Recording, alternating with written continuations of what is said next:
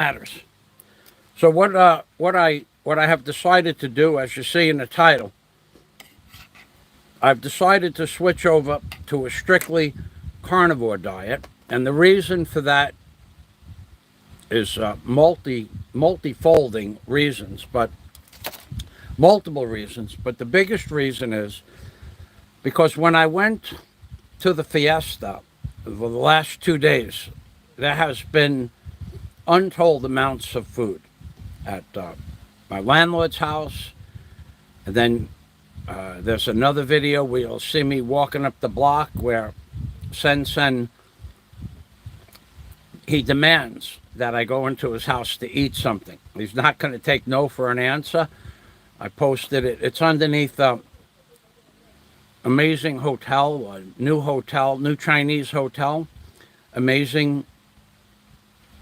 And you'll see after I walk away from the hotel, the next personal property is Sen's house, and I've known him for many years. And he's just not going to take no for an answer. Although we had a few drinks, he does this every year. So he just needed me to come into his house and have a bite to eat, and I shut the camera off before I went into his house because I didn't know who was going to be in there. And there is an agreement I have with the people on the block. Now, the people you see in the video before that moment, they're all okay with being on camera. But all up and down the block are various types of people, police, barangay personnel, women that just don't want to be on videos. They're my friends, but they just don't want to be on videos. And that's the reason that only my personal friends see the videos of the fiestas and New Year's, Christmas, and birthday parties. That just my friends. I don't care if it's a 30-minute upload, 40-minute upload in yesterday's case. I don't care if I get 6 or 12 or 15 views. Only my friends get to see my friends here in the Philippines. So that's the reason that the video was cut short, but I will allow you to see that because everyone in the video agreed after I shut it off that it was okay for me to post it. But there were other people further on down the block that, of course, for 7 years they let me make videos, but only because they never see the videos on YouTube. They don't want to see their face on YouTube. They know where the videos go. They know to whom the videos are sent. But they don't want to see it in public. So, that's that. Now, as for the second thing I want to discuss is the Delfuego. The Delfuego recommends, under his tutelage, that I go on the carnivore diet. But I agreed to that because when I went to the fiesta Saturday morning, which they had a 60-pound lechon, a roasted pig, that they wished for me to be the first person to carve, but I was finishing up a video, so they said the prayer and someone else started cutting it by the time I got there. But they came to retrieve me for that. I feel honored about that, but you won't see that video either. So, the Delfuego, he recommended that I go on the carnivore diet. Now, when I went to the lechon on Saturday, the 28th, the roasted pig, I saw 2 friends of mine that I had not seen outside of a motor vehicle driving by to stop and say hello in about 3 months, which is exactly how long they were on the carnivore diet. And they were hardly recognizable. I mean, if you were to take a picture of the woman who was on the carnivore diet for 90 days and lost 30 pounds, if it was a far off distant picture from, say, 20 feet away, from what the woman looked like 90 days ago till what she looked like on Saturday morning, you would say, well, that's her daughter.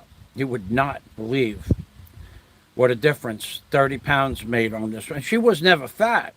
She was never fat, but she was a healthy, much more healthy, or much more bigger. She was never fat, but she was bigger. Now she looks like her 17 or 18-year-old daughter, which she doesn't have.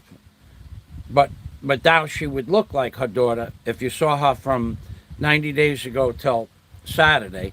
And the husband and the woman and some other friends of mine sat down outside of the fiesta in another location, and we were exchanging diet ideas. And I asked them what their diet was. And their diet was the carnivore diet strictly. Meat, fish, chicken, eggs,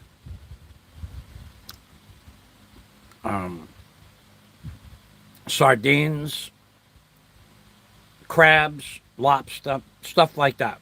They nothing but no lean meat and lots of eggs, at least 6 eggs a day.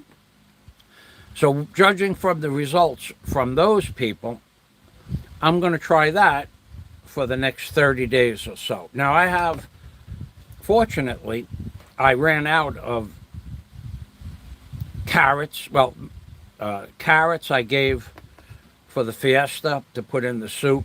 My carrots and onions, I gave them to the fiesta to put in the soup with a little bit of pasalubong, some other pasalubong. And so all I have left is what would be the equivalent of lettuce, and that's okay for the carnivore diet. And I have lots of meat. I still have about 12 kilos of pork in the freezer, and I bought 60 eggs 2 weeks ago, and I think I have 14 eggs left after today's breakfast. Today's breakfast is I crisped up the pork a little bit by frying it. Then I threw in a half a bowl of garlic after the pork crisped up a little bit. And then I threw in about 8 ounces wet of lettuce, or the equivalent. Chinese pichay is the equivalent of lettuce. And then when that got hot, then I scrambled up two extra large eggs and just poured it into the mix. And I made a little plate of pork, eggs, Chinese pichay, and garlic, fried garlic. And that's going to be my meal every day until I go to the store, and I'm going to buy, as per the tutelage of the Delfuego. The Delfuego recommends some meat, red meat, and I'll probably, being that I'm going to go on the carnivore diet, I don't like to buy the fish that they have here because it's all 90%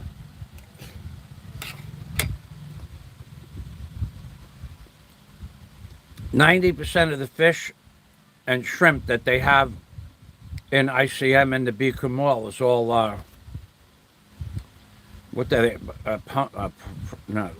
farm fish, and supposedly that has a lot of bacteria in it. So what I'll do is I'll go down to the beach early in the morning if I'm going to have fish, and the fishermen that come back from fishing from 4:30 in the morning till 5, 6 o'clock the next morning, when they hit the beach, they have a scale on the boat, and if I want fresh fish, all I have to do is just walk to the beach and grab the fresh fish. Or in the afternoon, if there's a fisherman with a box of fish and he wants to sell it, they all have a little scale that they carry with them for that purpose. Now, as for the fiesta that you can't see,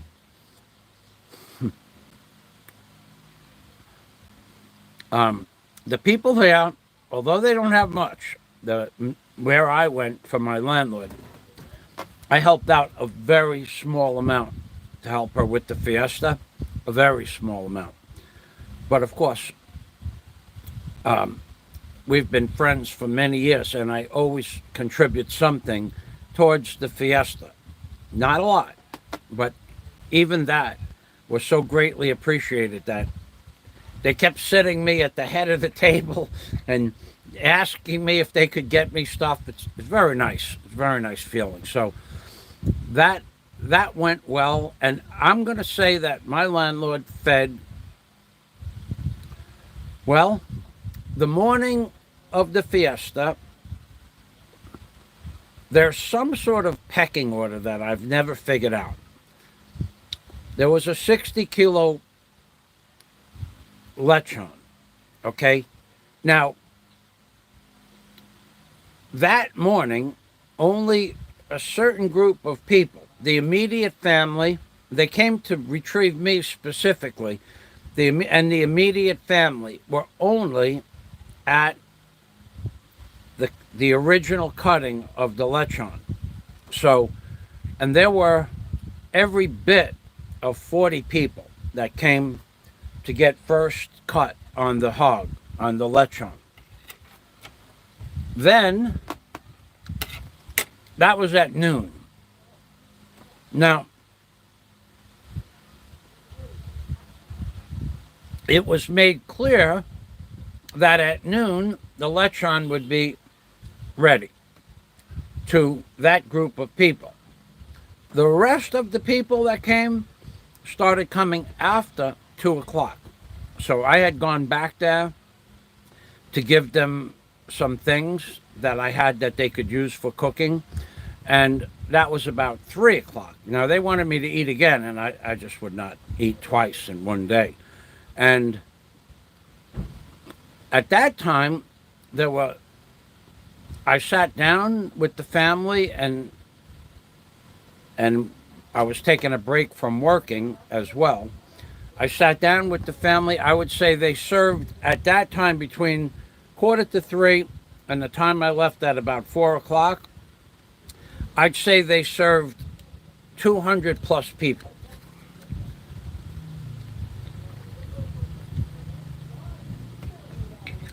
A meal. And that included, there were no children at noontime, none. So that's why I say there's some sort of pecking order.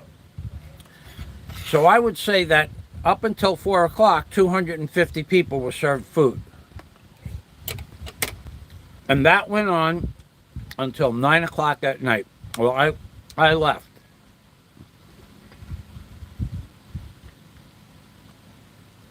I needed sleep is what I did. I was going to take a nap and then go see the deputy mayor, but I didn't. I just didn't have time. So that went on until 9 o'clock, and they were drinking, the same group of men, probably. They don't want to be on video at all, these guys. These guys are adamant about not being on video, but I have a video of it. I just will never post it on YouTube. It only goes to the people whose email addresses I have, or if they want a copy. So they allow me to make a video of all the people that don't want to be on video, but it'll never be shown publicly. Not even on Patreon it won't be shown. Not those guys. Those guys wish to remain anonymous. And at that point, at 9 o'clock, I stopped by to say hello and good night and thank them for the foods. And they were all, oh God, they were all happy. They were habug, drunk, but not obnoxious at all. We had a few laughs, and I went back home to sleep. Then the next day, I stopped by 9 o'clock in the morning, I guess it was.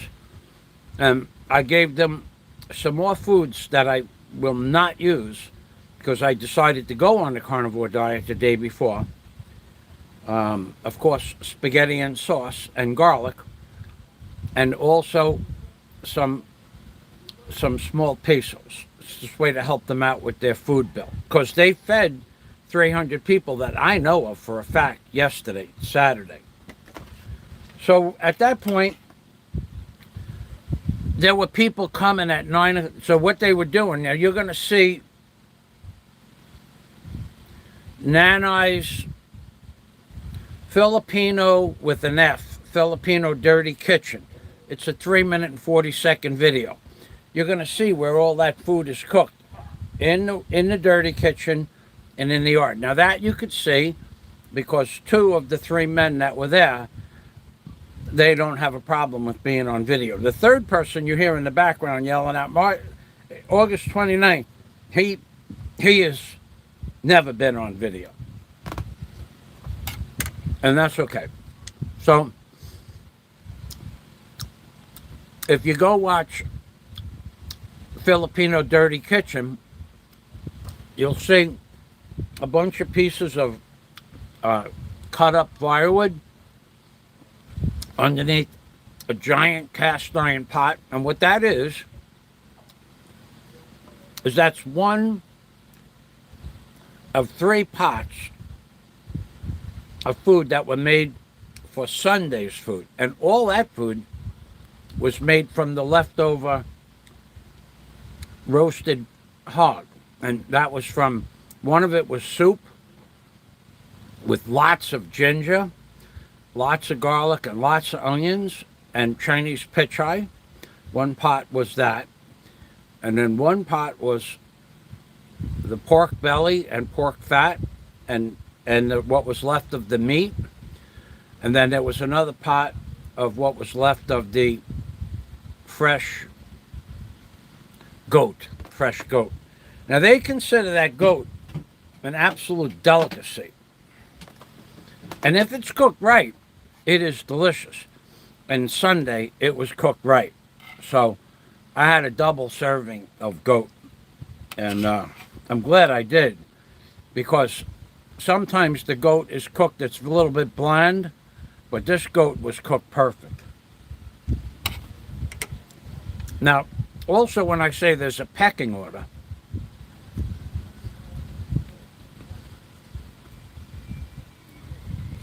I'm not real sure how it works out, but I will tell you this. Right on the other side of that wall there is a pirogue where hundreds of people will come on a weekly basis to sit, talk, and drink, and chat, and laugh, and just, basically have conversate, as the great Bomber would say, conversate. And I've never, in 7 years, ever heard anybody have an argument next door of the thousands of times people gathered together next door. Yet, they're all friends with the whole community, and yet, if you were to take all of those people and put them up, all those thousands of people, and put them up in a line, of all those thousands of people, on Saturday or Sunday, I only saw, I could count them on one hand who I saw. So apparently, I don't know how they know, but even though everybody's friends, even though everybody communicates with each other, even though they all laugh and drink together, only certain people go to the house for the fiesta. I don't know how that's worked out, but that's how it worked out. So I was there a total of over 3 hours in the 2 days, and I saw one man on Saturday who cooked the lechon, Dominic, and what a great job he did with that. So he is probably the best pig roaster or lechon creator of anybody anywhere. I've never tasted a better lechon than that. He was there, but only for one meal on Saturday. And then after that, he left. He did not come back, not in the afternoon or at night. I don't know how they worked that out. Maybe he went someplace else altogether, but he was there and no one else that I could recall. I said, on one hand, you could count them. On one hand, I could count Dominic. Ah, yeah. And Leo, I saw walking away from the party in the afternoon, so I guess he was there also. But as for all the women up and down the entire block and all the local neighbors, only two of the people that I've seen there in the last 1,000 people in the last 7 years, only two people were at the party. So somehow they know either they have their own party or they know not to come to the fiesta. No, no. There's no harm or animosity about it. They just only have so much food. But I'm going to tell you, my landlord cooked food for, I saw 300 people come and go, and that's no exaggeration. So that was nice.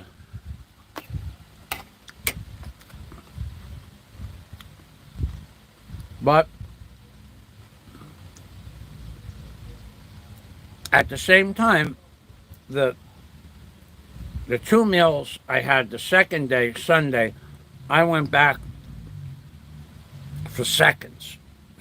Small plate the first time, small plate the second time. But rice is traditional here. I'll give you an idea how much rice they bought. They bought 50 kilos of rice for the fiesta, red rice. That's the good stuff. And they had none left yesterday afternoon. That's a lot of rice. And yesterday they loaded up my plate with rice, and I loaded up my plate with the goat that was cooked perfect. It had salt in it, and it had MSG, but boy, did that taste good. Now I'm off. No more salt, no more MSG.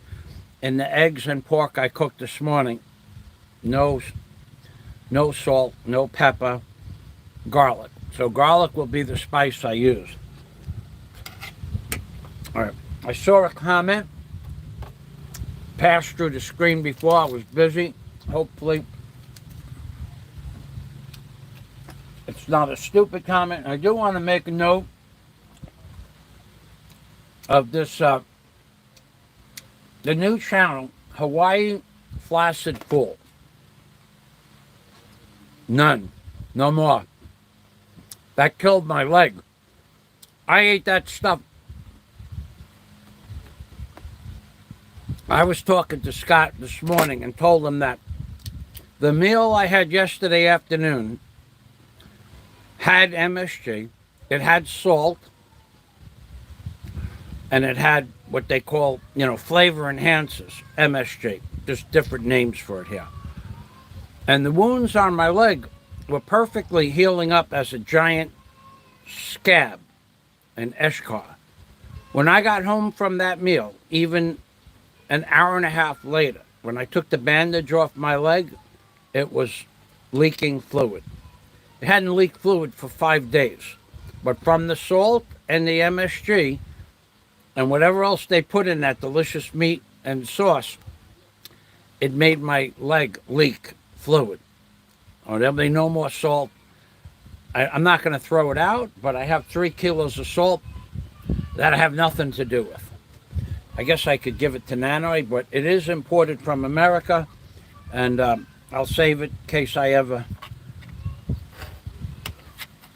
wish to use it again, even in a small amount. But there won't even be 1 granule of salt on my food ever again. That's the only thing, because my leg was healing and then it started leaking from that one meal. An hour and a half later, it was leaking again. Now, I want to talk about this new channel, Hawaii Flaccid Fool.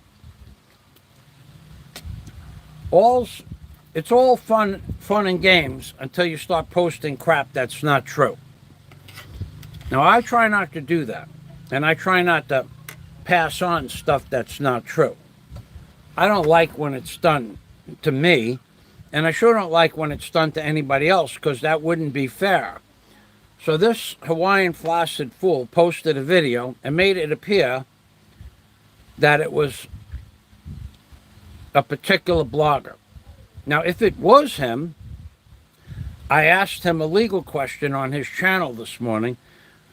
I wish to know where the video came from, who originally posted the video, and who is in the video talking, and if that's really the police, who is the police talking to? Who are the police talking to? And a few minutes later, the video went off the air. Now, I don't appreciate people posting crap that's not true. First of all, it's not right. Let the other people, let the creeps of YouTube do that shit. But don't post stuff. And I'm going to make it clear as day, dude. I've let you post my stuff, and I gave you permission to post my stuff. Don't post stuff on the internet that's not true or not provable. No one likes it done to them. And being that you wish to remain anonymous, you feel that you could do anything you like. Well, you can't. It's not, especially a video like that where the police are supposed to be at somebody's house and you make it look like the police are there. That's just not right. I don't give a shit whether I like the person or not. I don't care. It's not right. Now, I'll just simply unsubscribe to you if it happens again. And I won't allow you to post on my channel in words or links. I'm going to make this clear to you. If it was that person and I asked you a legal question, I wanted to know, and then you took the video down. Now, I don't know why you took the video down. My question, somebody flagged it. I have no idea. But I don't want you posting anything like that on my channel or links to your channel about that. I'll just block you completely. I don't like when it's done to me. Now, I thought it was my first impression, and I told Scott, I watched it at 4 o'clock in the morning. I thought it was fake. And then all of a sudden, I started getting messages that it was real. And then when I asked Hawaii Flaccid Fool if it was real, then the video disappeared. Don't post shit on the internet, period. Don't post shit on the internet that's not real. Okay, Sensimo Travels. I'm looking at his channel right now.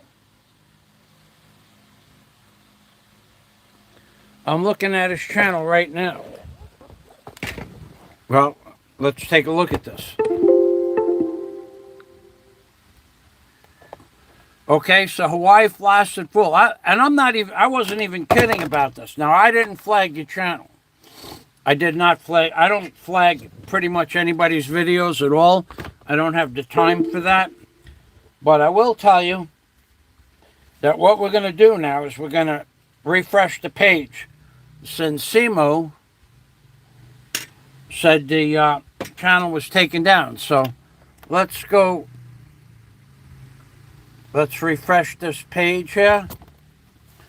Where is the refresh button? So let me take a screenshot of this. Print to screen. Okay. And then let's refresh the page. See what happens. This channel does not exist. Okay, so that's what you get for posting shit that's not true and not provable. Now, I don't like when it's done to me, and the fact that you just got your channel taken down, I'm going to tell you something. You deserve to have your channel taken down. That shit ain't funny. That shit ain't funny at all.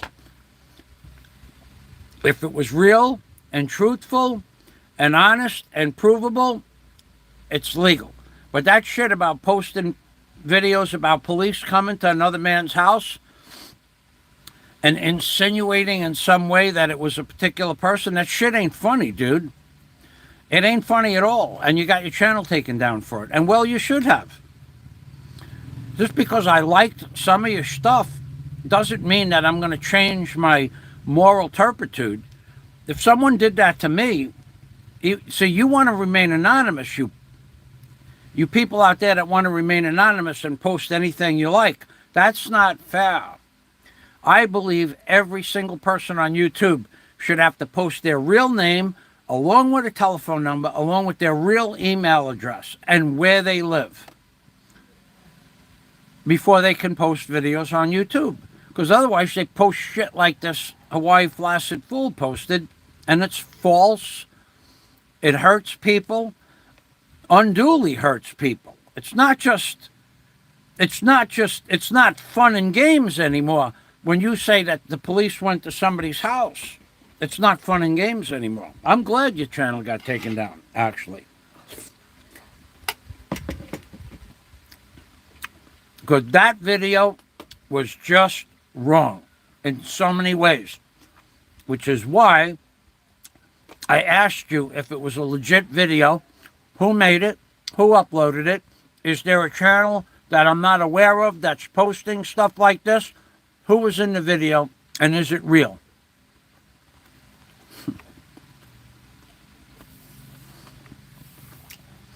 You could get somebody doing something like what you did, Hawaii Flaccid Full.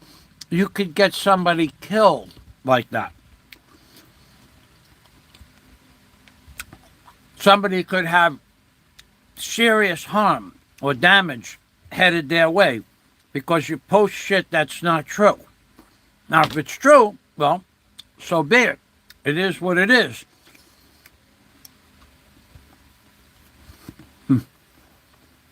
You people just don't get it. You people just don't get it. I don't understand what the hell is so hard. Post stuff that's true and provable, and don't post shit that's not true or believable or not provable. An amazing mentality you people on YouTube have. Amazingly childlike mentality. You think it's funny what you did in that video? I don't think it's funny. I don't even like the person who it's supposed to be, but I don't think it's funny. Now, do I wish it was real? Would have been interesting if it was real. That's why I asked the legal question. Is it real? I want to confirm that it was real. If it was real, then I had something special I was going to do with it. But I did not send that out. Fortunately, I did not send that out because I didn't think it was real from the get-go. All right, I got to open something up. Wow, that is really screwed up, man. I got to tell you, that's really screwed up. So your channel got taken down. So all that work, 60-something subscribers, months of work, hundreds of hours of time, answering phone comments and stuff like that, your channel got taken down.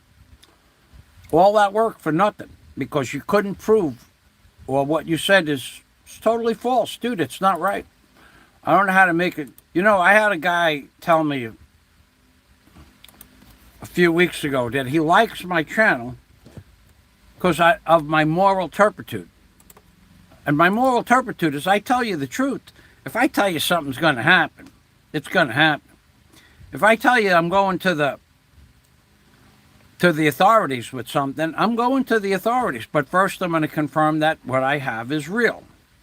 If I tell you that I'm reporting you for something that I believe is illegal, I'm reporting you. And not only am I going to report you, when I'm done and say that I did report you, I put my name and my email address and my phone number on the report. I'm not afraid to report somebody for doing something that I don't agree with or that might be illegal. I'm not afraid of that at all. I have no problem with that. I have no problem for somebody to do it to myself, but they have to be able to prove it's true. You, on the other hand, that's bullshit what you did. I'm going to tell you, I don't like the guy one bit, but I don't like what you did to him either. Now,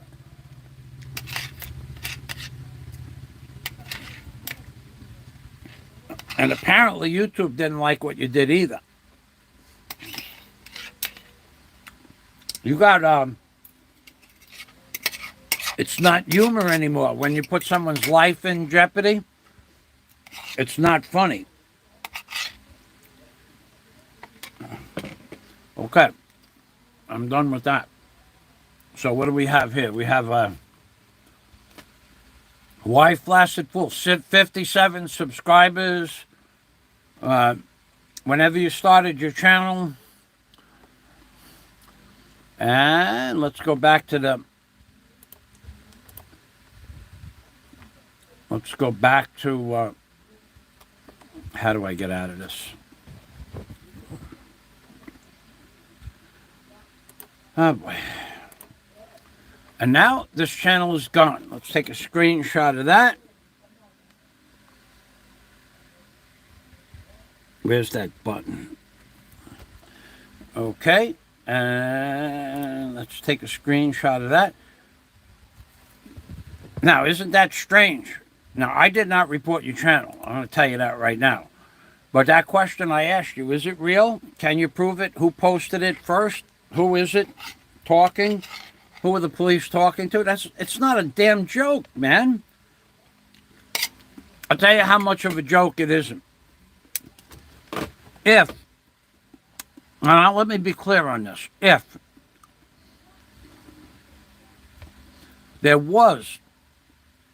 you posted that and it wasn't true,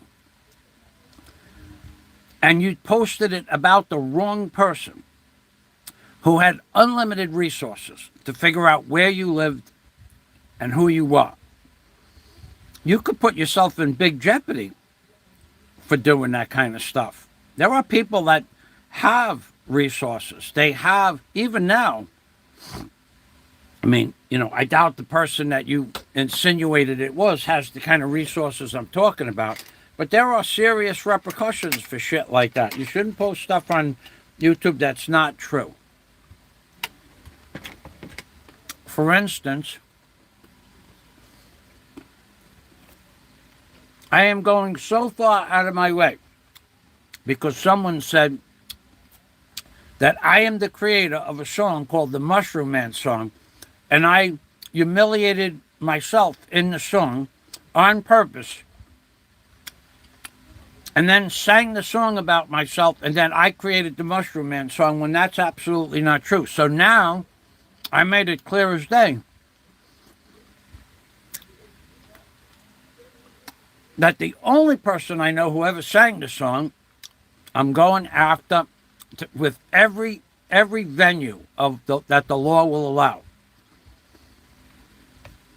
There will be no stone unturned because that guy lied and said I made the Mushroom song up when he's the only person I ever heard sing the song.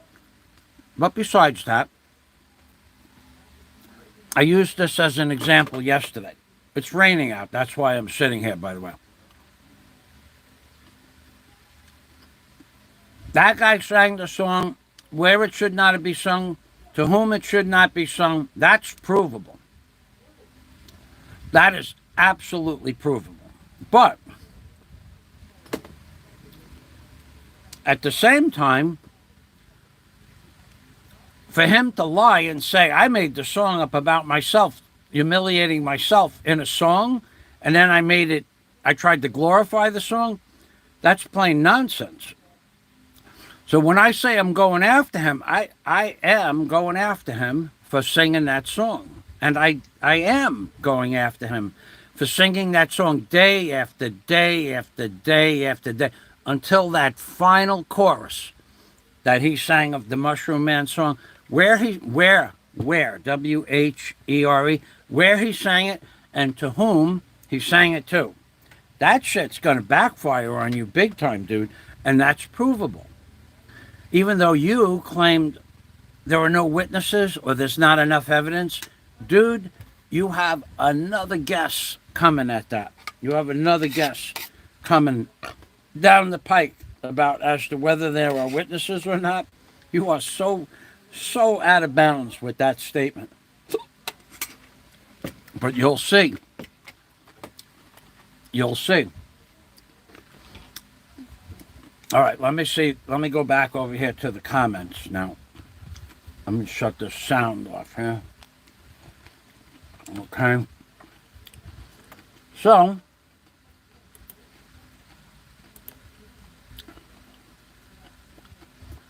I'm getting, okay. Hold on, I'm getting messages here about the song. So I was the first person to question whether or not it was real this morning, early. And no one could confirm that it was real. Which is just not right, man. It's just not right. To post crap like that when you can't prove it. Gotta tell you, man, there are people out there that'll take that shit personal. You'll hear people go, I'm gonna... What they're gonna do, if it's real, is they're gonna do nothing. If it's fake, they have the ability to hurt you. Financially or whatever. Okay, so let me get to my channel here.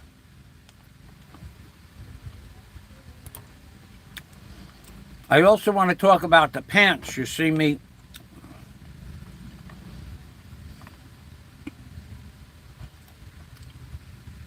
Yeah.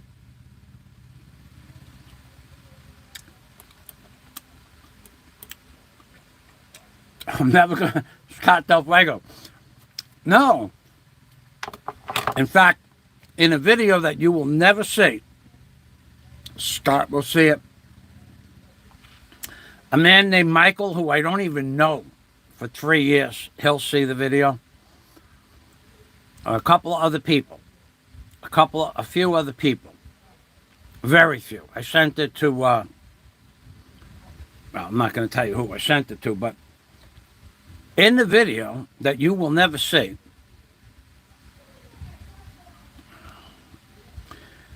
I met 3 people on the beach yesterday, and I have business to do with them. Just turned out that their business is something I have to do business with. Totally chance meeting. And they asked me how many subscribers I had. I said I have about 20,000 on one channel and 4,000 on another. And they asked me how many views I get because they knew about YouTube. And I said maybe 200 or 300. And they said, why so little?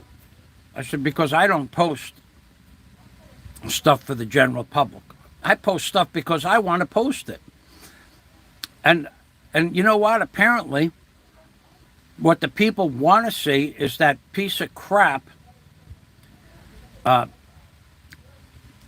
in Thailand that goes out with prostitutes 3, 4, 5, 6 times a week. They want to see that, and they're willing to send him an additional several $1,000s a month to see what I call completely sick, perversion, immoral, twisted sense of reality. But that's just my opinion. But that guy, if you were going to judge moral turpitude, he has none at all. None. And he makes it clear that he has no moral turpitude. He makes it clear that he's going to do whatever he wants to do because that's what he feels is good for him to do. And that's his choice. But you people out there, and I mean a lot of people are going to watch this video, you people send him, he's sure he makes $6,500 a month income, and then you idiots send him another $2,000 or $3,000 a month. And you don't send me anything. And that's okay. You don't have to send me anything. But what you have to understand is I don't give a crap what you want. He's giving you what you want. You're all a bunch of... The people that send him money, from a psychological or a psychiatric point of view, you're all just as sick as he is. And you all want to be in his shoes, being able to do the perverse shit that he does. So you by proxy, you're giving him money to act out your fantasies and whatever else you're doing while you're watching his YouTube videos. Now, I could go in deep on him if I wanted to. I'll say one thing, that he keeps running his mouth that he's going to come to the hall and he's going to stand right there in front of my house and yell profanities at me. He ain't never going to do that. I'll bet you big money he won't do that. That's number one. Number two, he makes it perfectly clear. Thank you, Ruby.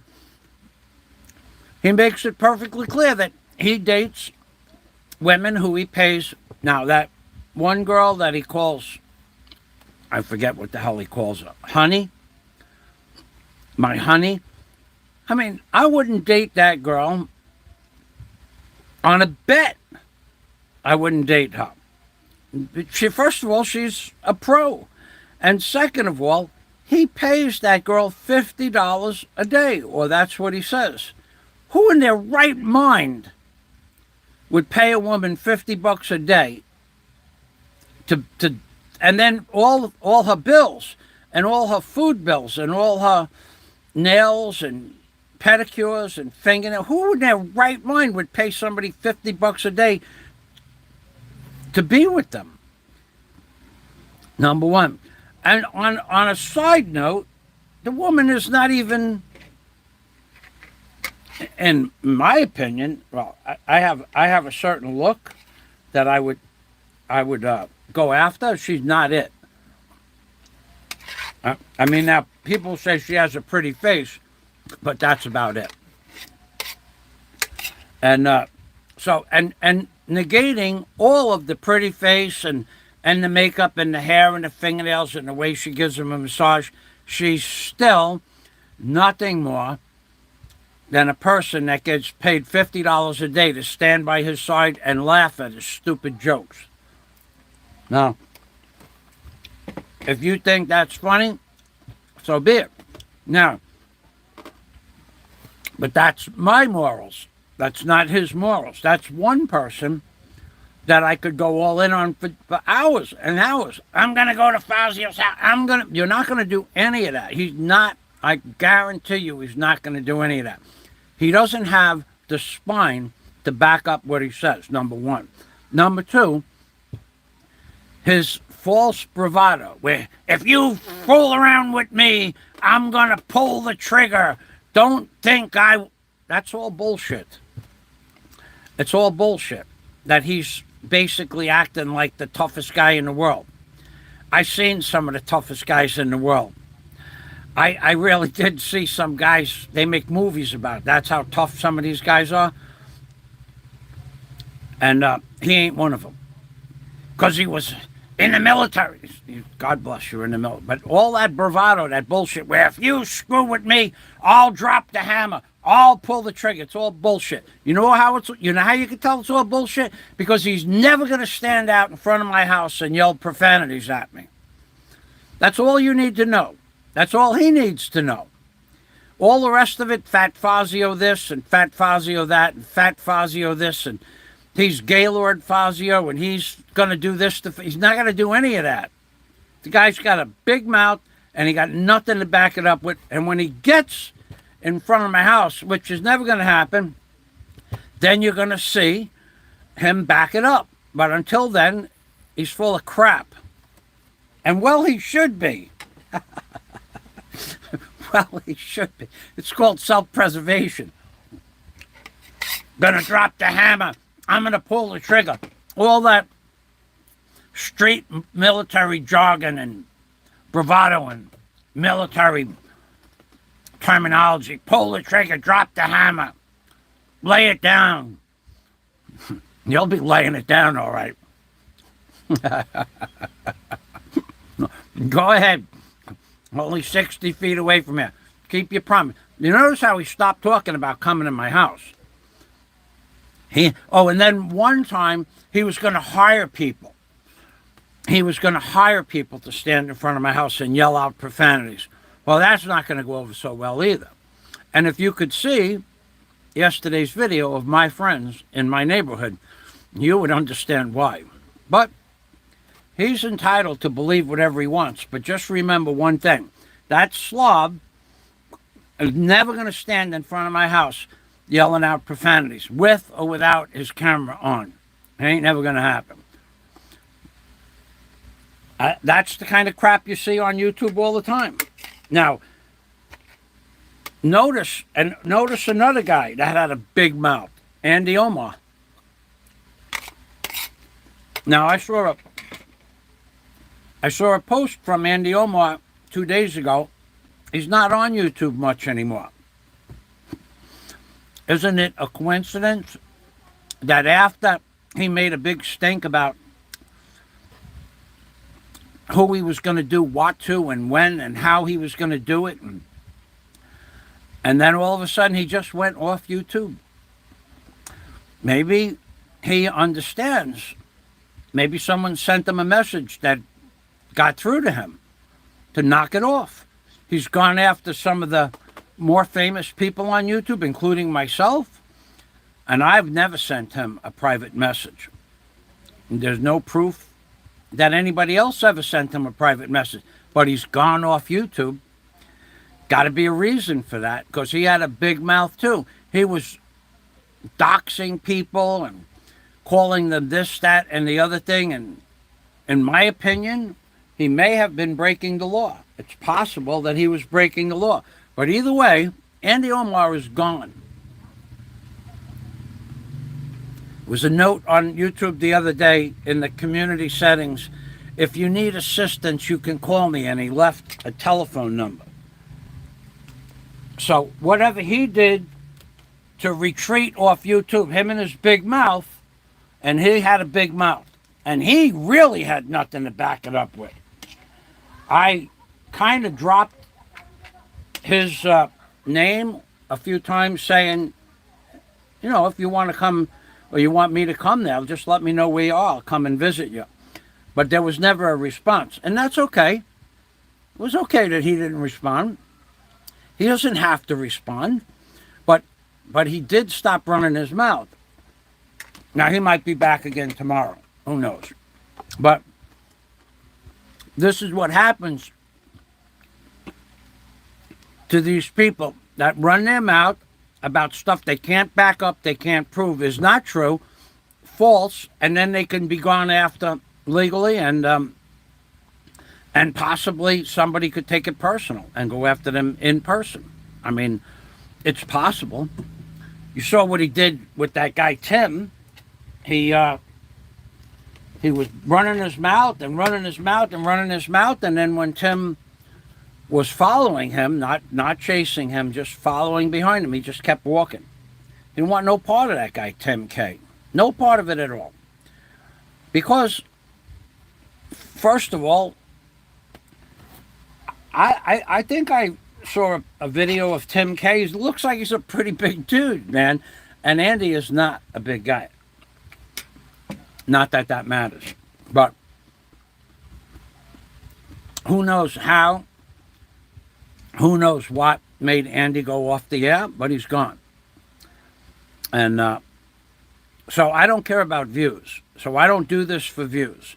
So the girls that I was talking to yesterday on the beach, of whom you'll never see, they said, how come you get such a small amount of views?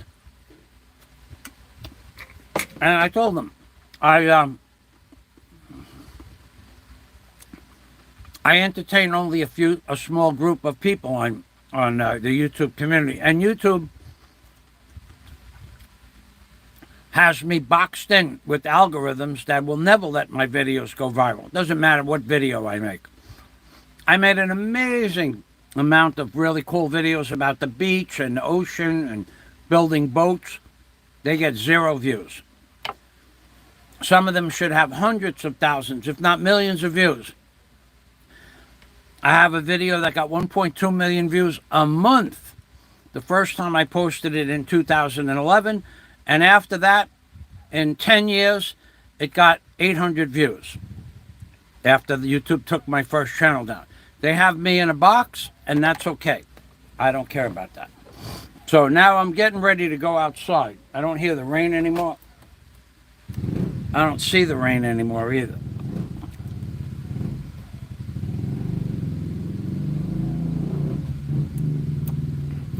Okay, what do we got here?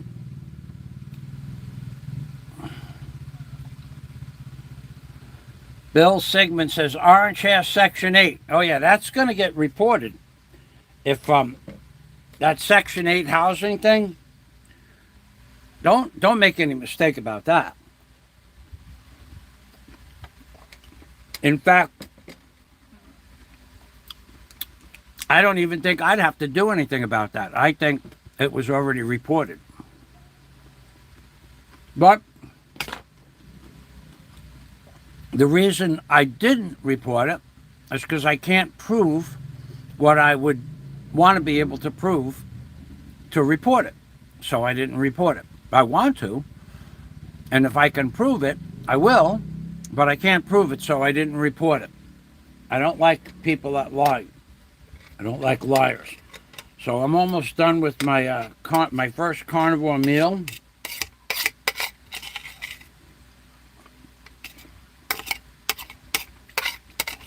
Which was pretty damn good.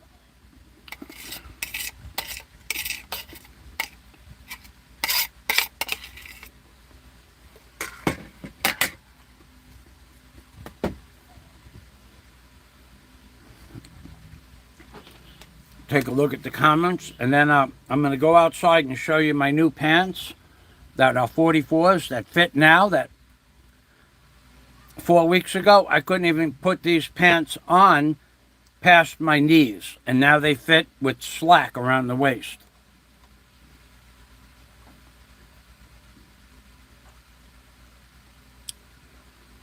Harry P was a bad boy. All right, so I'm gonna.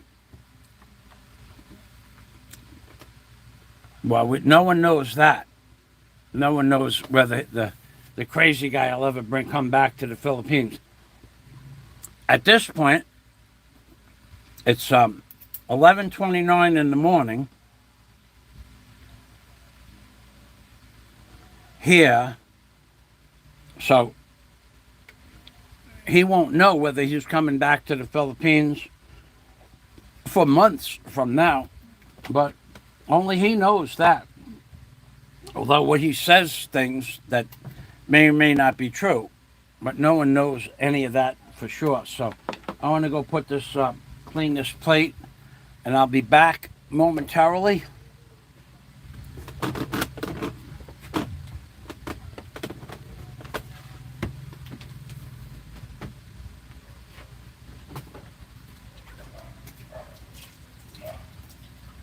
Then we're going outside. I'm going to show you my new waistline in my new pants.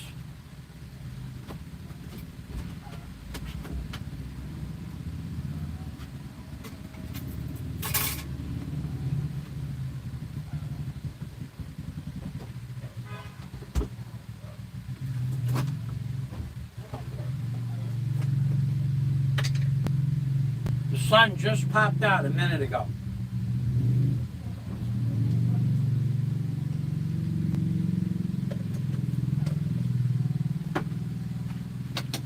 All right. You and me and you, we're going outside.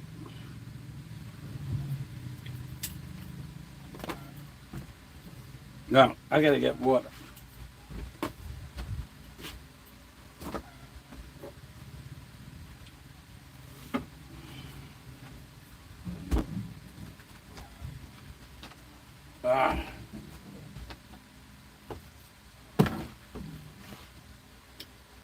We are going outside.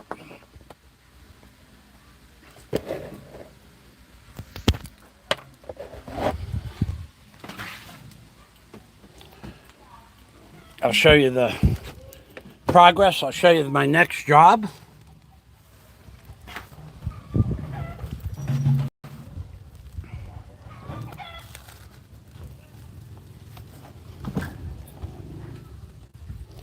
Okay, so mein Buntag.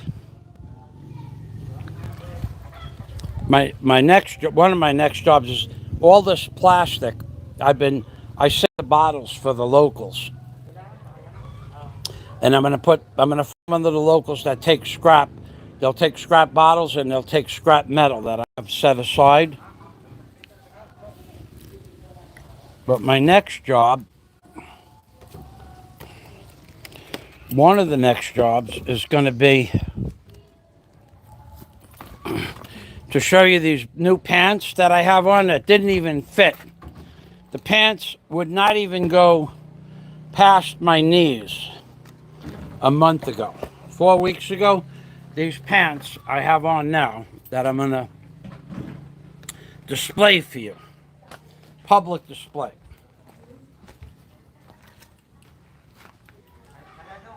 These beige pants, 4 weeks ago, I couldn't even get them past, I couldn't get the legs past my knees. So the pants would have been down around past my lower torso.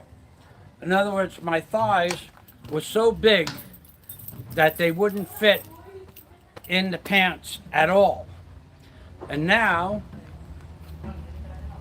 I have room for a finger to go around the outside, and lots of room where my thighs were. So I lost those 3 inches off my thighs. Is probably closer to 4 now, and I have slack down here, which there was no slack a month ago.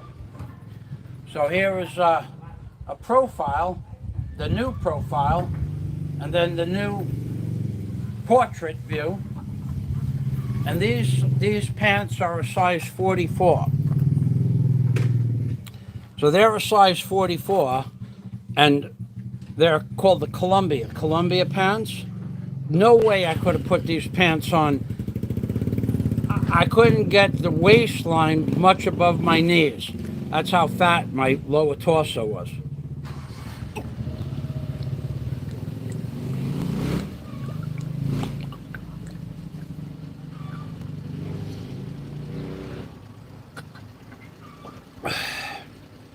Four gulps, 7 bubbles.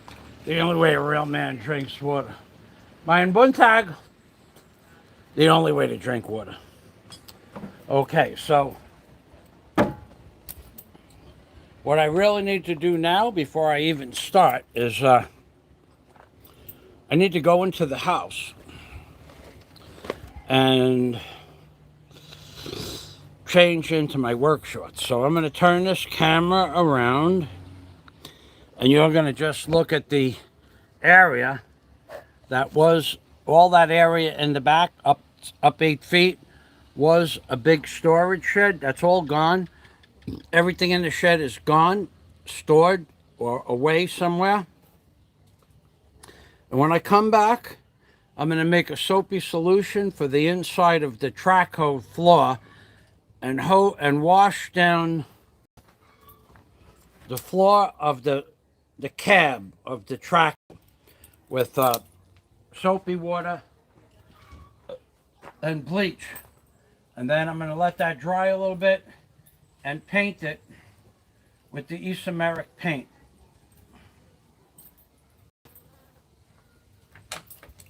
So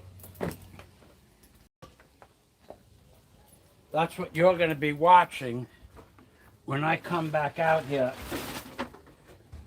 And there is my cabo. All right. I looked for that.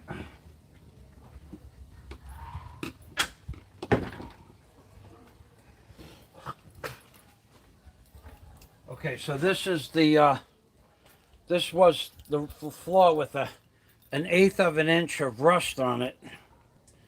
I'll be outside in it should only take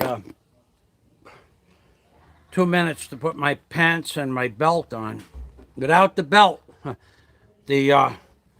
my work pants without the belt, they fall down all the way down to the floor. That ain't pretty. That ain't pretty at all. Gotta have the belt, otherwise I'd be in world of trouble. Be right out. Ah.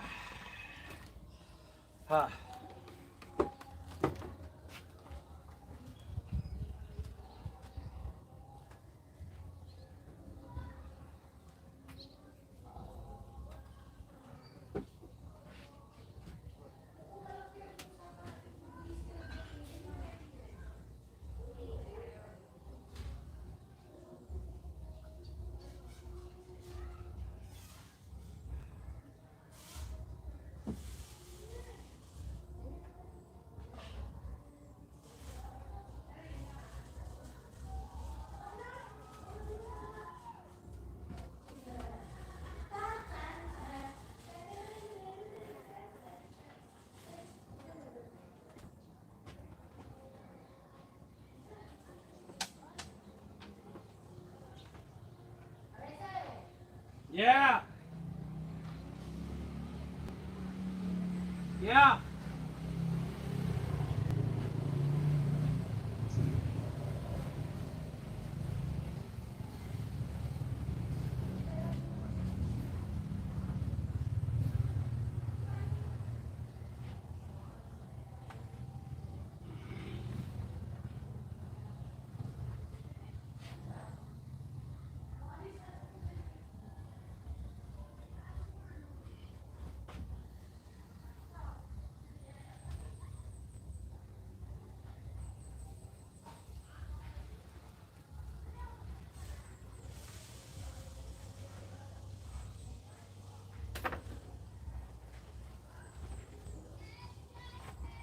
All right.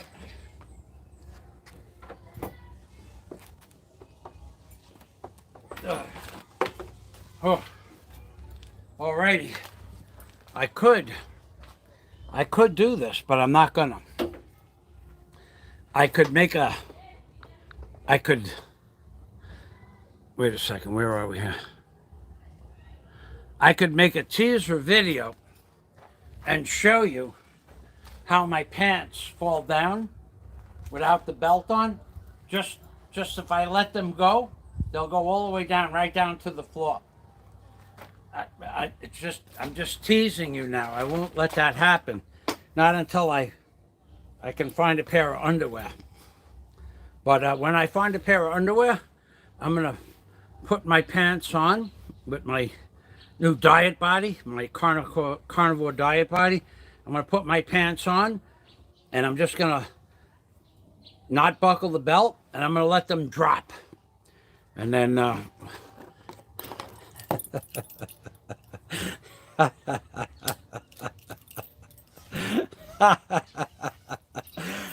you know somebody's gonna be happy about that. They'll be tickled pink. They'll be tickled pink. That's a metaphor for something else altogether. Yeah, I gained a half a notch from yesterday's fiesta. We won't be doing that again.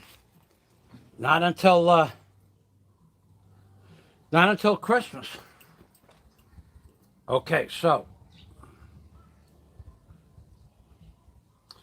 the next thing I'm going to do is, you just look at the sky there for a minute. I'm going to pop this open.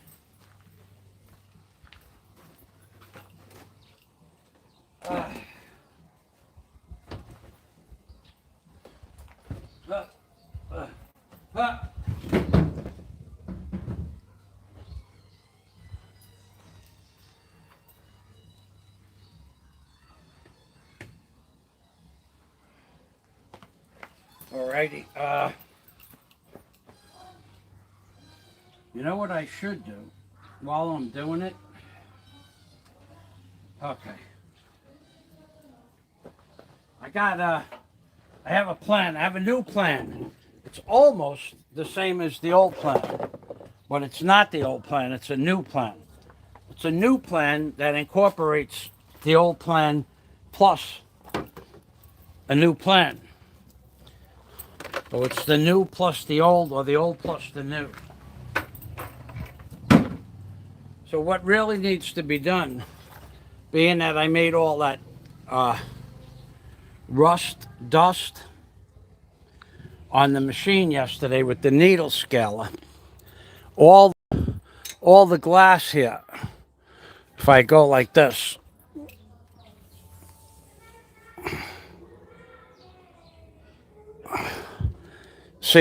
you see the black? See the black dust? Watch. You see the black dust on the side of my hand? That's all metal dust and dirt. So what I'm going to do is I'm going to mix 2 gallons of soap and bleachy water. I'm going to also take the dust off this chair, which is very hard, a very high, thick layer. And I'm going to prepare the chair to for painting, and the floor for painting. I might want to do one more little bit of needle scaling. I want to check something that I just noticed with the sun in place. It looks like to me there's a small section up here. There is. Okay. There's a small section of rust along here that's starting to get a pocket of rust over here. We're gonna get rid of that one pocket also.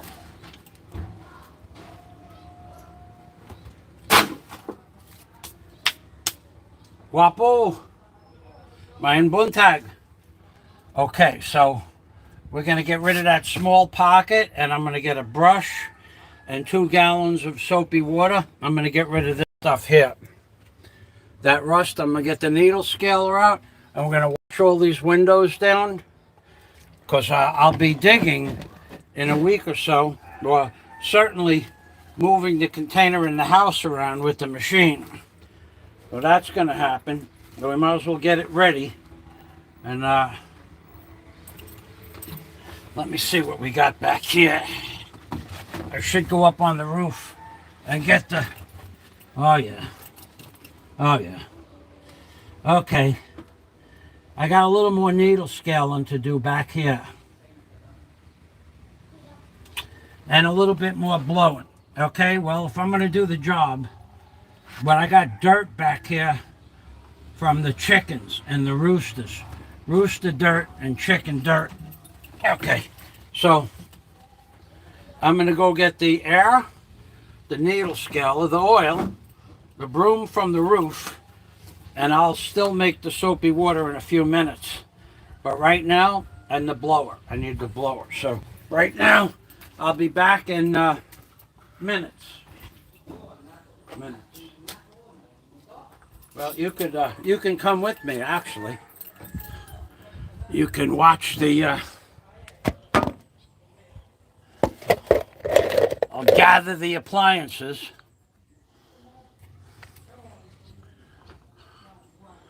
Okay. I'll be gathering.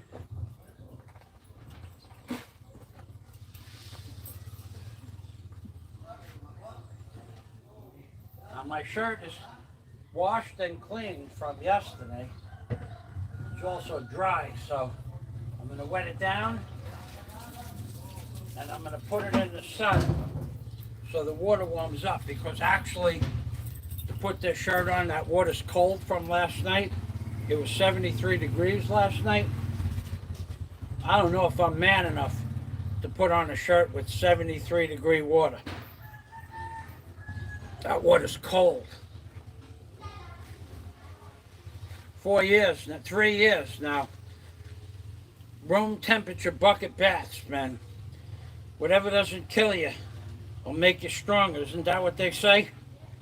Well, I am one strong bucket bath taker.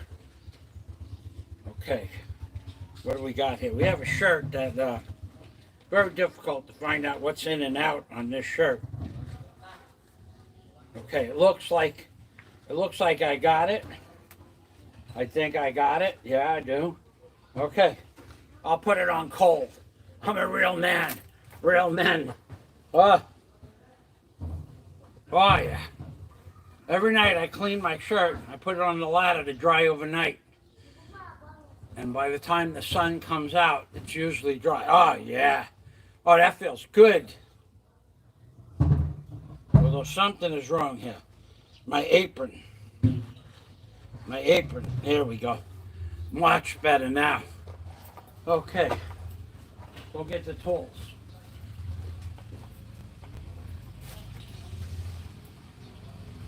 Okay. Make some water.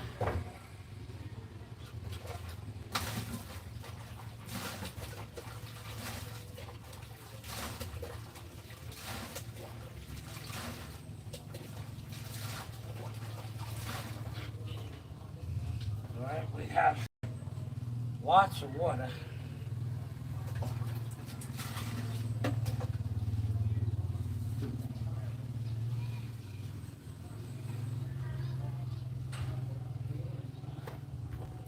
Oh, hot.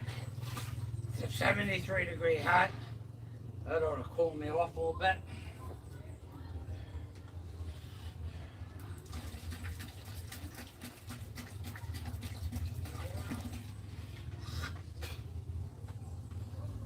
Okay, next thing I got to do.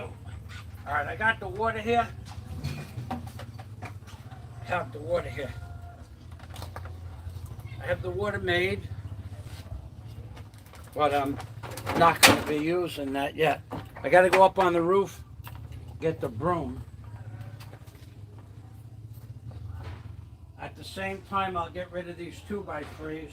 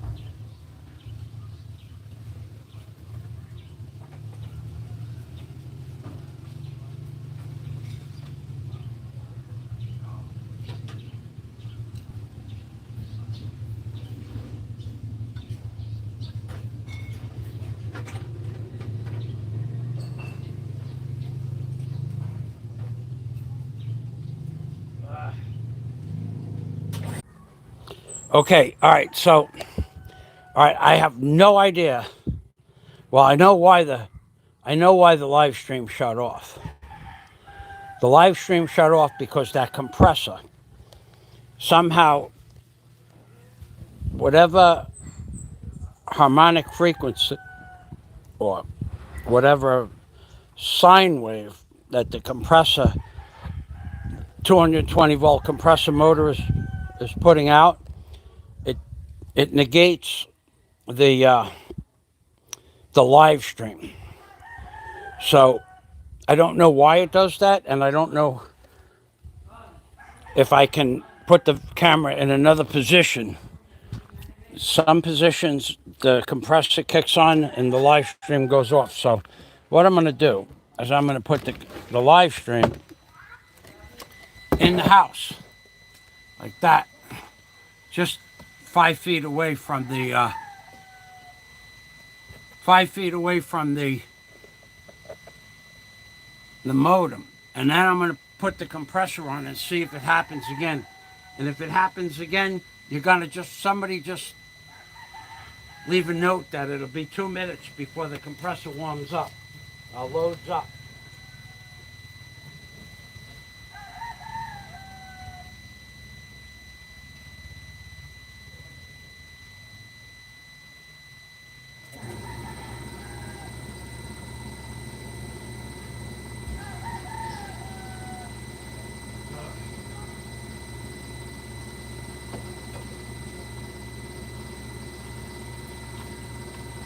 Okay, it looks like if I put the camera there, the compressor won't interfere, so I'll leave it there for now.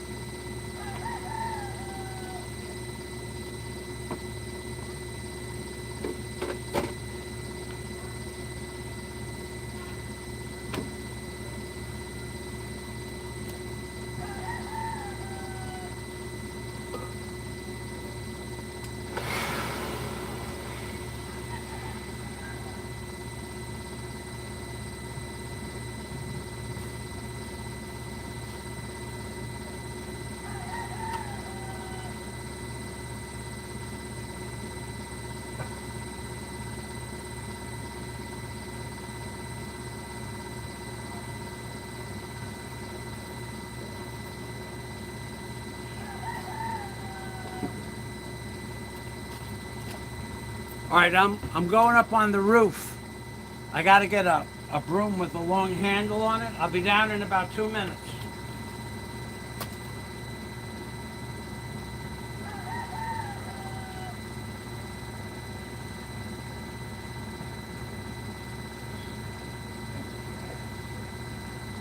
Make that 3 minutes.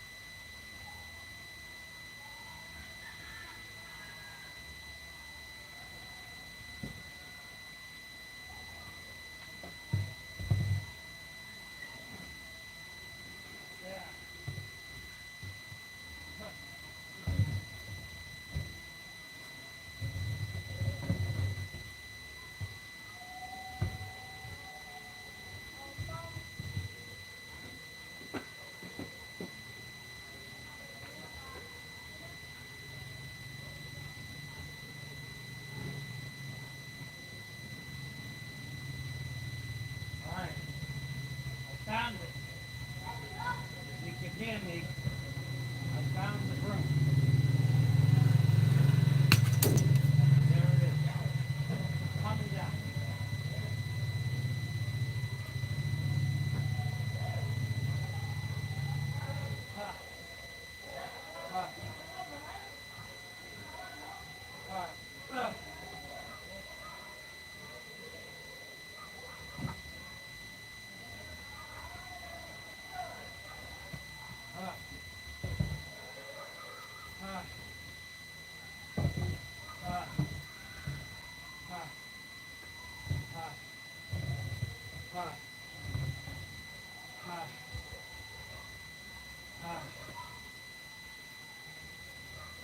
I'm almost back. Almost back. Almost.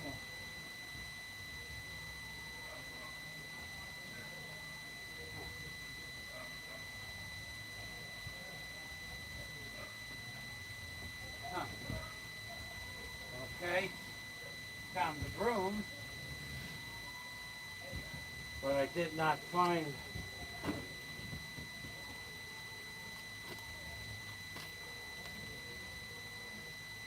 I didn't find the box.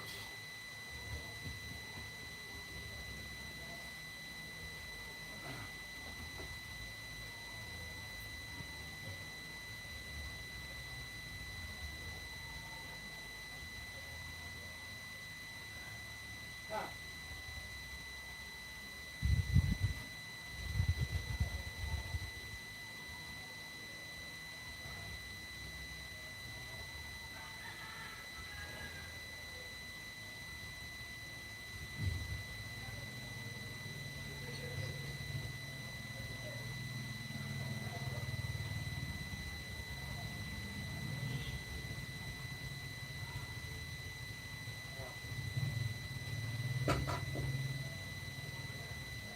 Where the hell?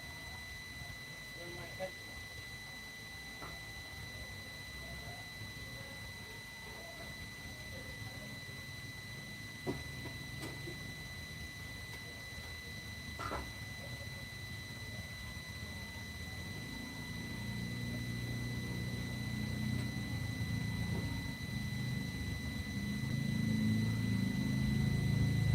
All right. I found what I was looking for, the headgear and the chisel.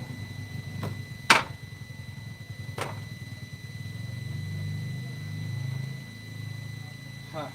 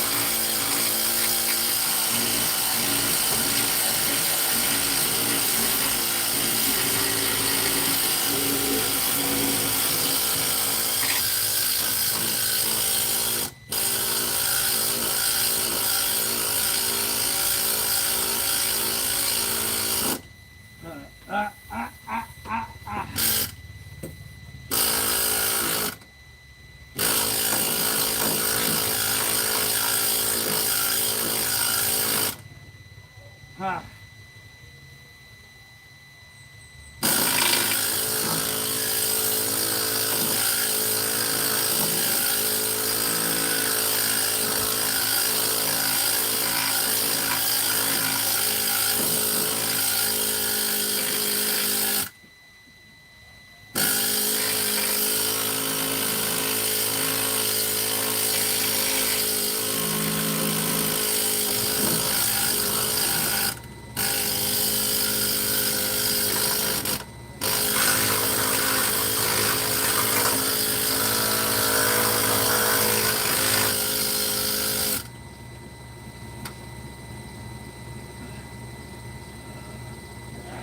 Ah, ah, ah, ah.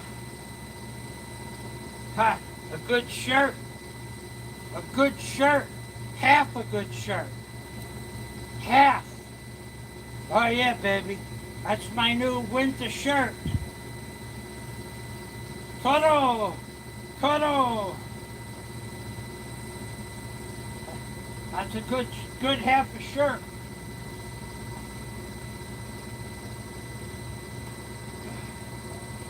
Ah, ah, ah.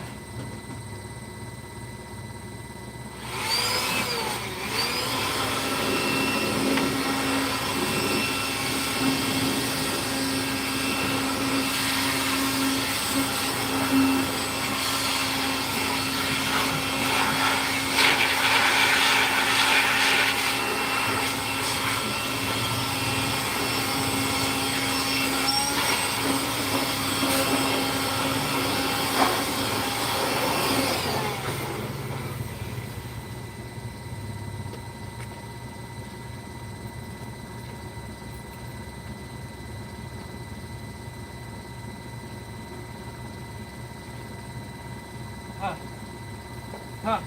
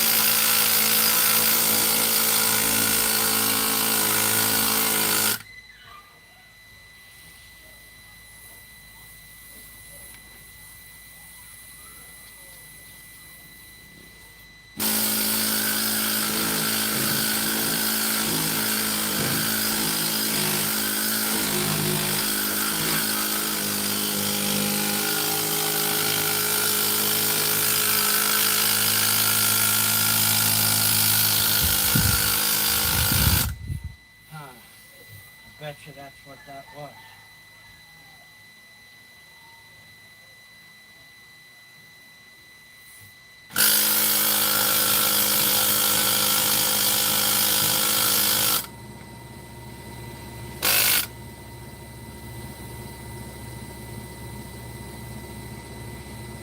All right, I'm going to call it officially done with the needle scaling, and then I'm going to blow it out, and then I'm going to wash it with the soapy water.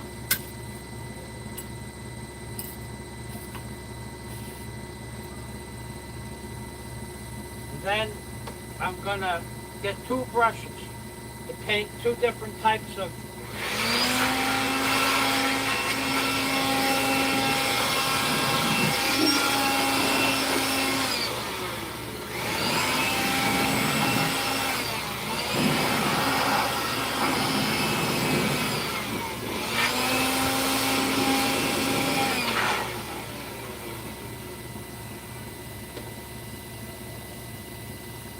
I need 1 brush for the big strokes and 1 brush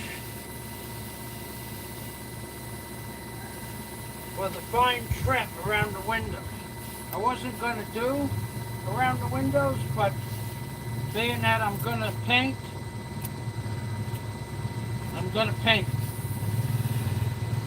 Yo, Antonio! Kumain hapon!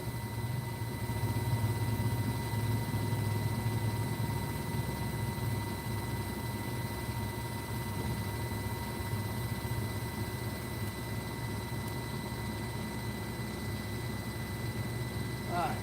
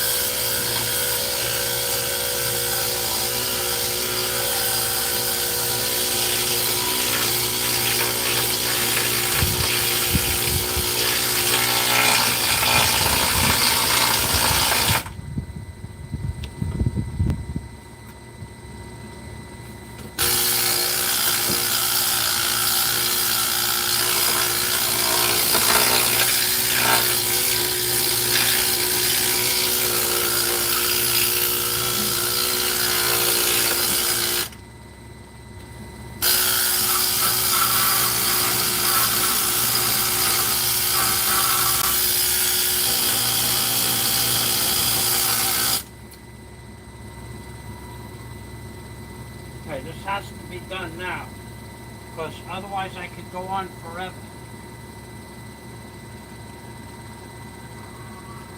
I got one more layer right here to do on the outside here, and that's it. Then we're going to wash and paint.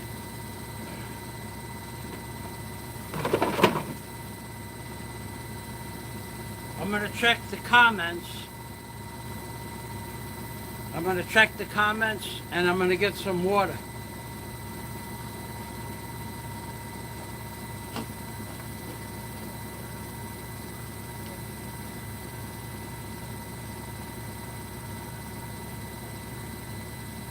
All right. I'm going to wait for the compressor to shut off before I move the camera, though. Because, like I said before, the compressor is shutting off the live stream. The harmonics of the 220 motor, the phase of the motor, something. I don't know what you'd call it, but something about the motor and the way that it creates a field. It's called eddy currents, I think.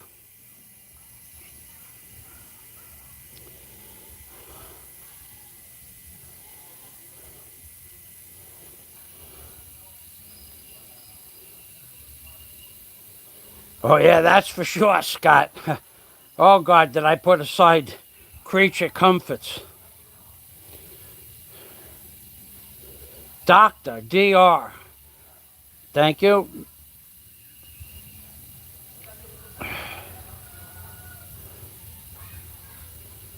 Okay, so major gains, Mr. Fazio, on my diet. Thank you. Yeah, major. In fact,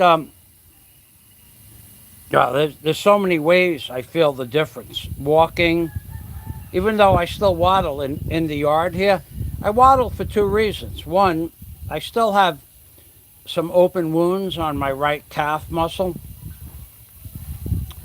that when I walk regular and my foot bends, it works against opening them up. But when I waddle, I just put my foot down in a fixed position without bending my ankle. That works better for me because there's less pain. And I did take one ibuprofen this morning at 3 o'clock and one at 9 o'clock. When I wake up in the morning, my leg's a little stiff. The muscle, the wound, it hurts a little bit. But I was taking 2 or 3 at a time 6 months ago. That's not good. A lot of people are just jealous of the life of a guy like Michael that had an epic set of balls to sell out, cut his ties with his former life, and just head out alone to the Philippines. That I did. You know, yesterday, I guess because of the fiesta and because of the fact that every single person on the entire block, man, woman, and child, every single person said hello to me. That was probably a couple of hundred hellos, including their guests. And like, I don't know any of these people. And the man who demanded that I go into his house and have food, Sensen, I've known him to say hello for 7 years. I've never been in his house before. He always invites me into his house, but yesterday he demanded that I go into the house and have some foods. But he introduced me to his wife, Marcy or Marcel, and then his sister-in-law, Mariana, who I see every day, but I didn't know their names. Because they say hello, Michael, and I say hello, amiga. I am not good with names. I really am not good with names. But anyway, I was walking down the block and I'm going, Because somebody said, how long have you been here? I said, 7 years. And I thought about that. Wow, 7 years. 7 years I'm gone from America. I have a whole new set of acquaintances. And I'll probably never see any of the people that I grew up with again. Maybe one or two within the next 10 years, if we both are alive, if we're all alive. But there's no guarantees I'll ever see anybody I ever grew up with. Whereas when I was in New York, 75% of them moved out of the beach anyway. They couldn't afford to live there anymore. What they did is they sold their parents' houses and they invested their money. They probably bought a house free and clear in another state with the money they sold from the Howard Beach houses, but probably won't ever see anybody I know again. And it doesn't bother me, especially I was sitting down at the fiesta, and all of these guys are coming up to my table where I was sitting. Michael, have some Tanduay. I said to him, I don't drink Tanduay, and I don't drink too. Have some more rice. Have some more. And they were bringing the dishes of the foods out to the table, which is like an honor, for them to bring food out to the table for me to eat. But I'm saying, well, I guess these are my new friends, because if you were, I'll tell you a little bit about who was at the fiesta yesterday. If you were just not friends with just one person, you'd be not friends with everybody. And it wouldn't make a difference which person you were not friends with. The Filipinos, they stick together. So to have 25 or 30 people, Michael, let me bring your plate in and give you more food. Michael, here's some more rice, or here's some more goat. Making sure I had soup. I mean, those little things to make sure that I got a cup of soup before it disappeared. It was very generous of them. There wasn't a lot of soup. And they were very generous with their food. So I have a new set of friends in that regard. And I did pick up and leave everything I knew. Not for anything, but I knew what was going to happen to America. I've been telling you people that it was going to happen. I started making videos about Obama in 2009 and posting them in 2010. I told you America was going to collapse. I have 500 videos on YouTube that I had to make private, that America is doomed to collapse, even going back to 2009. It's not something it wasn't a fortune-telling option. I didn't have a magic 8-ball. I just read the books and the notifications and the documents and the PDF files that they were going to destroy America since the 1880s. They had the plan all set up in the 1880s. I told you it's not some kind of science fiction that I did. I based my belief that they were going to destroy America on factual documents that passed all kinds of, truth tests. There were PDF files signed by presidents and countries. 178 countries signed the Agenda 21 agreement, which is to take the wealth away from the middle class. Just as many countries signed the no one can lay claim to any place in Antarctica, even though it's supposed to be full of rich minerals and deposits. It's a conspiracy, I tell you. But I've been telling you people since 2009 that they were going to destroy America. And now it happened. I mean, I wake up every day and I listen to one political blah, blah, blah diatribe by one senator or one congressman. Biden did this, and Biden did that, and Biden did this, and Trump did that. It's all baloney. It's all baloney and cheese at the end of the day. They've been lying to you since the day they got in office, and that's how they got in office, to make an agreement with powers and principalities that most people don't understand. In order to get into office and get wealthy and get in on all the inside deals, they have to follow a set of rules and guidelines. Now, you get some schmuck like Rand Paul or another schmuck like Mr. What do I call him? Mr.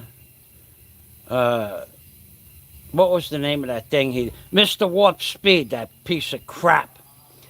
He's just as much a part of the evil cabal as is Rand Paul. Rand Paul, I'm going to do that, and he did that, and then Fauci did this, and Fauci did that, and we're going to go after, and Fauci's... And Rand Paul isn't going to do a damn thing, and neither is anything that Rand Paul says going to do a damn thing. Rand Paul is just running his mouth, biding his time to get his inside deals made so he could become rich and retire, just like that other piece of crap. And you're all going to know who I'm talking about. The one that everybody wanted to become president or vice president, that piece of crap named Trey Gowdy. All his boasting and all his pontificating on what was right and what was wrong is no different than Judge Jeannie Perno, who I haven't watched in 3 years, because she's another one that pontificates from the dais, and it's all baloney and cheese. No one is going to change the course that they have set for the New World Order. It's not going to happen. The only thing that could happen... Guapo, you had a nice fiesta yesterday? Wasn't that nice, yeah, buddy? You're making noises? Guapo. Guapo ka. Did you have good cajon yesterday? Yeah, baby. You have a nice day. No one is going to change the course of history. No one. Now, you could put a bump in the course of history, but you won't get very far. And all those, and I'll go one step further, all those bologna and cheese artists, all those so-called tough guys, the heroes, the ex-Navy SEALs, the ex-paratroopers, and the ex-Army Rangers that were on a video 2 days ago in the morning. I watched it. There are about 12 or 13 or 14 members of Congress that are ex-paramilitary, paratroopers, ex-Green Berets, ex-Army Rangers, ex-Navy SEALs, ex-CIA operatives, ex-this and ex-that, all of the upper echelons of the secret military venues, whatever they are. Similar to the SEALs, similar to the Rangers. There's about 10 or 12 congressmen that got on a stage and pontificated to bologna and cheese for about 5 minutes each of how things need to change. Well, let me give you a little bit of advice to all you ex-Army Rangers and bologna and cheese and pontificating worthless congressmen that sat on that stage for almost an hour. I listened to that crap. You are the select few group of people that could make a change. Mayan hapon. You could make a change, but you didn't do anything to change anything. You just go on stage and bakakun, blah, blah, blah, lie. And you are the people that have the training, have the understanding, have the knowledge to make a change. And you've done nothing. You've joined the Congress. You're getting rich. And now you're just running your mouth like Judge Jeannie Perno, like that piece of crap Rand Paul, like that other piece of crap Trey Gowdy, like that other piece of crap Donald Trump, like the piece of crap that's in the White House now, like the piece of crap Secretary of State, like the piece of crap the Vice President. They're just giving you lip service. There was a guy right after that 12 or 13 or 14 super paramilitary, whatever they are, guys. There was a guy came on and said something about debating the bills that they put on the Senate floor or the House floor. I don't remember which one it was. There is no more debates. He said the last time a bill was debated, whether or not it was going to go through, was 2016. Which means that for 5 years, every bill that was put on the floor of the Senate passed, and there was no debate about it. They talked about having a debate about it, and people would go on the floor and say, I don't want this bill to pass, but in 5 years, there's never been an actual debate that changed the outcome. Once a bill goes on the floor of the Senate or the House, it's passed. It's been 5 years since one was challenged and knocked down. 5 years. 5 years. That includes Trump's administration, that piece of crap that was going to expose 9/11 that never did, that piece of crap that was going to put Mrs. Clinton in jail that never proved that she did anything wrong, that piece of crap that was going to fix voter fraud that never did and then lost the election because of it, just so they could keep your minds occupied while they slide it right in deep and hard.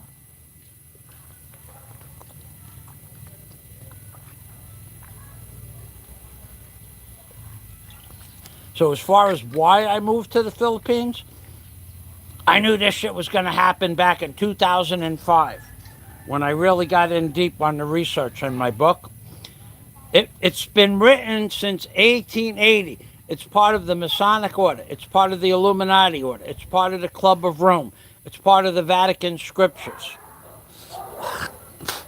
It's part of the Rothschilds. It's all part and parcel of the Knights of Columbus. They're all in on it. They all know where America's headed, and America's headed down, baby. I've been telling you this. So I moved to the Philippines for 3 or 4 reasons. One, it's affordable. 2, they speak English. And 3, the most important, Philippines has nothing at all that the New World Order wants. Nothing at all, except a beautiful set of islands. There's not going to be a war here. China's not going to come in and take over the Philippines. There's not going to be a nuclear bomb dropped here because they don't have any infrastructure that the countries would want to end. China's not going to nuke the Philippines because that would destroy the potential of them taking over the Philippines. Philippines is the most unwanted place in all of the world 25, 30 years ago, even now. And now they've destroyed the economy. There's no infrastructure here. There's no manufacturing here, so to speak. There's nothing that any other country would bomb this place would want. Now, could somebody bomb it? Yeah, but not on a scale like they might bomb America or China or Russia. There's nothing here to go after. There's no military.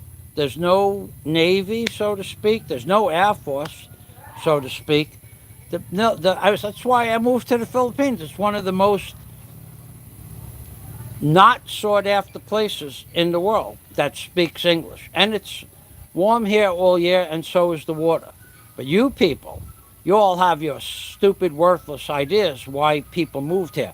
For the women, well, I've proven that not to be true.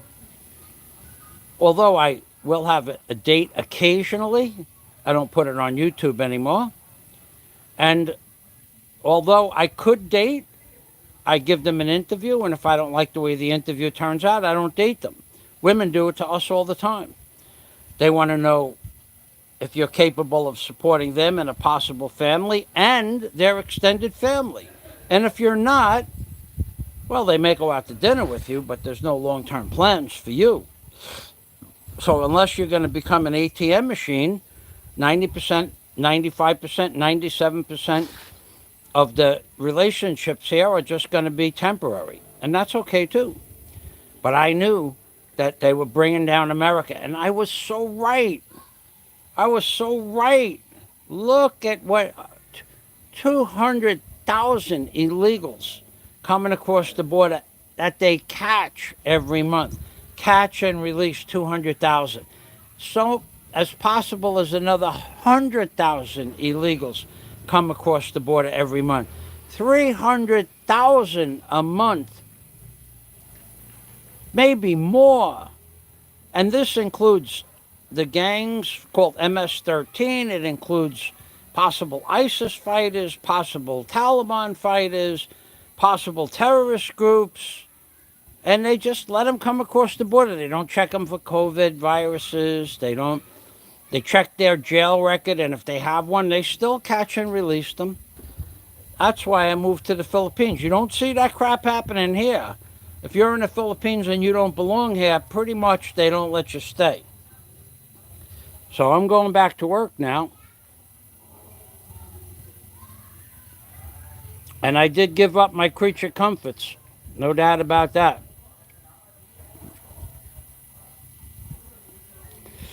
Okay, so my next step is to blow out what I did with the needle scaler, to get my good small 2.5-inch fine bristle brush. Okay, well, as you noticed, if you heard it, the compressor kicked on. I shut the compressor off altogether. You're not going to hear that on anymore. I'm done with the compressor. I'm done with the needle scaler, and I'm going over to the machine now. And I'm going to blow it out. And as I was saying before, I'm going to get the 2-inch paintbrush and paint the trim around the doors and the window. And then I'm going to wash the floor and the rest of the inside of the container, the cab of the inside of the cab with this stiff bristle brush. And I had another brush that I really didn't want to use, but that's for the windows. So I'll be using this stiff bristle brush. Here it is right here. I have look at this. There's probably only one of these in all of the Philippines, and I have it right here.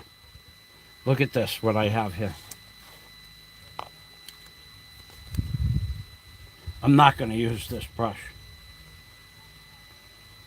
Quick and easy shine brush. 100% horsehair. This brush's got to be 75 years old. It's a regular shoe shine brush from a shoe shine kit that my grandfather had, that he had when he was a kid. My dad threw out the kit, but I still have the brush. It's a Kiwi. It's got to be. I used this brush on my shoes when I was in kindergarten, and we got it from my grandfather. I won't be using that. I'll use that for the soap and water on the windows after the paint dries, but I'm not getting paint on that. Okay, so I don't need this. I need the hat. I need the soapy water, which I got over there. I need this brush, the hat, and the blower. Okay, I'll be back in 1 minute.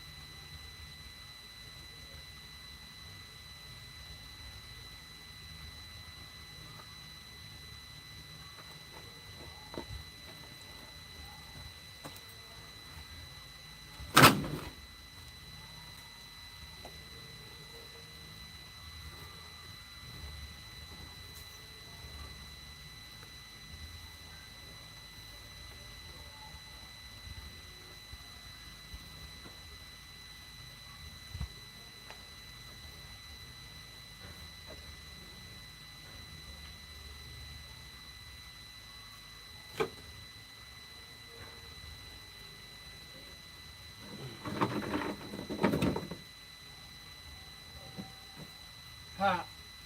Ah.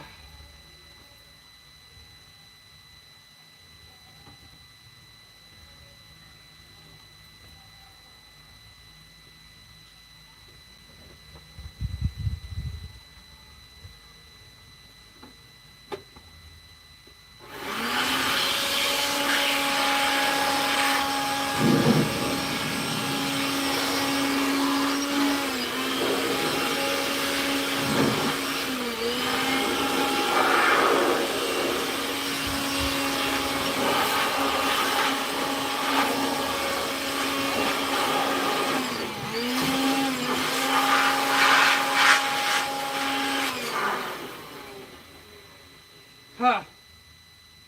Ah. Ah.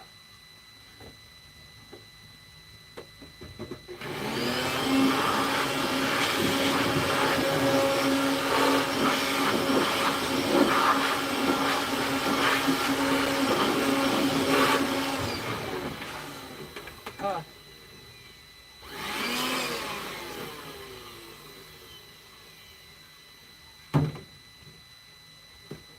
Oh boy.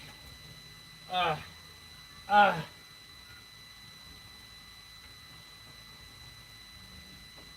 Ah. Ah. Rat.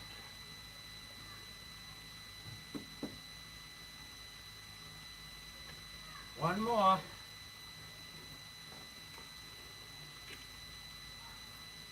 One more planks.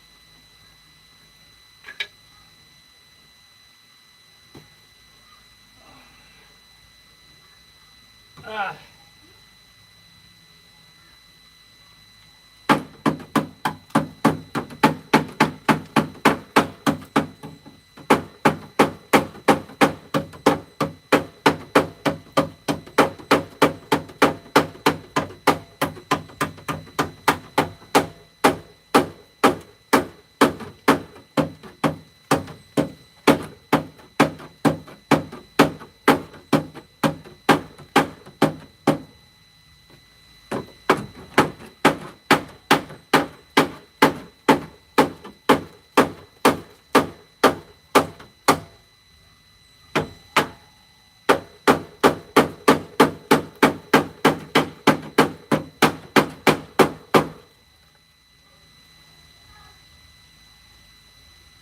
Wow.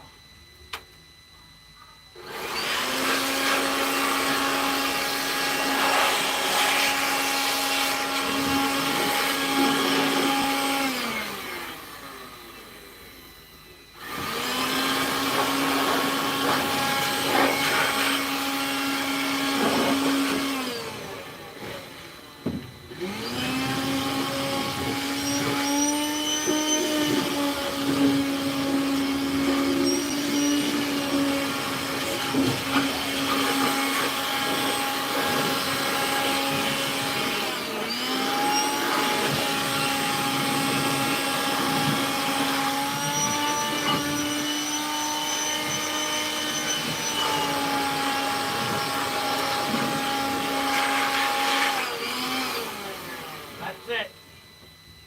I'm 100% done. Now,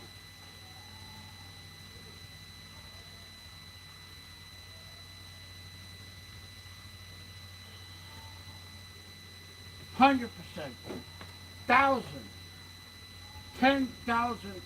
done.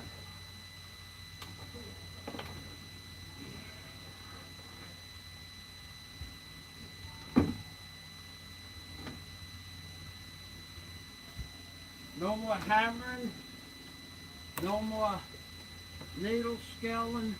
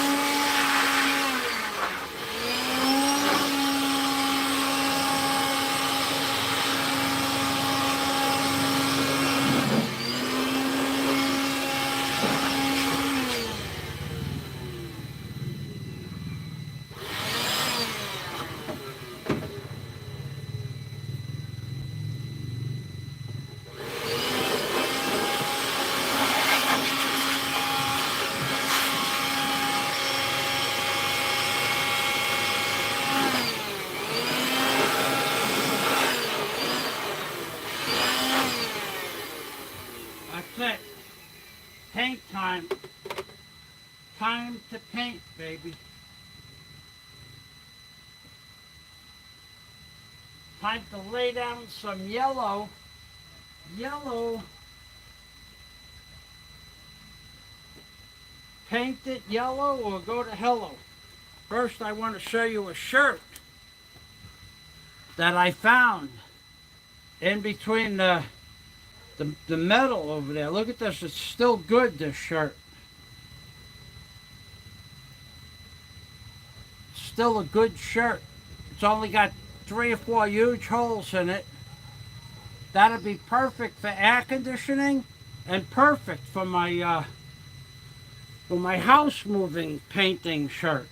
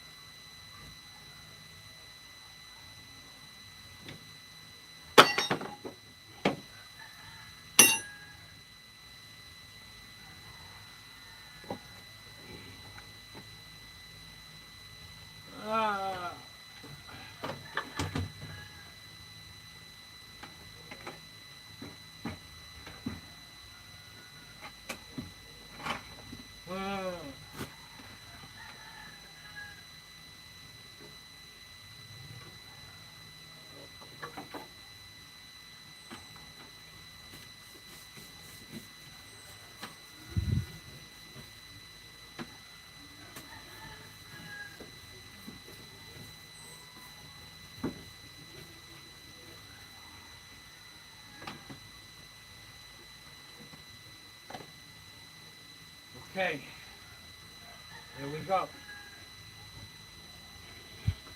Degreasing, dedusting.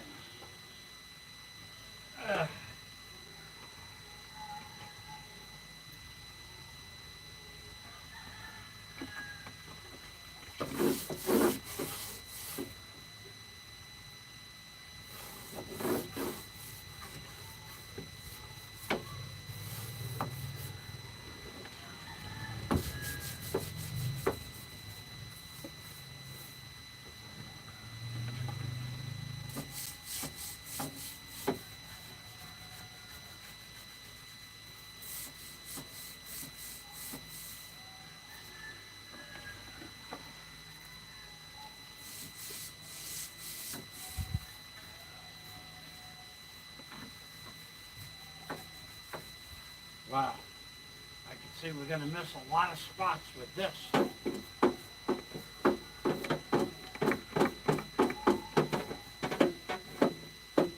This is where a power washer would have come in really handy.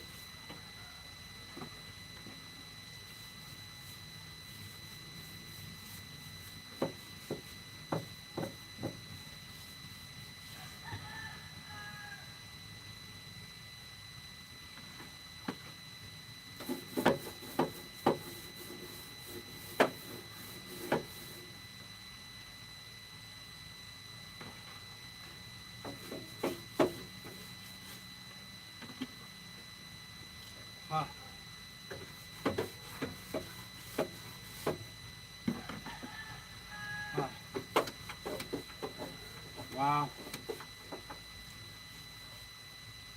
A lot of that rusty dust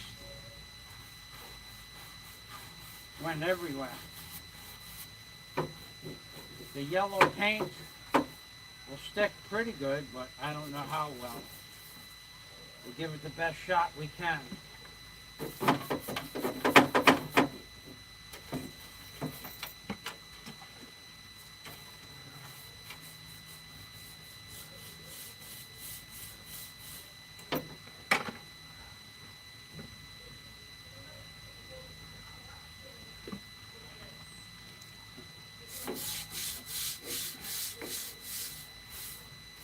Should have brought a bucket of water.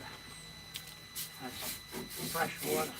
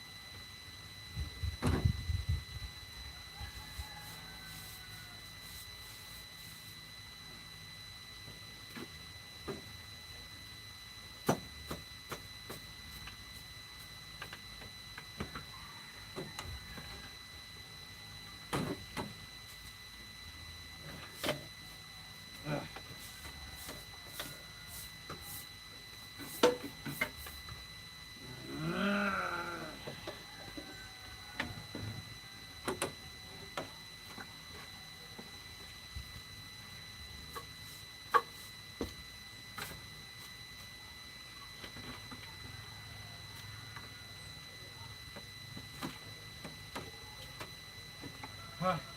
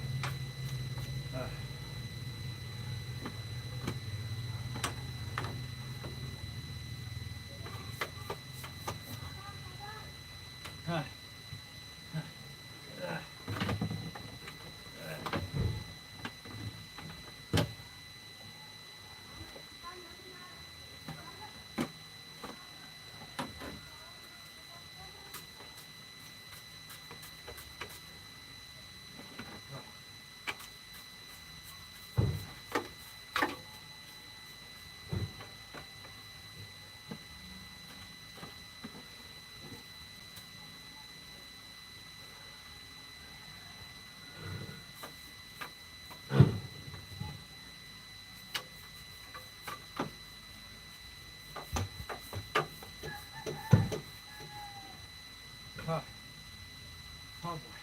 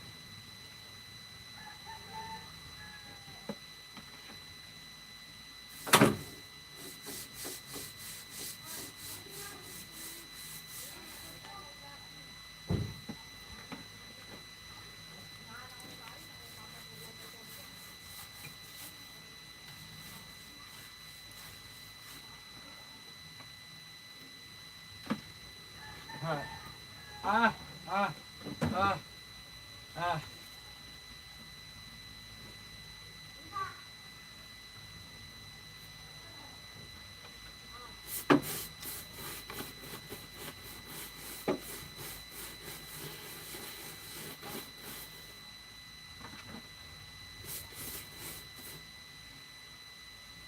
Ah, ah, ah, ah, ah.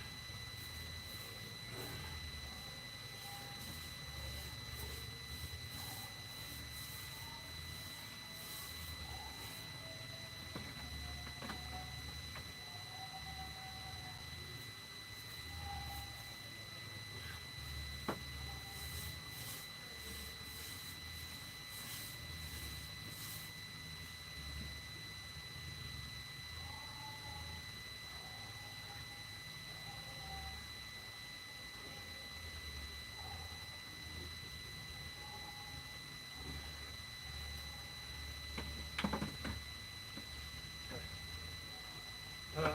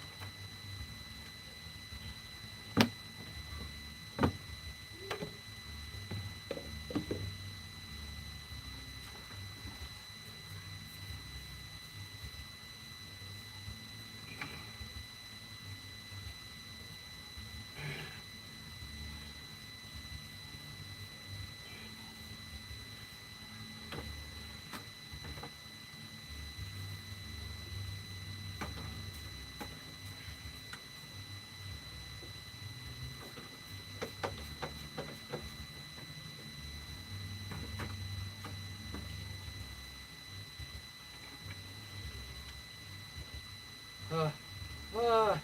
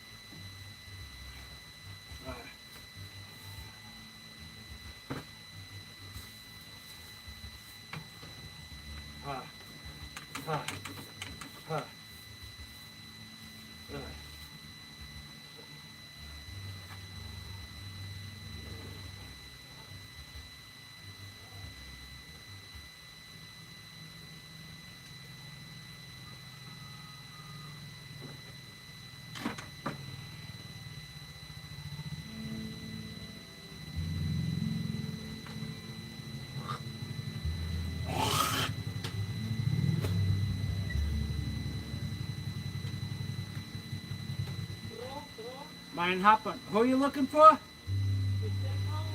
Fazio?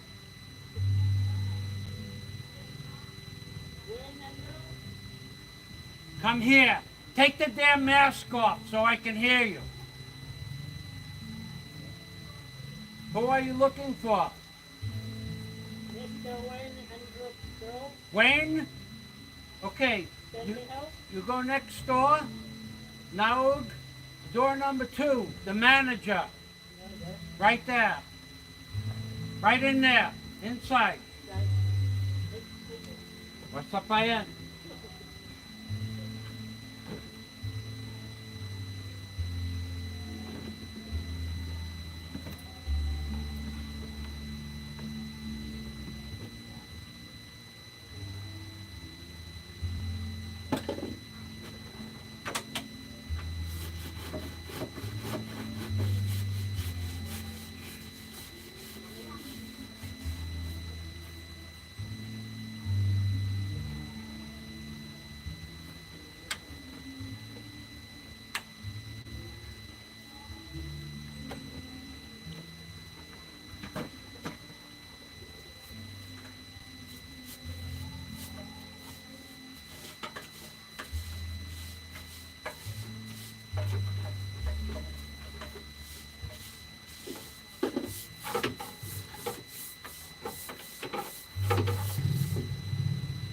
You got it? Okay, well, have a nice day.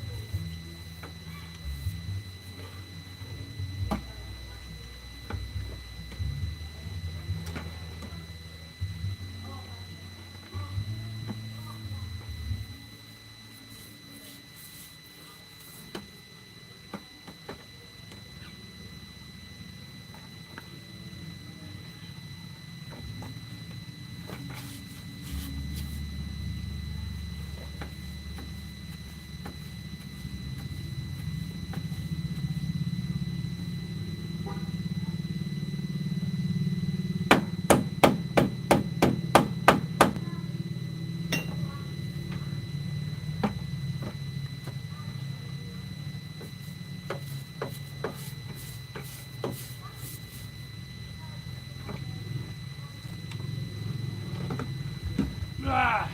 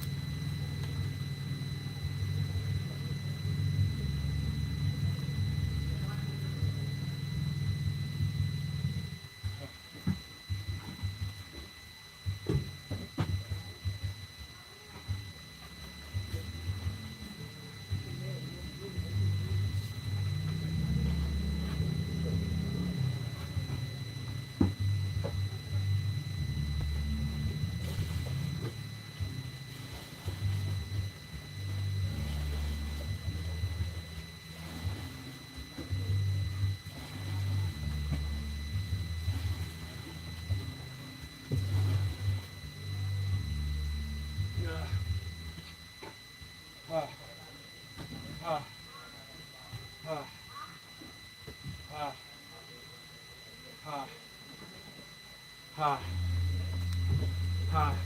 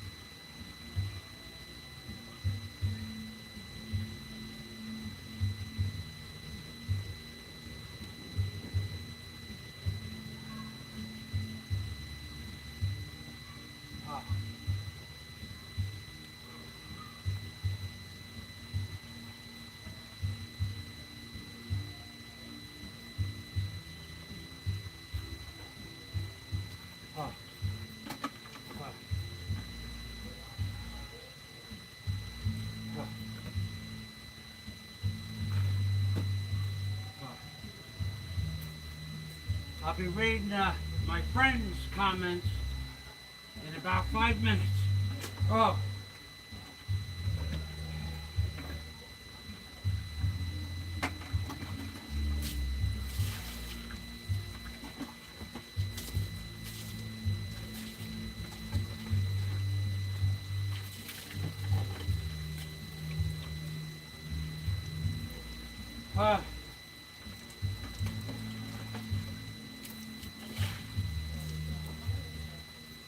Alrighty.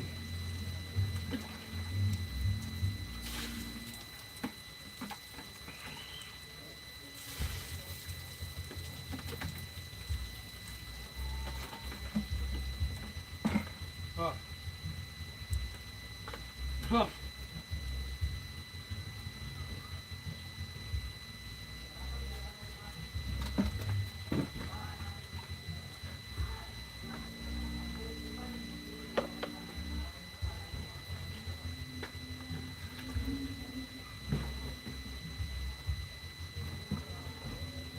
Huh.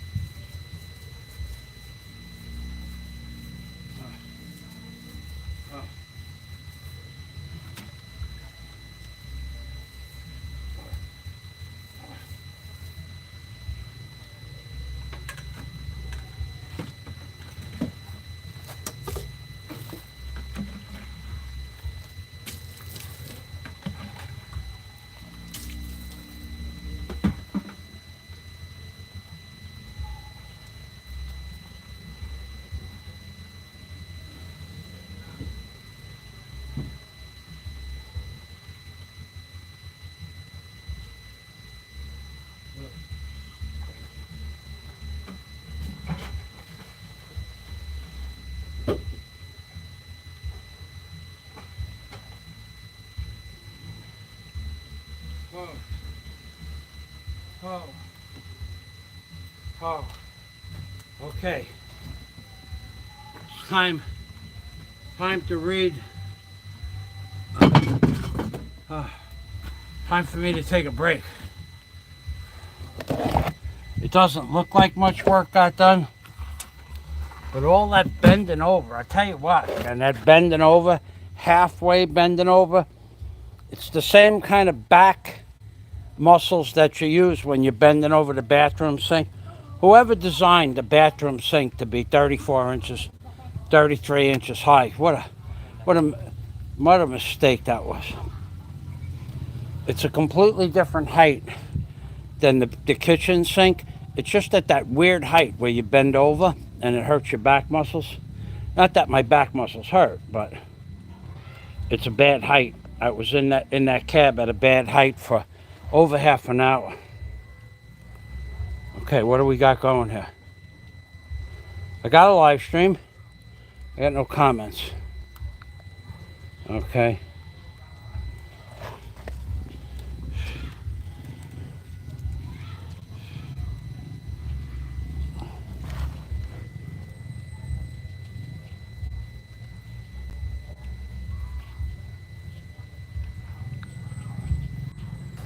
Okay, well, no comments from anybody I know.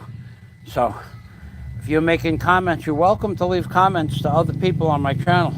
I just won't reply to anything. I don't know the person directly. So, The next thing to do is to blow out, I don't know, 90% of the water that's puddled up in there. Uh, we're in the shade now. It's got to be close to, got to be real close to 130 here. So we're in the shade, which is a good thing. When I blow out the floor, it will remain damp, which is a good thing. And when I put the yellow isoelastic paint on there, it should bond into the water that's in the floor, in the rust, in the floor, on the floor. My best guess. The product I should be using, it doesn't exist in the Philippines. Now, everybody that knows how to paint, tell you what, I'll give you guys a free ride. If you know what the name of the exact product is right now, you'll have like 30 seconds to put it on. If you know of the correct name of the correct product to put on a rusty surface to prepare it for paint, and you put it on within the next 20 seconds, I'll answer your comment. 19, I'll give you 30, 29, 28, 27, 26, 25, 24. We'll see how many geniuses out there that believe themselves to be smart. 20, 19, 18, 17, 16, 15, 14, 13, 12, 11, 10, 9, 8, 7, 6, 5, 4, 3, 2, 1. There's not a mechanic amongst you that knows the correct answer. My God, what the hell are you watching my channel for? No, not kilts. Kilts covers stains. Kilts comes in alcohol or oil base. It covers stains on oil, on, like if some kid put a magic marker on a latex paint. No, not even close. It's not even in the same chemical family. But at least you tried. My God, what are you people watching my channel for if you don't know anything about construction? I mean, it's the most basic substance. It's the only thing you can put on a rusty surface. There's two names for it, but it's the same product. It's a 5-letter word. It's not like it's rocket science. It's an amazing thing. It's green. I'll give you a hint. It's green.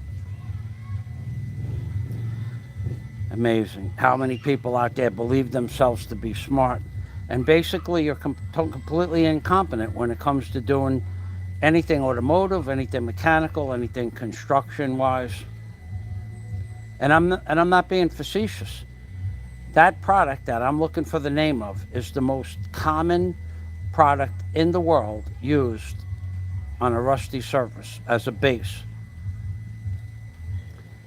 It's used in the automotive industry. It's used in the heavy equipment industry, especially in the marine industry, especially after you needle scale something or hammer scale it down, chisel it down. I've seen it used on tanks, regular armored tanks, in places where they can't get to. It's amazing. People are amazing. So I should get a break. I gave you an opportunity to become known on my channel. I was going to answer one of your comments. Jesus Christ, what do I waste my time for?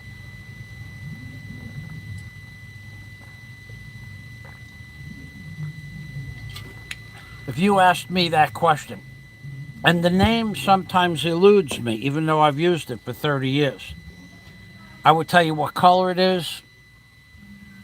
No, not Rust-Oleum. In a completely different chemical category. Rust-Oleum hides rust. It does not fix the rust problem. you'd have to get the metal right down to bare metal to use Rust-Oleum and have it worth anything. I said rusty surfaces. Sabang is working overtime. Don't burn yourself out there, Sabang. Don't burn yourself out there. You should be able to Google what product put on rusty surfaces. I mean, you had 30 seconds. You had 30 seconds. It wasn't like I only gave you 5 seconds. It's a 5-second answer. When I took my test for my FAA license, it was 600 questions in 6 hours. That's 300 questions in 180 minutes.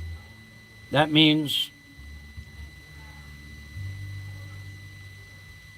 2 questions a minute, multiple choice, over the course of 4 years. And I got a 93.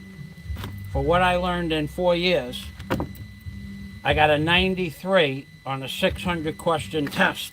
And you people can't even fix a rusty surface. Oh my God. Oh my God. I gotta check something. I gotta check my mail. It's important. Be right out. Oh boy. Oh boy. It's gonna take a few minutes. Well, actually, I could bring you over here. My computer has to restart. I don't know why. It shut itself down again. Okay. God. Amazing. Amazing. Oh, amazing. Just absolutely, absolutely amazing.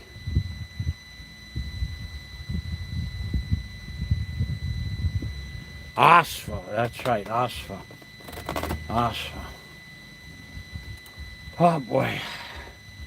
But if you were taking the FAA airframe or power plant test, you took 7 minutes to get an answer. So there's 300 questions. You only have 180 minutes. So if you took 7 minutes, you'd only be able to do 25 questions. You'd fail. You get like a 12 on the test. Not that I care, but okay, I gotta refresh this page. 25 questions, 20, that'd be 140. Yeah, you'd get 26 questions at 7 minutes per, and then you had to use the computer to get the question. You guys are a trip, man. Flywoods, welcome to the machine, Flywoods. Welcome. I don't think your answer was correct. Permatex. You know what? Maybe Permatex. Well, Sabang, when you say, oh, rusty surfaces, that's what I said. If you were to backtrack, what would you put on a rusty surface? So that you would fail for 2 reasons. You'd fail for listening comprehension, verbal communication comprehension, and it took you 7 minutes to get the answer. I'm not breaking your balls. I'm just telling you that I said what I wanted. I wanted to cover a rusty surface, how to prepare a rusty surface for paint. And then you say, oh, rusty surface, as if I didn't say it the first time. Go backtrack. It's there. I said it. I was clear as day. I knew what I wanted from the beginning. It was a test. So far, 25 out of, let's say you got all 25 right out of 300. You'd get a 10 or 11 on the test out of a possible 100. Certified CYA. I don't know what that is.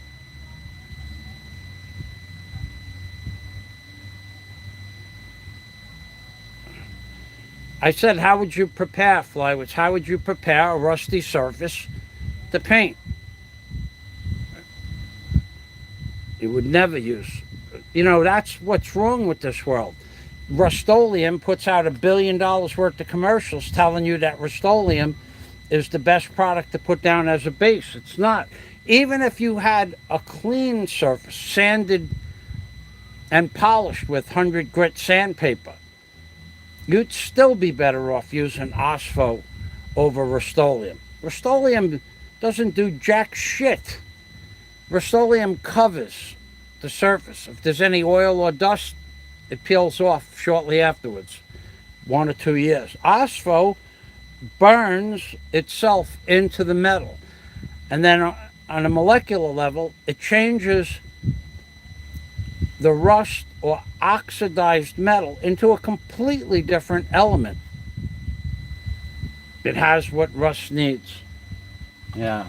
So Ospho changes, it doesn't cover, it doesn't coat, it doesn't prime. It changes the rust into a different chemical element, as if like from magnesium to aluminum, but iron oxide into an iron oxide compound. I don't know. I don't remember the exact scientific name for it, but it changes the oxide into something else. It changes it back into. Okay, here we go. Let's see.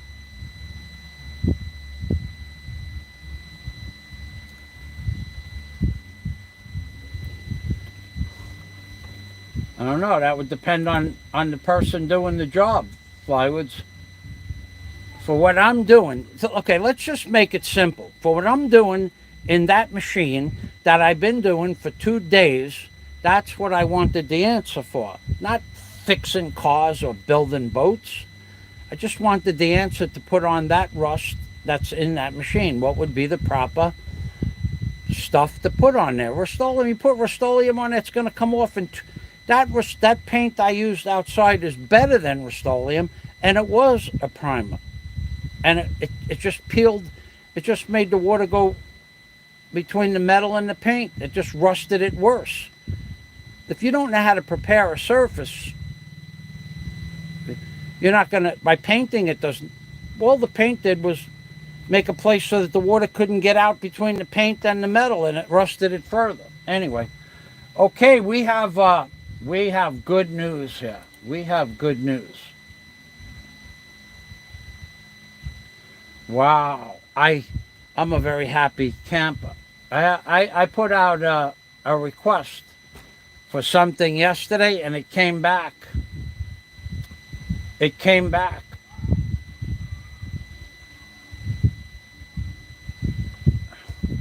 Okay, I gotta respond to this. Thank you. Okay.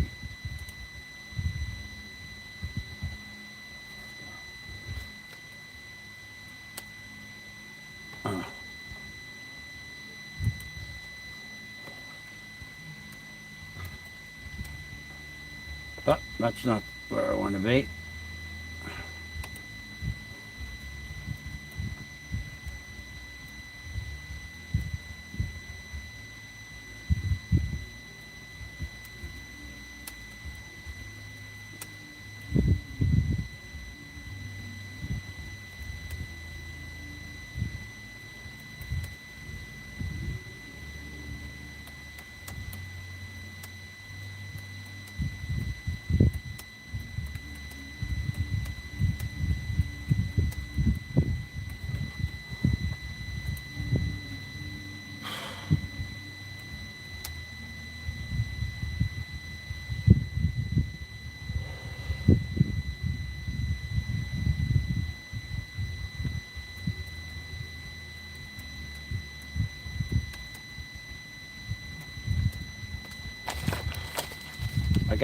I gotta answer this mail, and I gotta get a piece of information. Hold on a second, please. Okay, what is that number?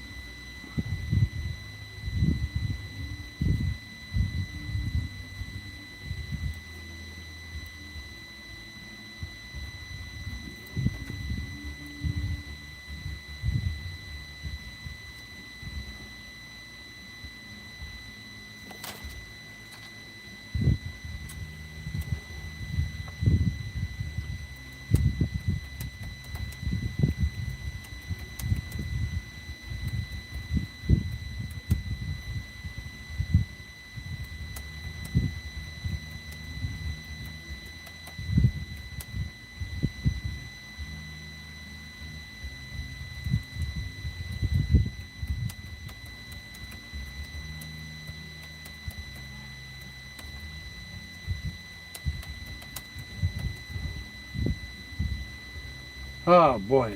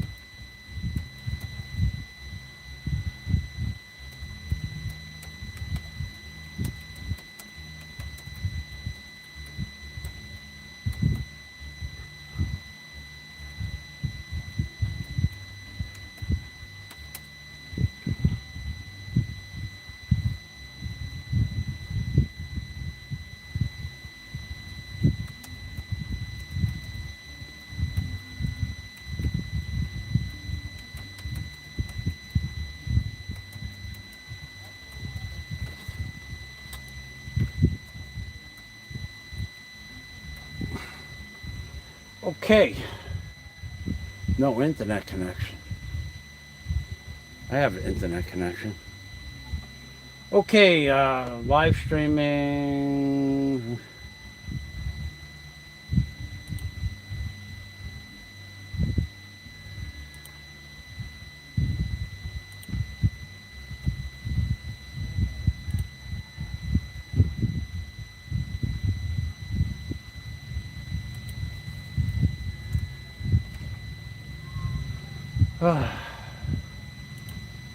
All right, so I'm going to look at the comments.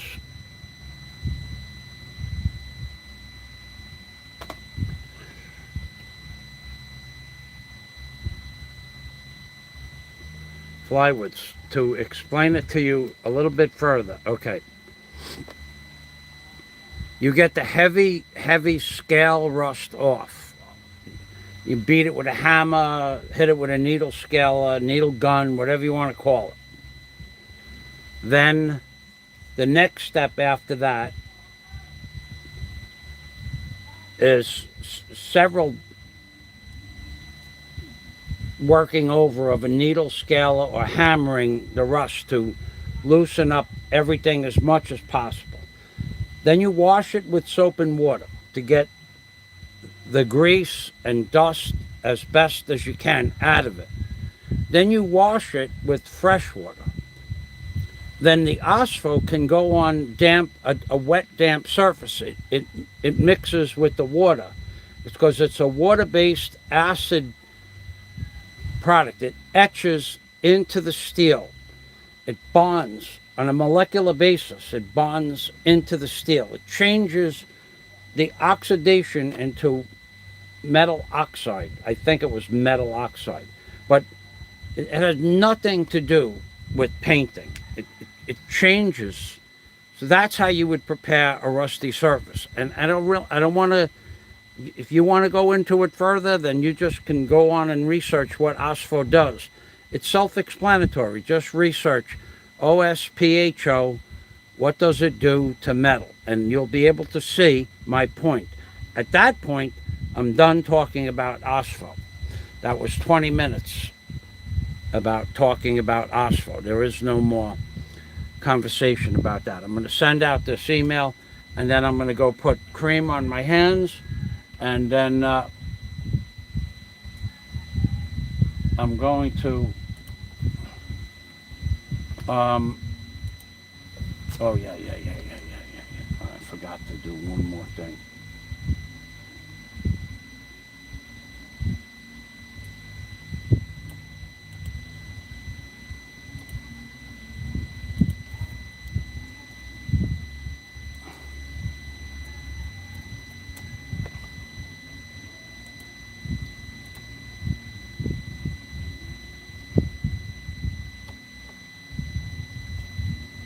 Okay. Okay, so now where is my pen? There it is. Okay, going outside.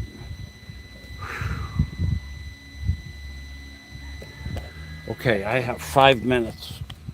I have 5 minutes to prepare for the painting process.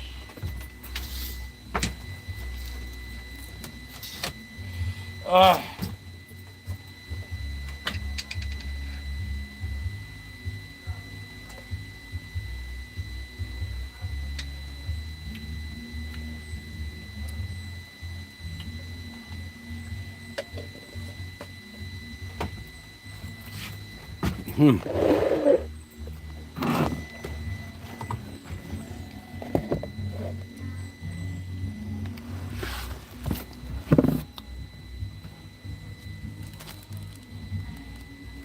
oh man. Oh man.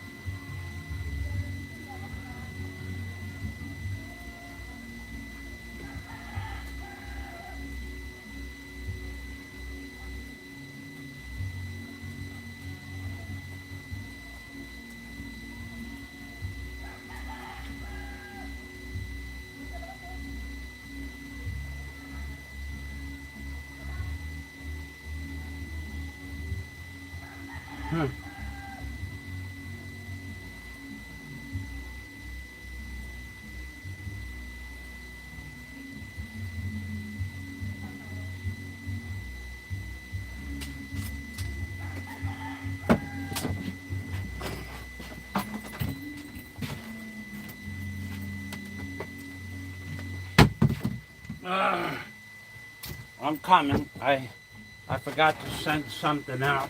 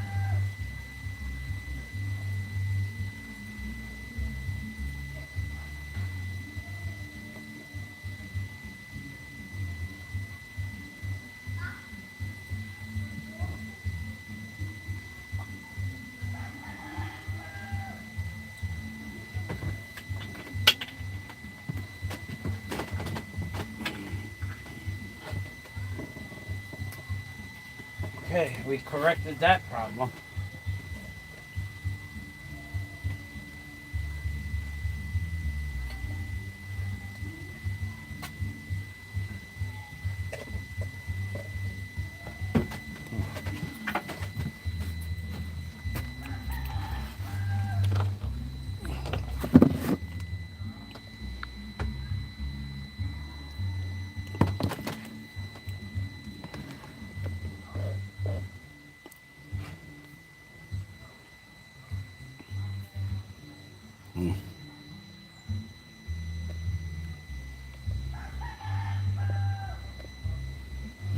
Mm.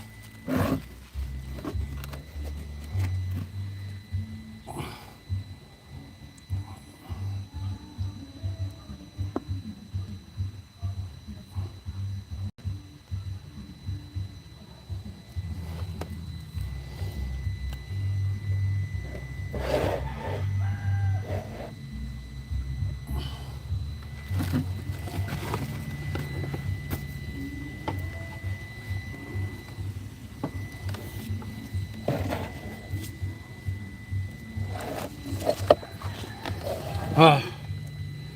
Ah. Mm-hmm. Ah.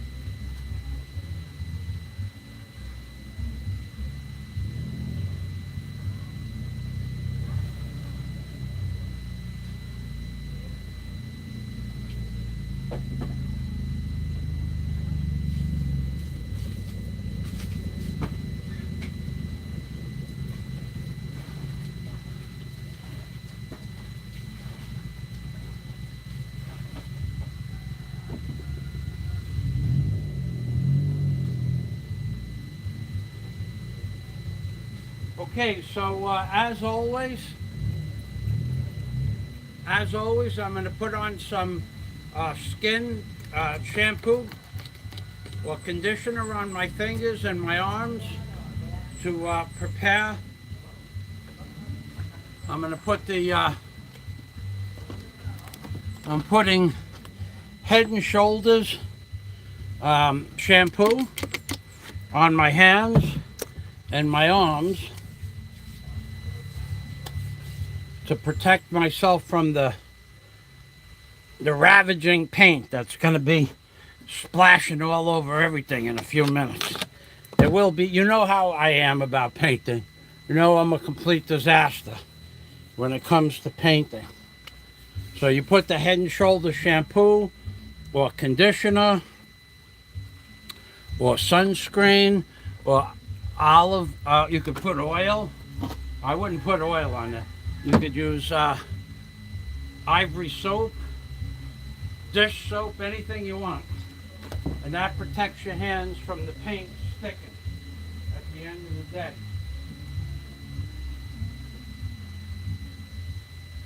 All right?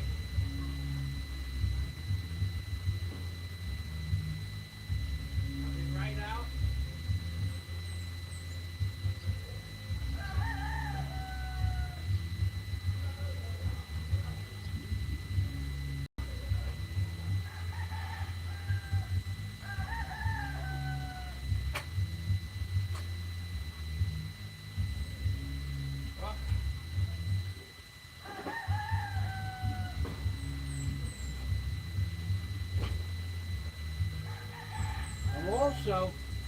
I'm also going to put a little bit of that hair conditioner in my brush.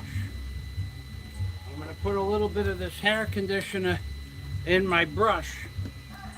It's called backing the brush. Backing the brush. Now you could use soap, but in this case I have hair conditioner, and you put it in the bristles.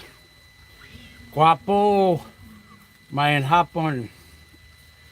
You put it in the bristles, and you get it pushed back into what they call the back of the brush. This is the back of the brush. This is the bristles. And you get it worked up in there, and then at the end of the day, when you clean the brush, the paint comes right out of the brush. So we're on our way to a beautiful day of paint it, Mayan Hopland, paint it yellow or go to hello. Paint it yellow, baby. We choose to paint it yellow.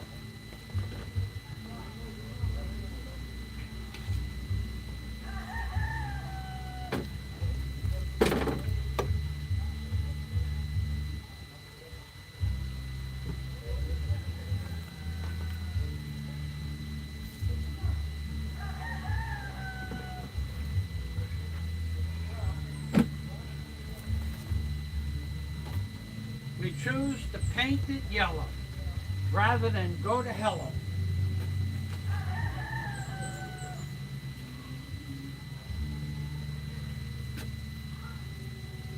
It's a beautiful day to paint something yellow. It's a beautiful day to paint something yellow. It's a beautiful day to paint something yellow. Let's go. Let's make it yellow. Let's go. It's a beautiful day to paint something yellow. And here we go. And off we go. We got to paint down low first.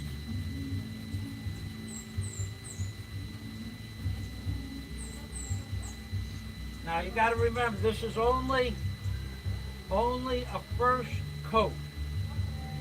There's going to be 2 coats, but not today, not the same day. So I'm going to paint low and get a good coat on the back of behind the seat, which at some point it may only be 1 coat behind the seat. I'm not sure how that's going to work out. I think I already got yellow paint on me. I think I do. I'm sure I do. I'm positive.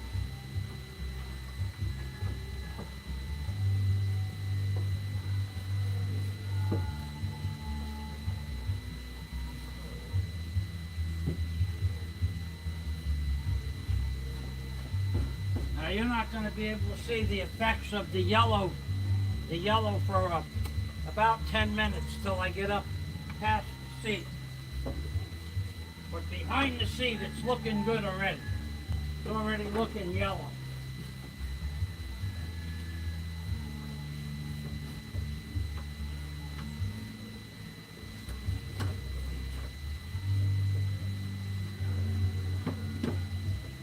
Oh yeah, baby. I already got a little yellow on me too. That's a good thing. It's good luck to have yellow on you right away.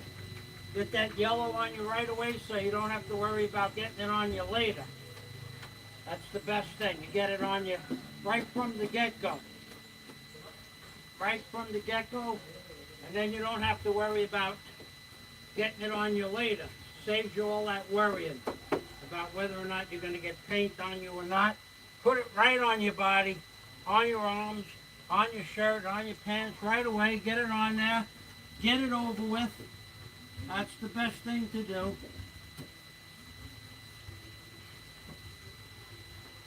Oh, yeah. Oh, boy. On your hat, too. Don't forget your hat. In fact, I missed the spot. There you go. Now I got it on my hat. I don't have to worry about getting it on my hat because it's on my hat now. Okay. Now, let's get this side here. Oh, yeah. Oh, yeah. You know, the machine is already, I can feel the machine talking to me, saying, oh, yeah, baby. Oh, yeah, like that. Likes yellow. Should have thought of this a long time ago. Sending the machine a little yellow love. A little love from the yellow man.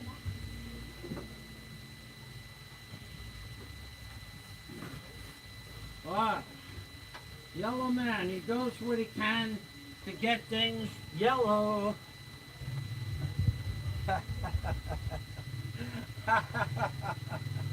Ah.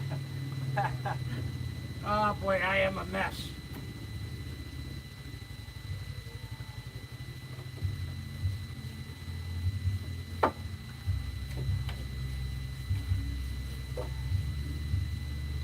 I am a mess already. I didn't even get started yet.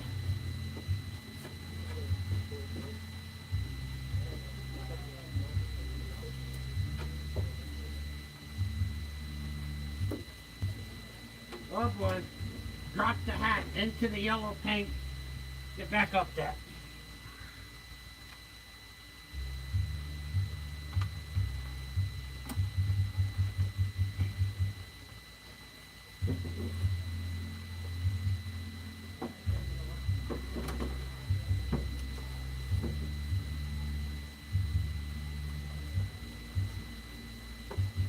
Oh, yeah. Oh, oh, what a beautiful thing. We got it going. We got it going on back here.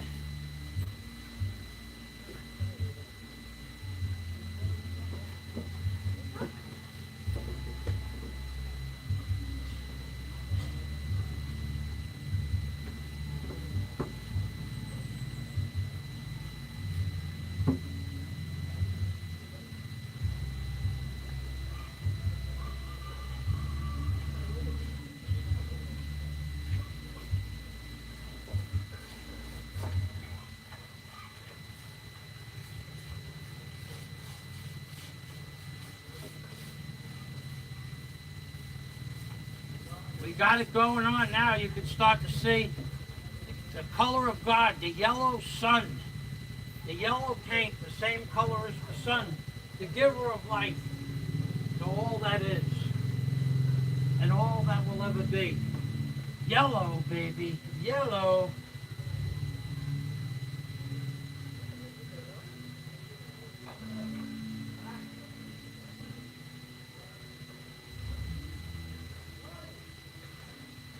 Yellow.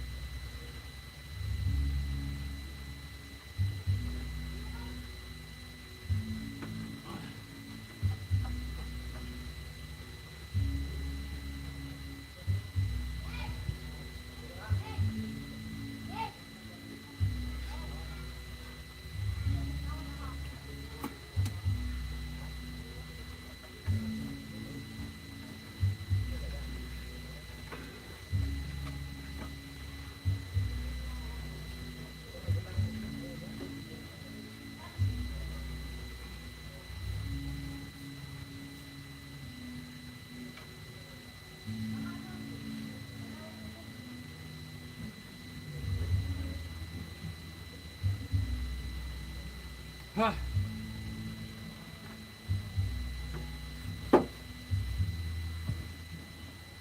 Huh. Huh. Huh. Ah.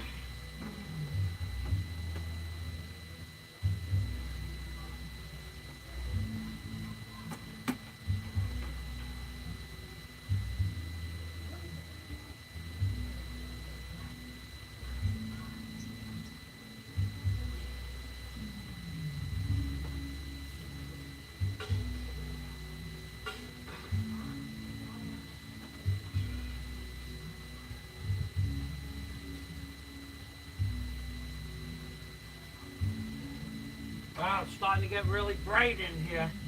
Bright yellow.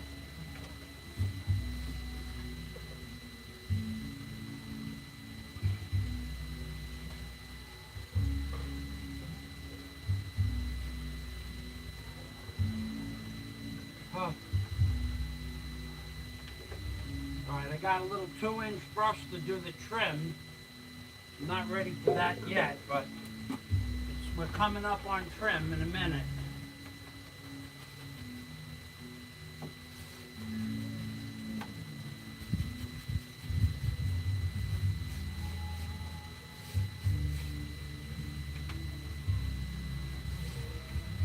Wow, this stuff covers great.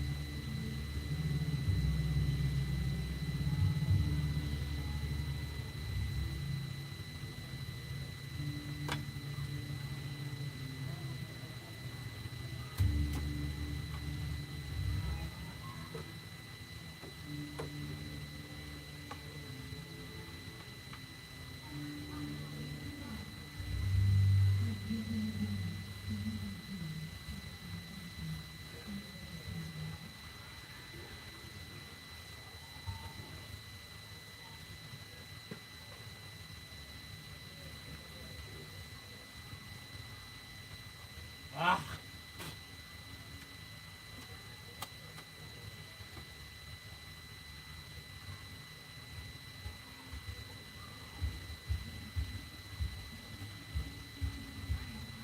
All right, I'm going to trim out a little bit around this back window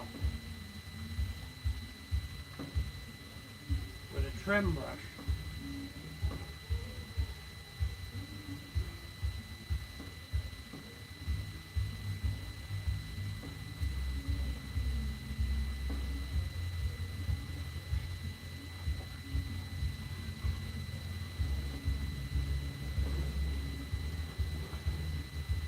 That works really nice. Actually, it's actually a quality brush. It's very old, but it's still it's in good condition. It's actually a Chinese bristle brush, which is a pretty good brush all in all.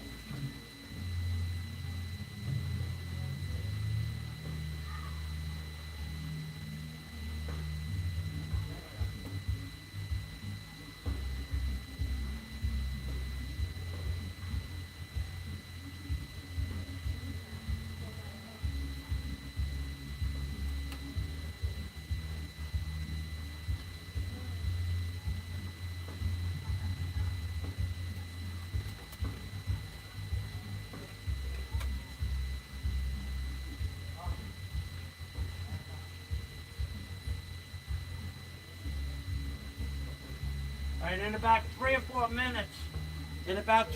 minutes, I'm going to check the comments.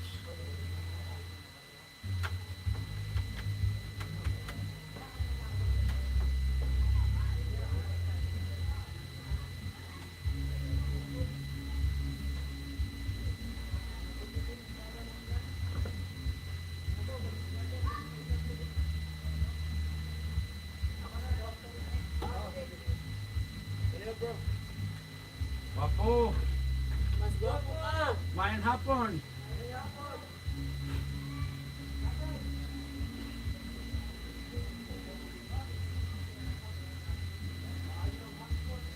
Main hapon po. Oh. Kana. You're going to have a little party? Okay. All right. Yeah. Have a nice day. Yeah. Oscar. Send that.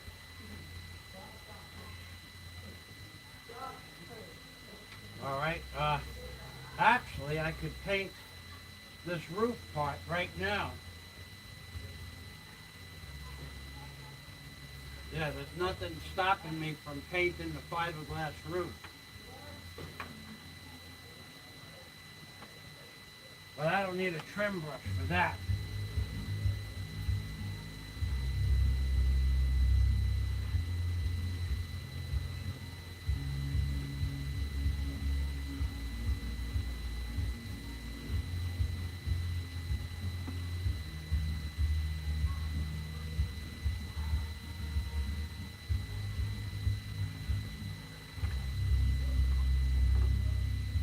Ah.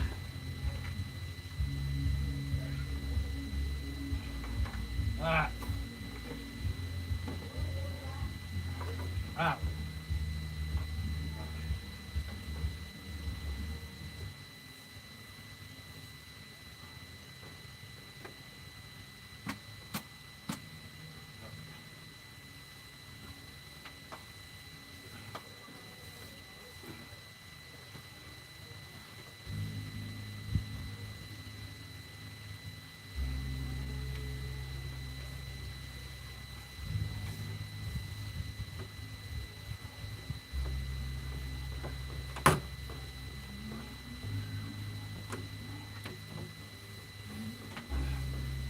Uh-oh. I think some of it's gonna drip on my head. I think I'm gonna get dripped on. Pretty sure.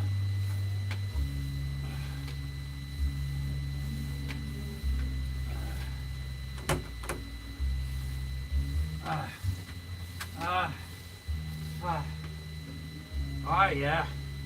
Oh yeah.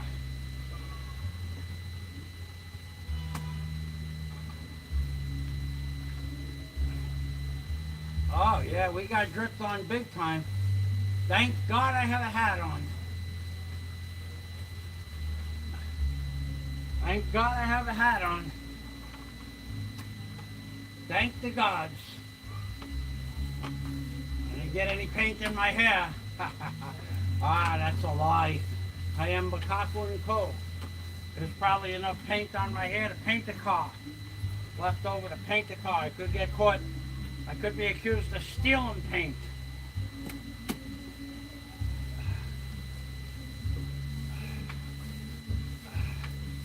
Ah, oh yeah. Oh yeah.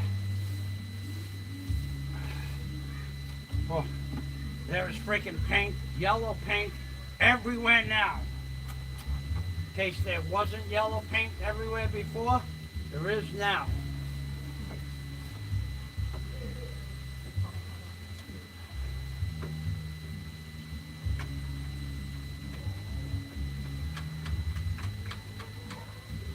I even got yellow paint on the ropes.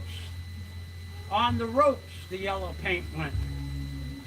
Ask me if I care. I don't care.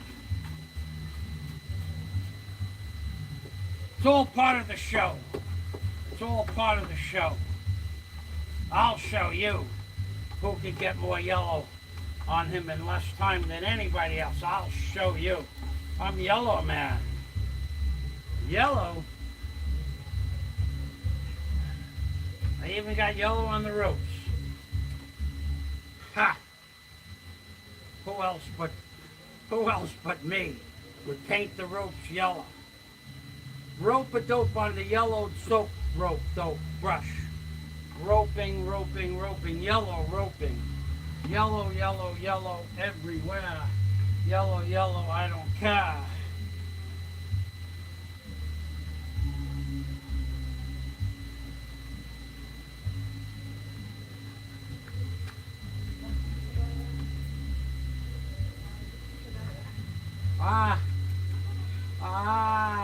Yeah, baby.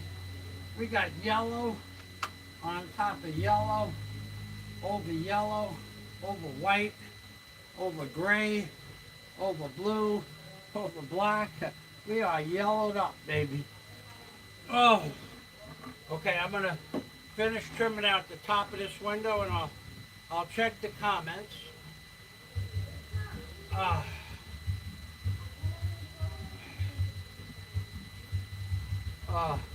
In about 90 seconds. Does that sound familiar? 90 seconds. 89, 88, 87, 86, 85,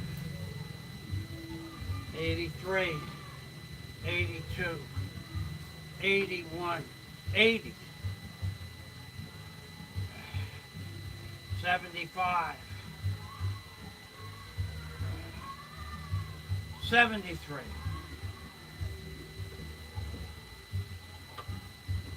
70,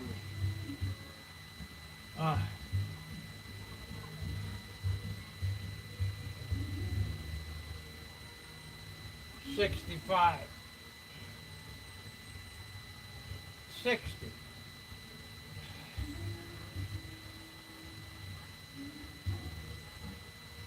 55,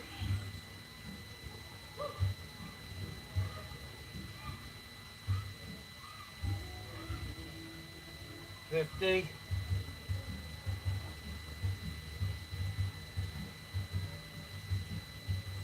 45,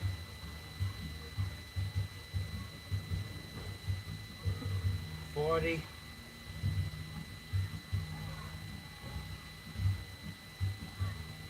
35,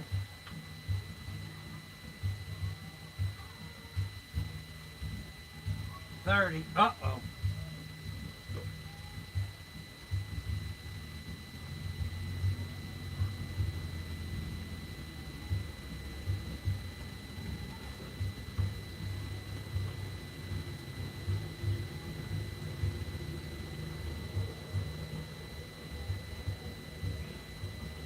Funny.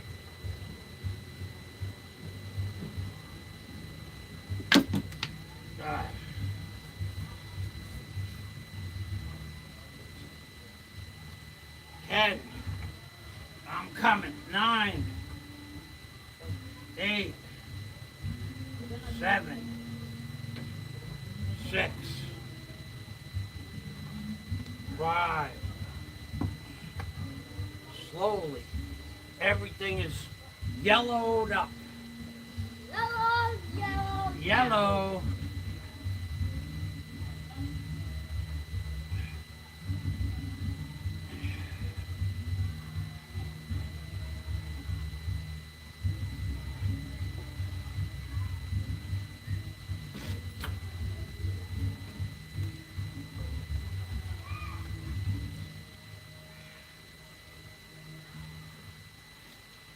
Oh, checking the comments after I wash my hands.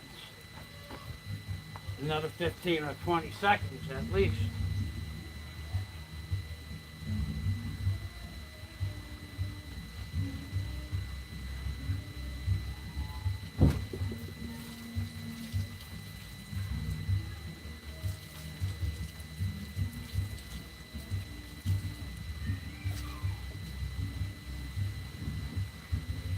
All right.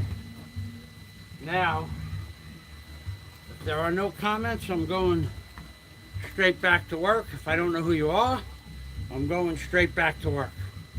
Bye, Mike. Wapu. Wapo. Have a nice day, Sean. Okay. Oh, let's see what we got here. Okay, no comments. Only 4 watching. Couldn't take the pressure.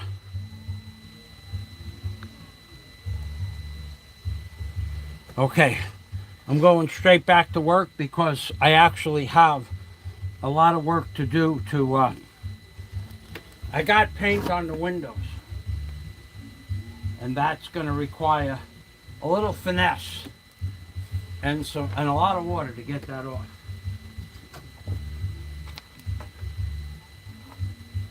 Finesse I don't have. Water I have.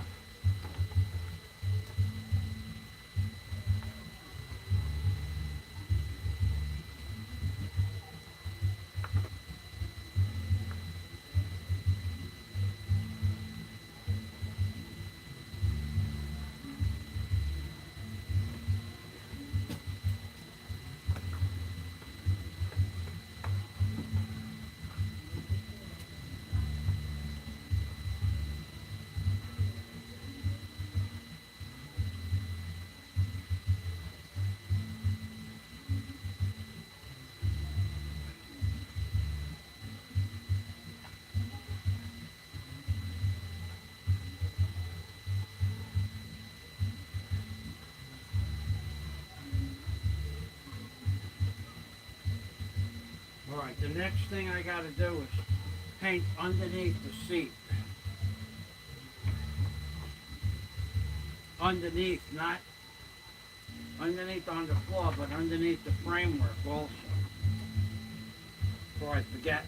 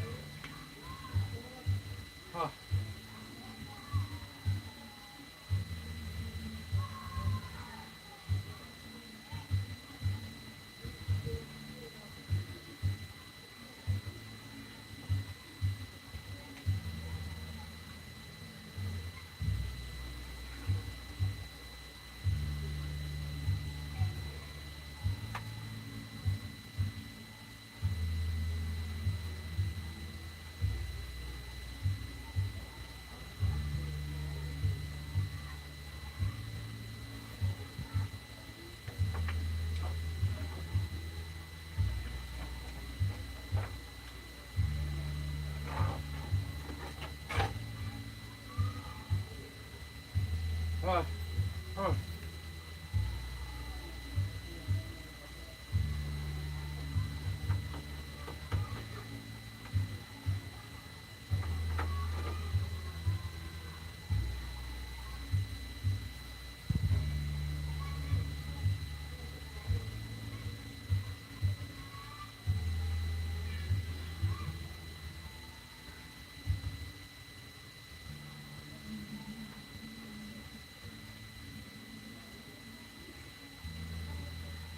Ah. Oh.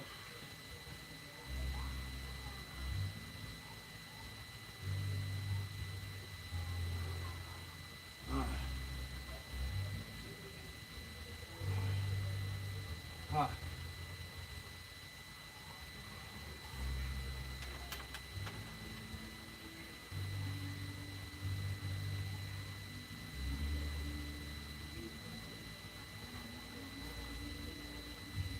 Oh.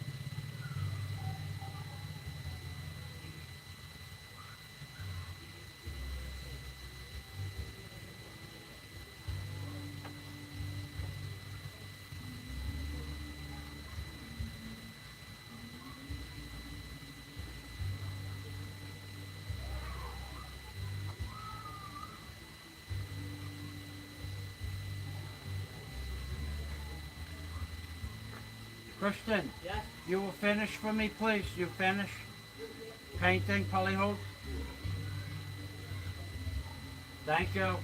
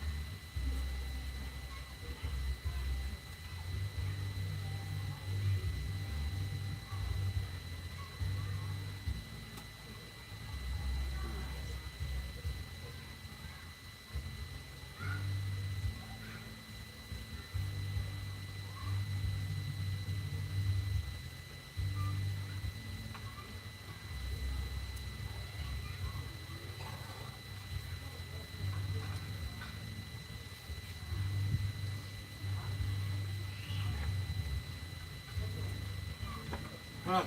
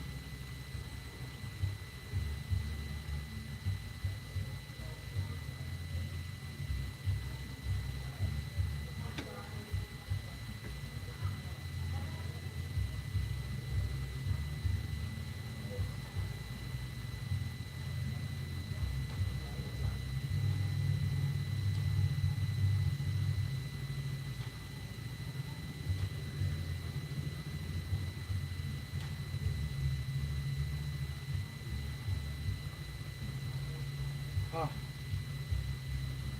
Oh.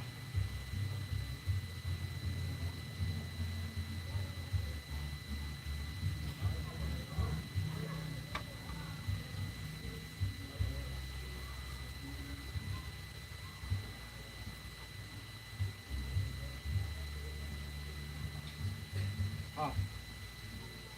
Oh.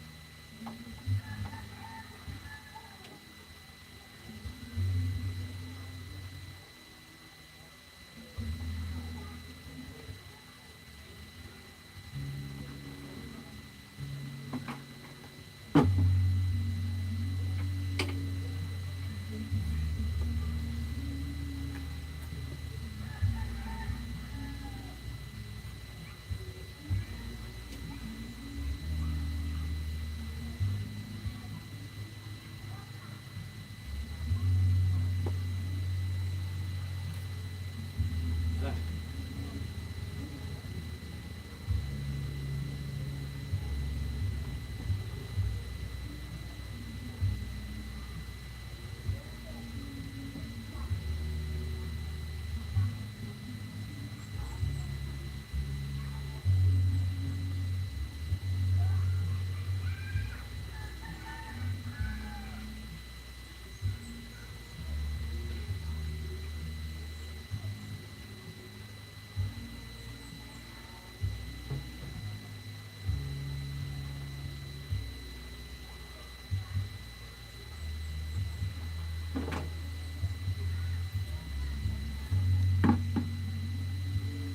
Oh.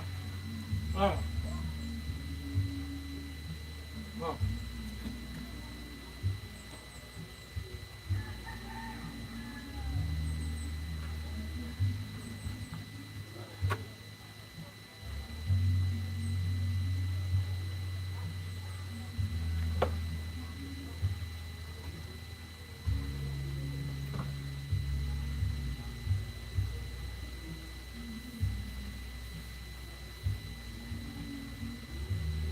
Oh.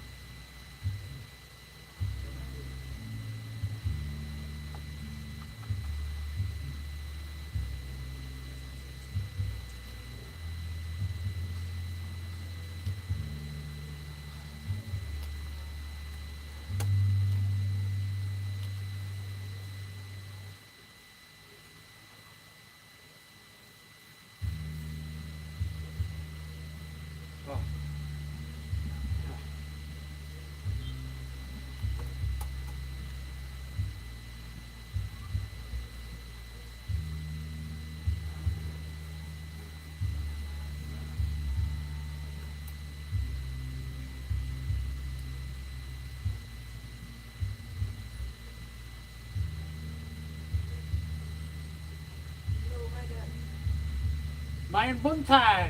Minuto. Main utopod.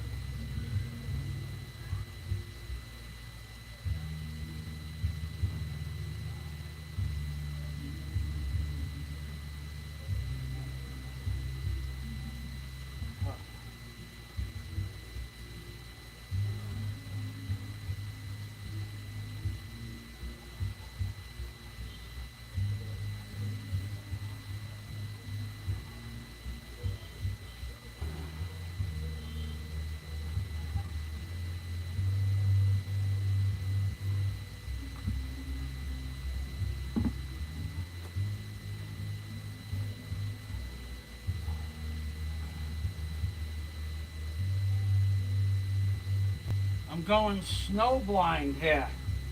It's so bright, it's blinding my eyes.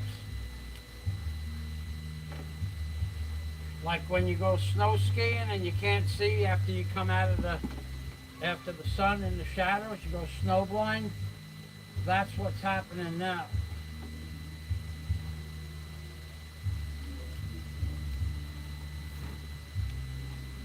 Ah.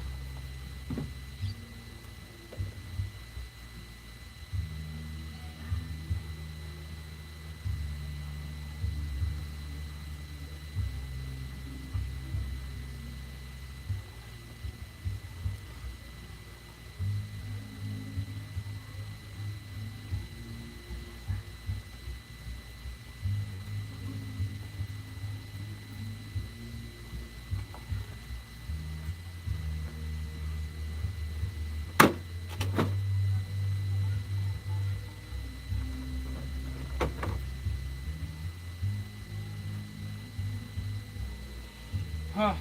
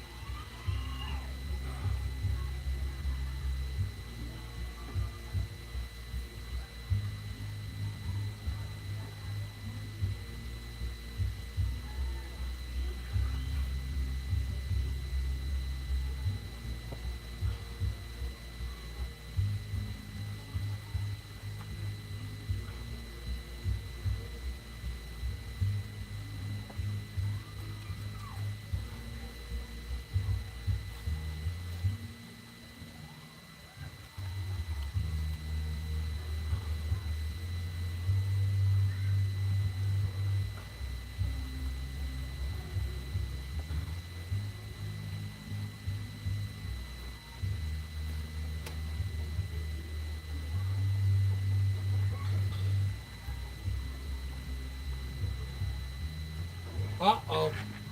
Uh-oh. Uh-oh. There goes my hat.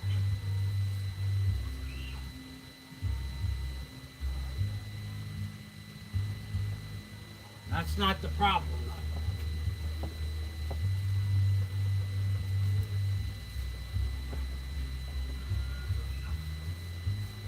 The problem is the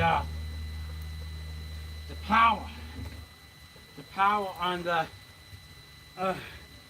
power on the cell phone should be running out soon.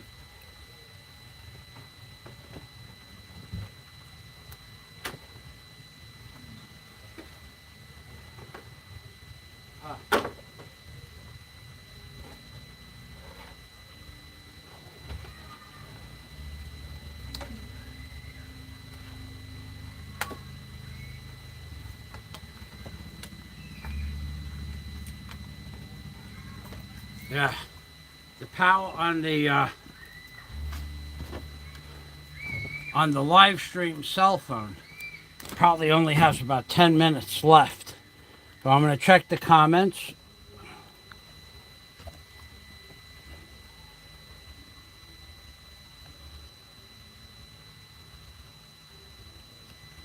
Okay, no comments. That's a great thing.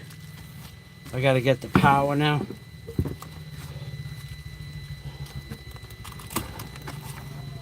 Oh, okay. I gotta get more water. Thirsty. Okay. Let me get the power cord. Before I die.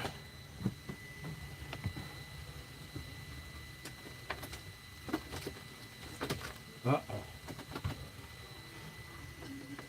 Uh-oh.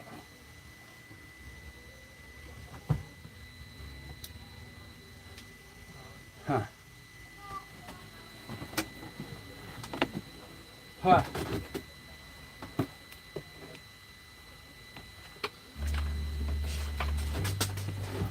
Found it.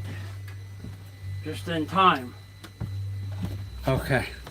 I don't imagine there's more than 12% power left.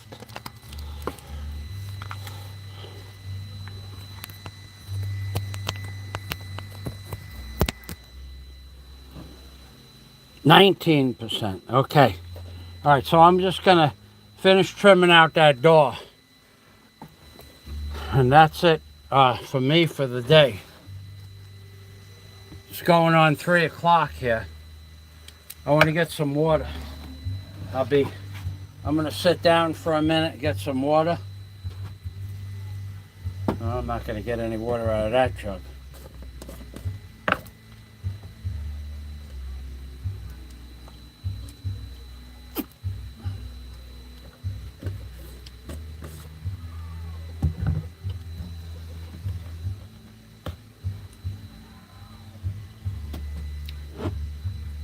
All right.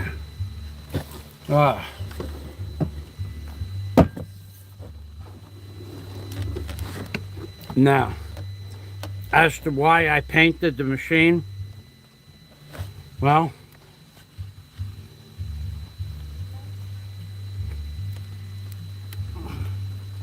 the machine hasn't been painted in at least 4 years. And at that time, it was painted with an oil-based paint, which was a good paint, but there's a chemical, not asphalt, there's a chemical you mix in with paint, which is a good bonding agent.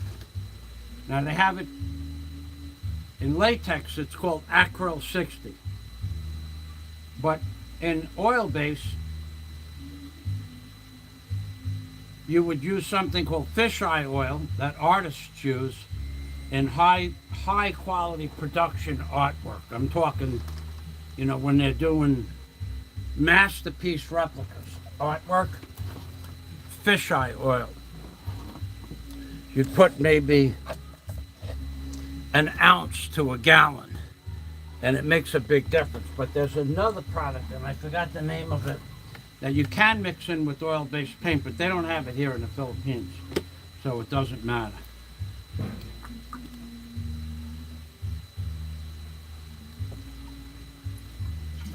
Okay, I'm going back to work. Oh, otherwise I'll never finish. Oh.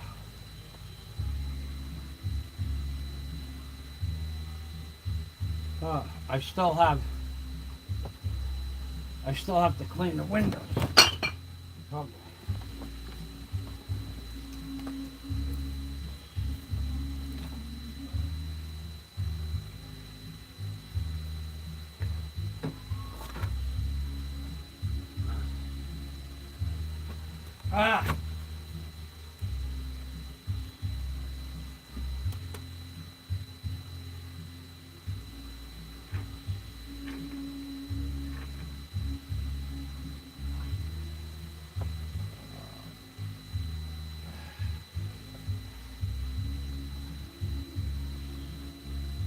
All right. Well, I'm done with what I want to do here.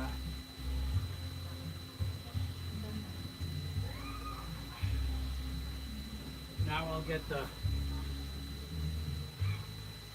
water bucket for the cleaning of the windows. I don't really care about drips at all. I don't care about drips. I never cared about drippy paint on a piece of equipment.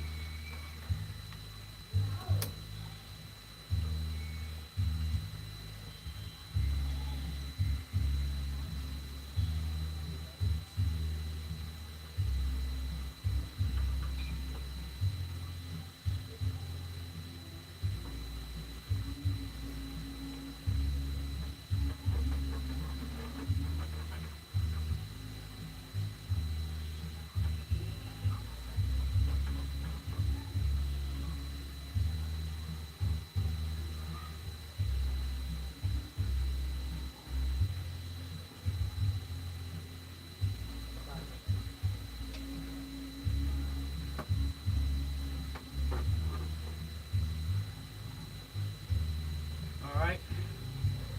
I'm gonna let this go. I'm not gonna put water in the bucket just yet,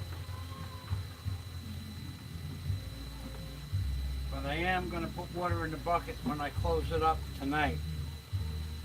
In case I need more paint, I'll have this paint available. The next thing I gotta do is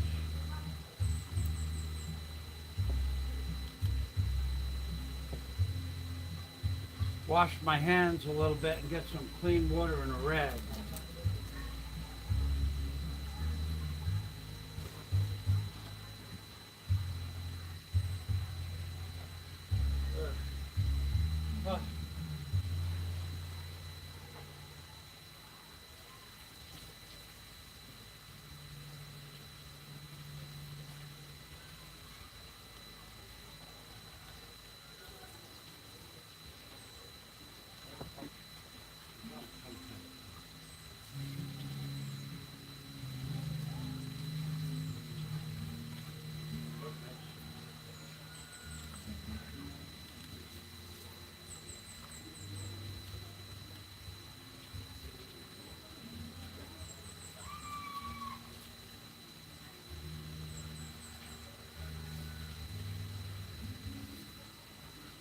Okay.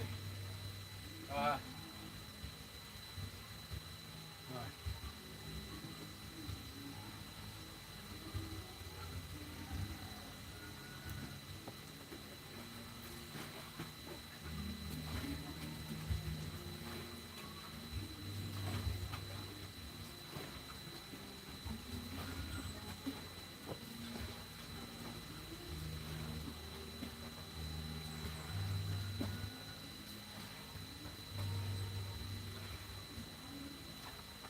Ah.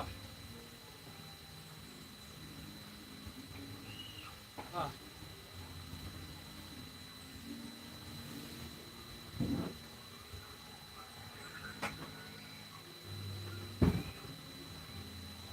Ah. Ah. Ah. Ah. Ah. Ah. Ah.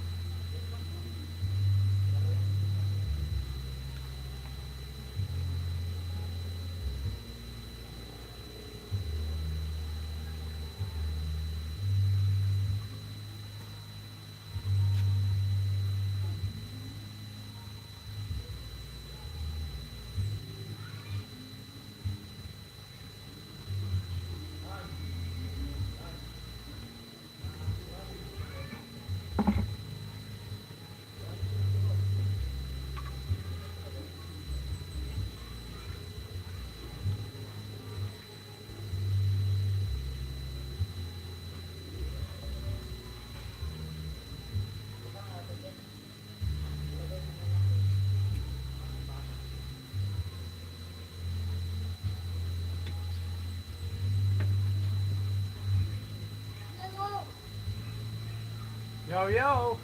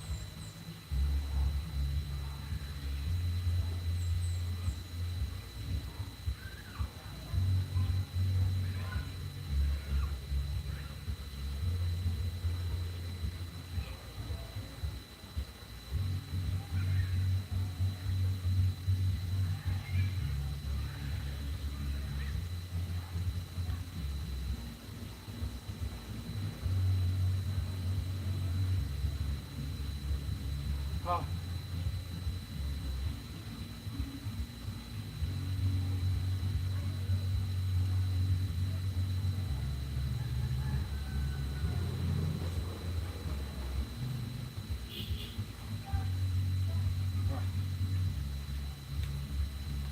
Ah.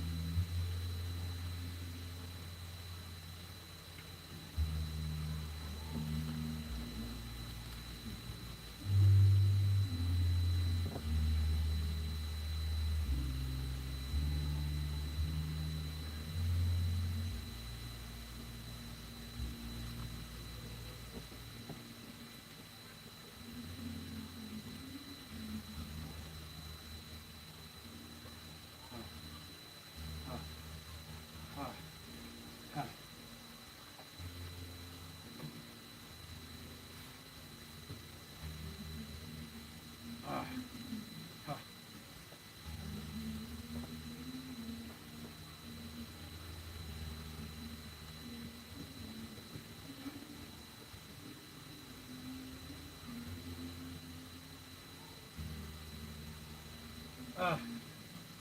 Ah. Ah.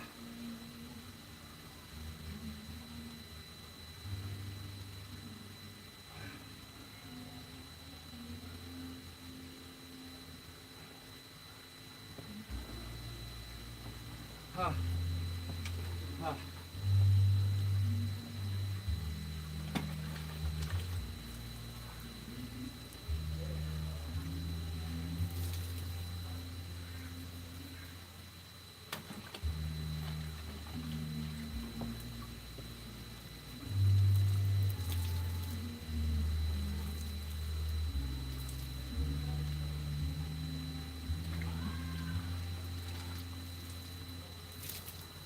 Huh. Huh.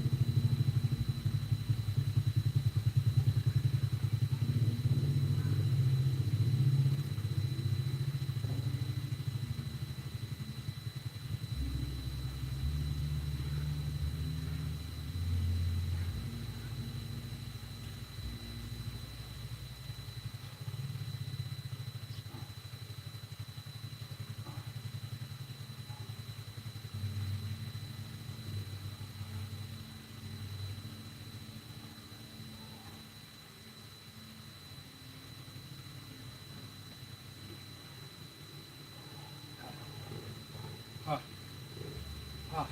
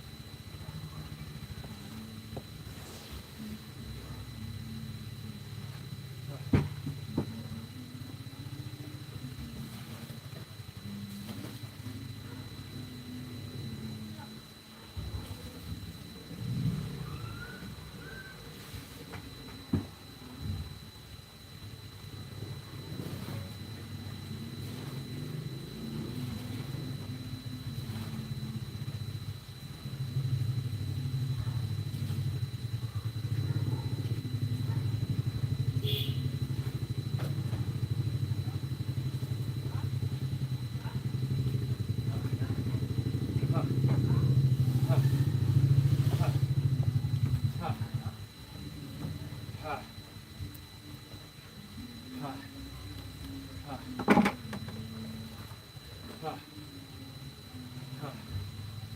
Huh.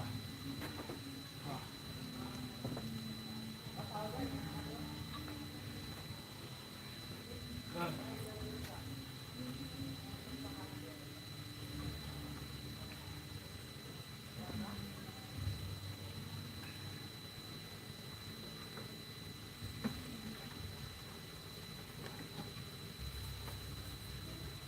Work, Mike. Work. Thank you very much. Salamat. Nice paint. Ugma.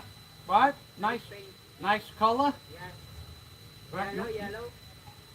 You want me to paint you? No, I don't want. I paint the Your body, lot of paint my body. I'm stealing the paint in the bit. in the dog. Yeah. Okay. Okay. Have a nice afternoon, Christian. Ugh.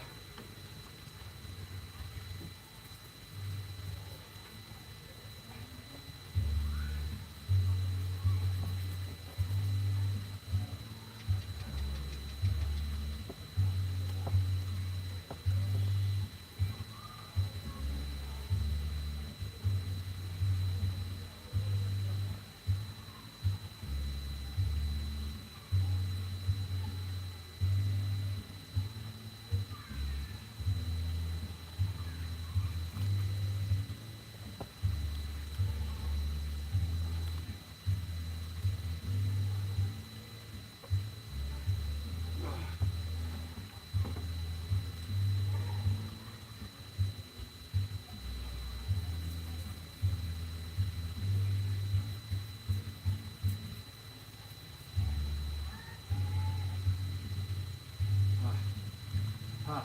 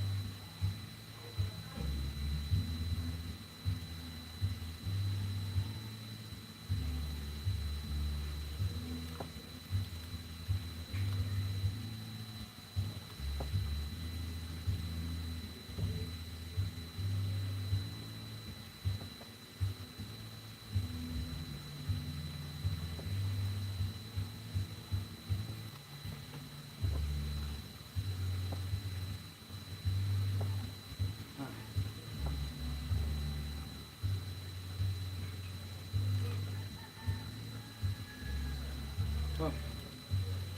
Huh.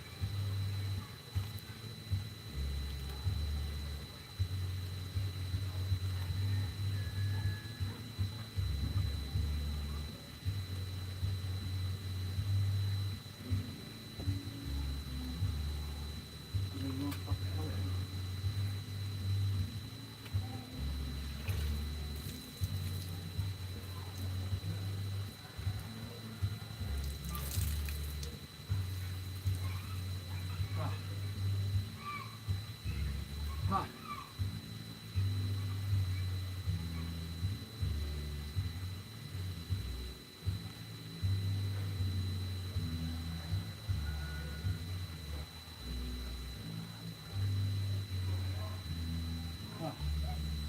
Huh.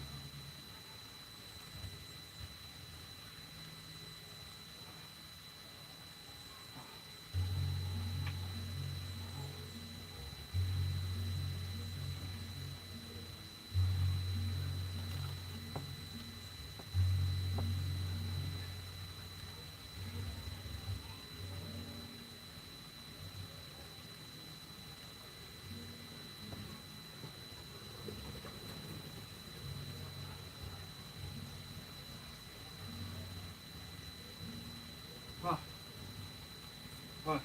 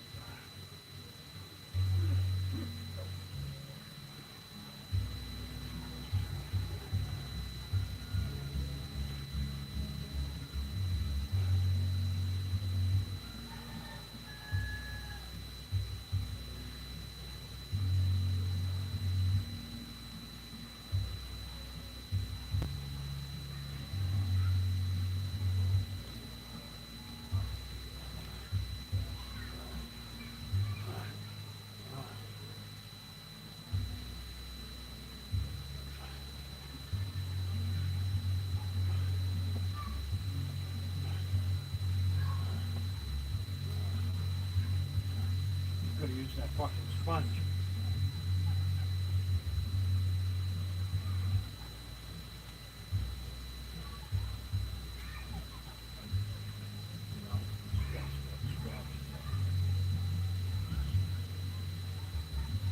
Oh, oh, oh, oh, oh. Oh,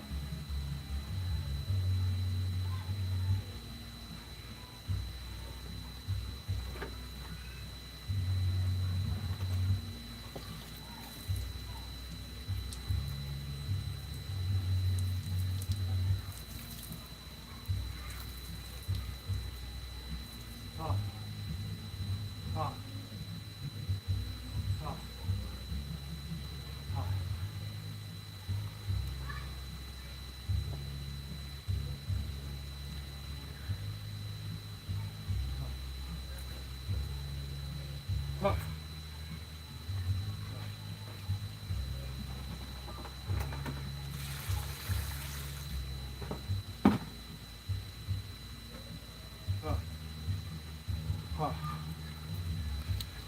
oh.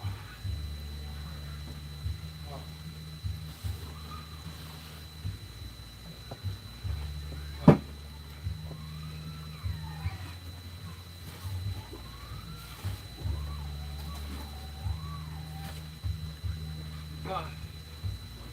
Huh. Huh. Huh. Huh.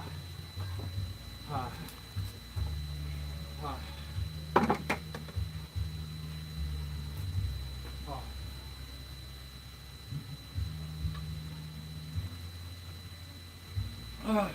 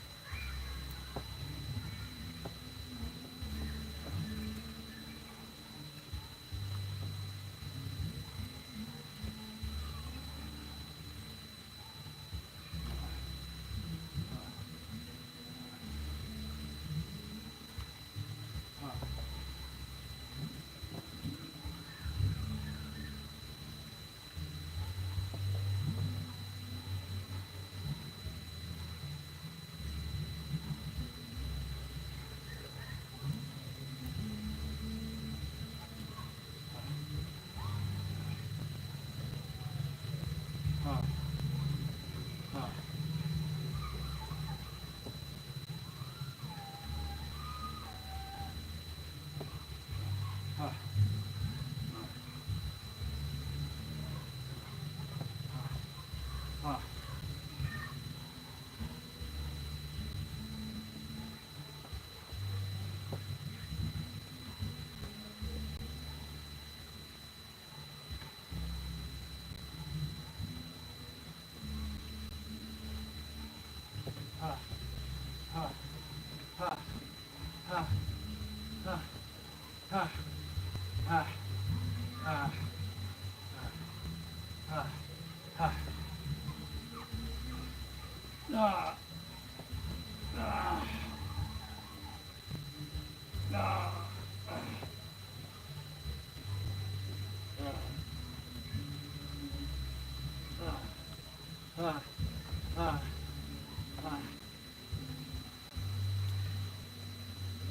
Huh.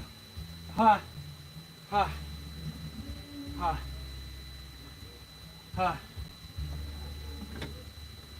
Oh.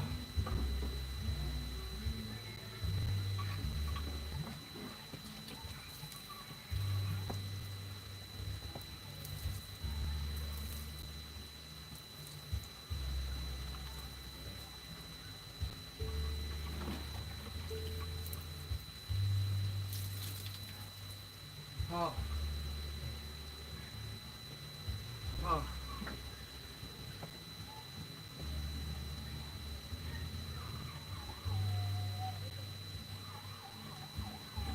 Oh. Oh. Oh.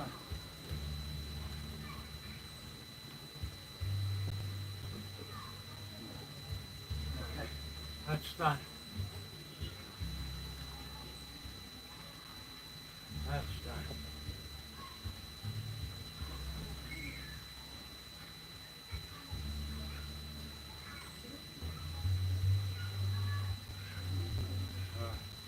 That's done. Now, two more windows. Oh.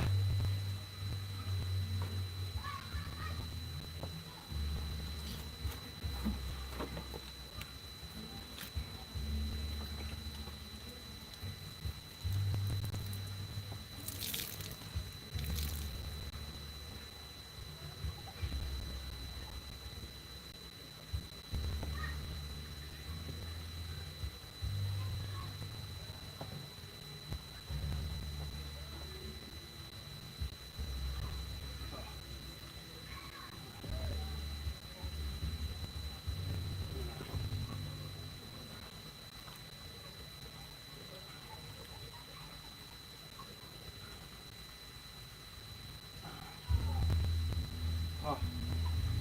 All right. Oh. Oh. Oh.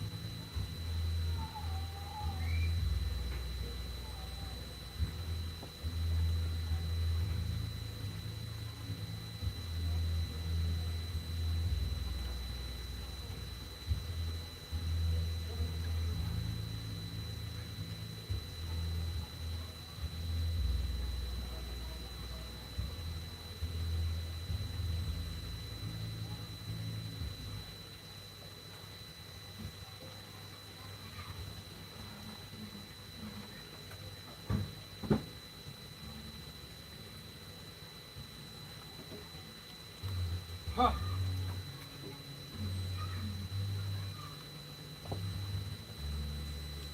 Huh. Ah. Ah.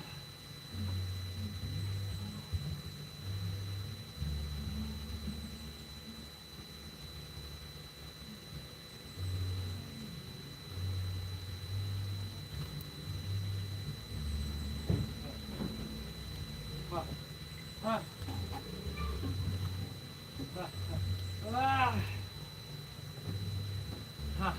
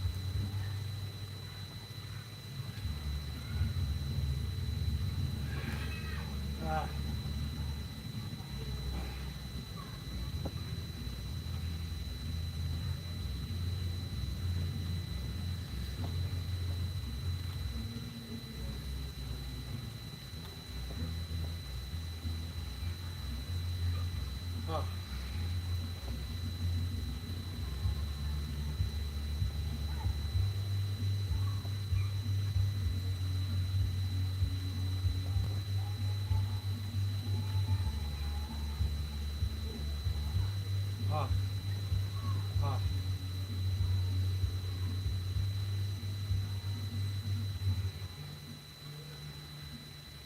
Oh boy. Oh boy. Big holiday. Big holiday. Tomorrow's another day. I gotta mix more paint anyway.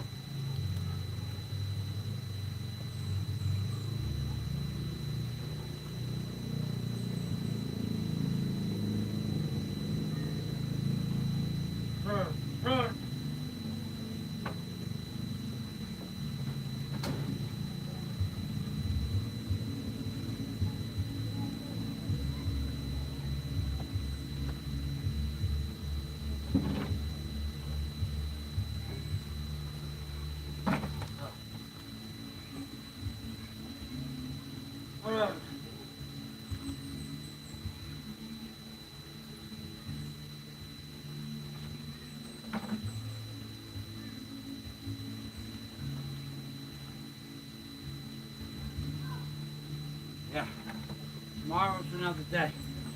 I forgot to paint the back of the seat, but I also have to paint the roof of the cab, and then I want to paint the outside trim. I'm done for today. I'm going to put a little water in the paint, put the cap on it, and then tomorrow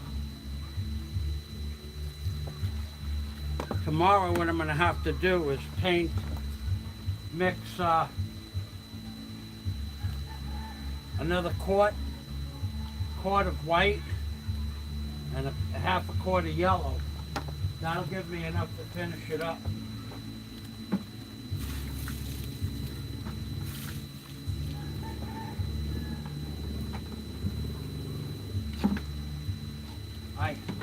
I still have it, maybe 2 quarts I'll mix up, maybe 3 while I'm making a mix. I might mix a whole 2 quarts of white and a quart of yellow, and then that'll give me paint if I want to paint something else on a future day. But right now I'm gonna wash out this bucket, fill up my water buckets, and put the tools away. I'm going to check the comments in about a minute.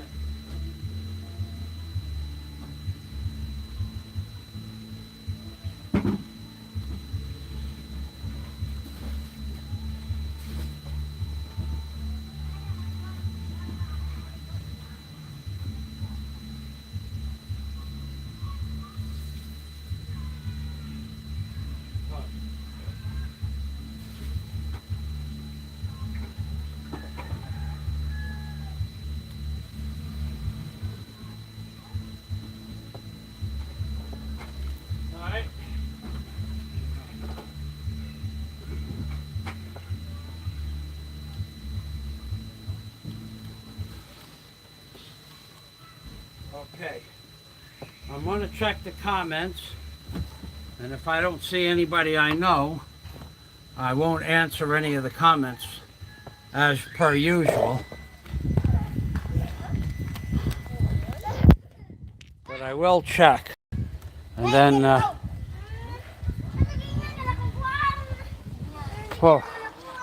oh, macaroni, bending over 1,000 times. Okay, I don't know why, but I don't see any new comments in over an hour. Johnny Adria, it's going well, thank you.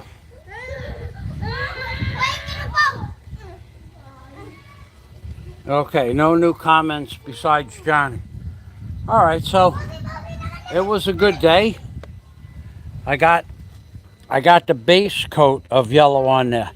Now, I don't know how the floor of the cab was just one giant pocket of rust. Now, I could have done one thing, that I do have a chemical that would mix in with the latex paint called Acryl 60. I talked about it before. But that stuff that I have that's called Acryl 60, I have 1 gallon and 1 quart. It's in pesos, I think it's 3,000 pesos per gallon and 1,500 pesos per quart. Now, if I would have used it on this project here, I wouldn't have it for something that I absolutely need it on in the future. I don't care about the floor of the cab if it rusts again. If it lasts 3 years, it's okay for me. If it lasts 1 year, it's okay for me. I don't care about the floor of the cab. What I did care about was around the window perimeter, and I got that pretty good. And you know, that oil-based paint that I used last time, 4 years ago, the rust was bleeding through it. So even though I put 2 coats on, from the sun, it was bleeding, the rust was bleeding through, and where it didn't butt right up against the rubber for the rubber gasket for the window, it was rusting. It was starting to get a little snotty in there. And it's easier to keep it painted and not rusted than to try to fix a rusty square tubing around the window. Although there is some of that, there's nothing I could do about it. Not a damn thing I could do about that. So I brightened it up a little bit, and I got the parts that were, now the parts that above the floor that were dry, completely dry, the paint is going to stick to that and certainly protect it from rusting. The floor that was a little bit wet because the sun just didn't beat the water out of it properly, I could see some rust spots bleeding through, but when that dries, in theory, that paint, where the rust bleeds out, the paint will bleed into the porosity of the rust. Now, and I don't care one way or the other. So tomorrow, I got the hard part done. Tomorrow I'll do the outside of the windows of the cab. I'll do a little bit of a neater job, though. And I'll do the roof, behind the seat, and the outside of the front window, and the outside of the door. And then that'll be, that's the most important part. Okay, now. I don't see anybody. I don't see anybody else commenting. That's good. So,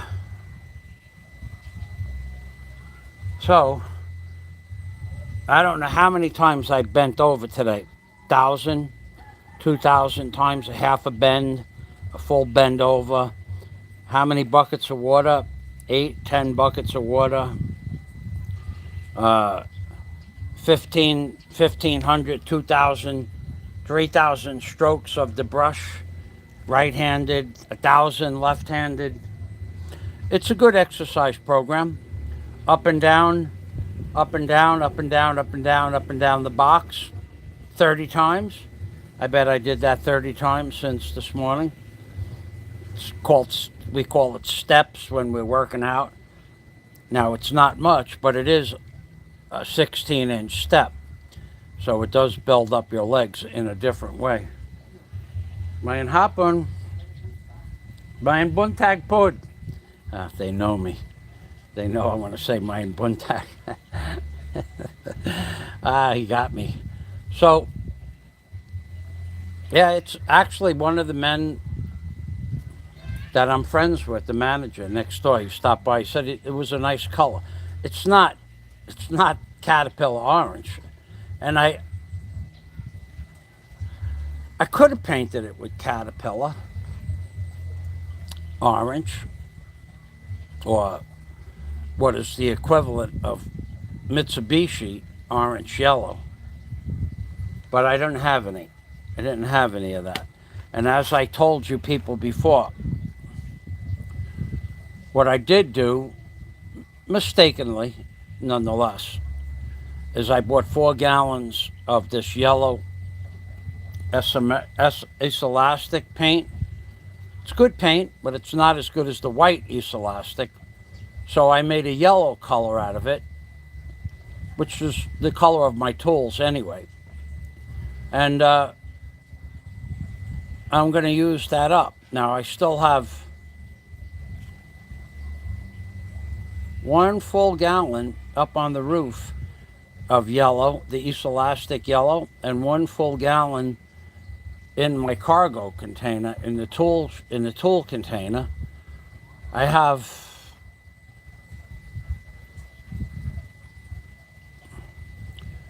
2 gallons of the proper good Elastic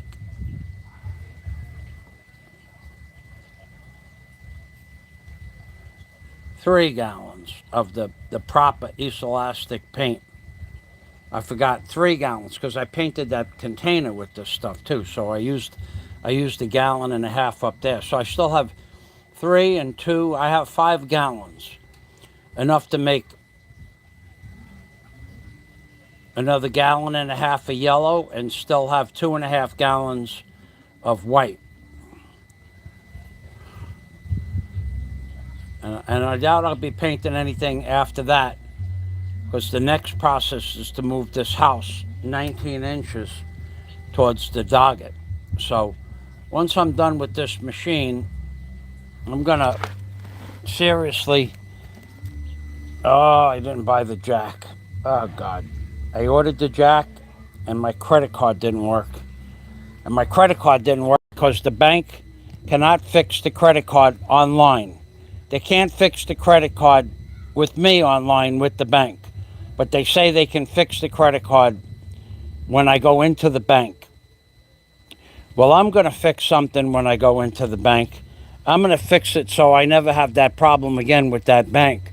I told you last week I called them 177 times, and they answered the phone twice. Yellow. Yeah, yellow. I called the bank 177 times last week, and they answered the phone twice. So I'm going to fix the bank so that never happens again. They're not going to like it, and it's going to be a burden on me to go start another bank account. But 177 times to call a bank, and they only answer the phone twice during business hours between 9 o'clock and 2 o'clock. Really? I don't need to do business with a bank like that. And then 2 hours on the phone with 2 managers, and they still couldn't fix the problem when they did answer the phone. So I had 4 hours of just redialing and speed dialing, and 2 hours on the phone with the managers, and they didn't fix the problem. I don't need to do business with a bank like that. So I didn't order the jack. So that leaves me the paint store where I bought the yellow. They have 35-ton jacks in the store, on the shelf. And Lazada had the jack for 3,500 pesos, $70, and 2,200 pesos for shipping. So that's 5,700 pesos. That's $114 for a jack. You like? Yeah. You have a. Right, Mike? Do you have an automobile? I will paint that next. No, thanks. Well, what's up by end? Yeah, that's $107 for a 50-ton jack. I do believe the paint store has 35-ton jacks for $80, and that's all I need is a 35-ton jack. So I'll have to put it down on the list. I'll just get 2 of those. One. I have a 5-ton. I have a 2-ton. I'll have a 35-ton. I have 2 jack stands. And I have that lumber right there, headed with all that lumber in the pile of lumber there. That's the lumber to raise the house and to move the house forward. Theoretically, and I have a 20-ton jack. A 10-ton jack that won't lift up 10 tons, but I think it'll lift up a portion of the house. I'm sure it will do. Yeah, so I have 4 jacks, one for each corner. So I need to buy one more jack. I'll get a 35-ton jack, and then I'll have a jack for each corner of the house. And I just got to get that lumber under the... And I'm also going to raise the house up about 8 or 9 inches so I get a better view of the dogget. Plus, I want to use under the house for storage. Right now, you cannot use the house for storage. It was never meant to have storage under the house because it's dropped differently. I had a different plan for this house, but that didn't work out. So I think I'll raise the house 9 inches or 8 inches higher than it is now, and that'll give me 18 inches of storage space under the house.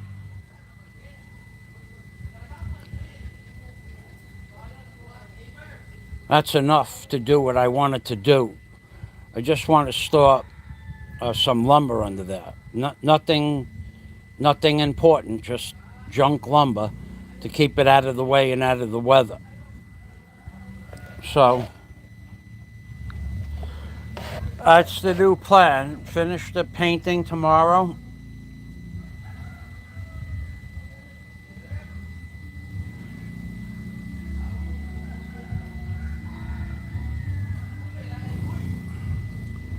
Empty out the weight that's in the house that's not necessary. I have 4 bottles of water, a couple of gallons of fluid products. That's 5 gallons of water. That's 40, 160, 192.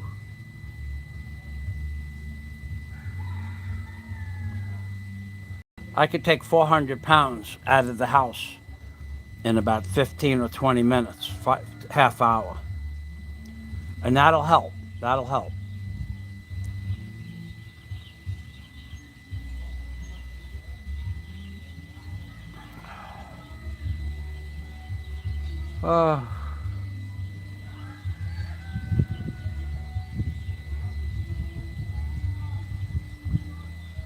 Wow, normally at this time of the year, I'm getting ready to go scuba diving. Making my plan for my birthday. Ain't gonna happen this year. Well, it could happen this year. Last year, I was reduced to diving off Alona Beach. It was like, I guess you could consider it slum diving. The reef was dead. There were no fish, no turtles. All the coral was dead. There were some tube worms coming out of the ground. And those things will live in anything. They'll live in sewerage. Basically, they were living in sewerage. There was one frogfish, F-R-O-G, frogfish, and I would have missed that if the dive master didn't point it out. Somehow, my glasses disappeared off the boat when I wasn't paying attention. Somehow my glasses disappeared, my $15 reader glasses.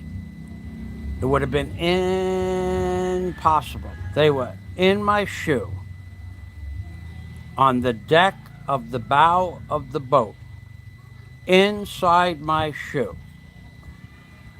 And when I went to look for them, after I was making a video of something off the back of the boat, I didn't look for the glasses right away.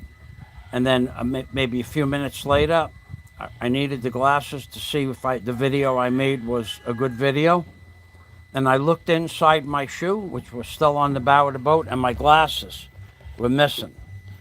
Now, let me tell you a little story about that. Now, I know one of those two people on that dive boat stole my glasses. I am sure of it. Because my shoes were on the deck of the boat. Around my shoes were the two fins, one on each side. On top of the front of my shoes was my mask and snorkel. And then in my shoes was my glasses and a pouch that I had with money in the pouch. But I only had enough money to pay for the trip. I had like it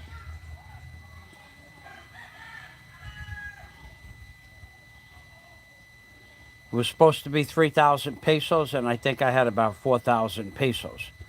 That was still there. But the glasses, they were missing. So I said to the dive master, "Where did you put my glasses?" "We didn't touch your glasses." So I didn't ask you if you touched them. I said, "Where did you put them?" Something similar to that. Not so nice, though. Because I knew they took the glasses. I mean, it's not rocket science. They were in the shoe with stuff on top of the shoes. So they said, well, maybe they blew off. Blew off where? They were inside the shoe. They opened up, then they blew off out of the shoe, then they blew off the deck, in the boat, and then out of the boat. And you know what they did? We were on our way into shore. Now, where the glasses were where we were diving in, about 40 feet of water, where I put the glasses in the shoe. When we got to shore, this was the scam they were running. When we got to shore, which was 200 feet away from where we were diving, and 200 feet away from where the glasses were, last seen, they jumped out of the boat and they started looking at the mud in about 18 inches of water. I said, "What are you doing?" And they said, "Well, maybe the glasses, maybe they drifted into shore." Man, was I pissed. I said, "No, they didn't drift into shore. They don't float, number one.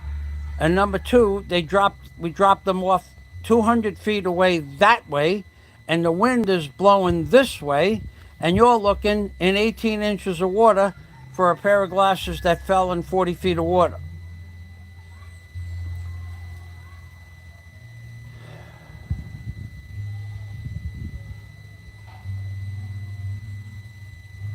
I ended up giving them, instead of giving them, well,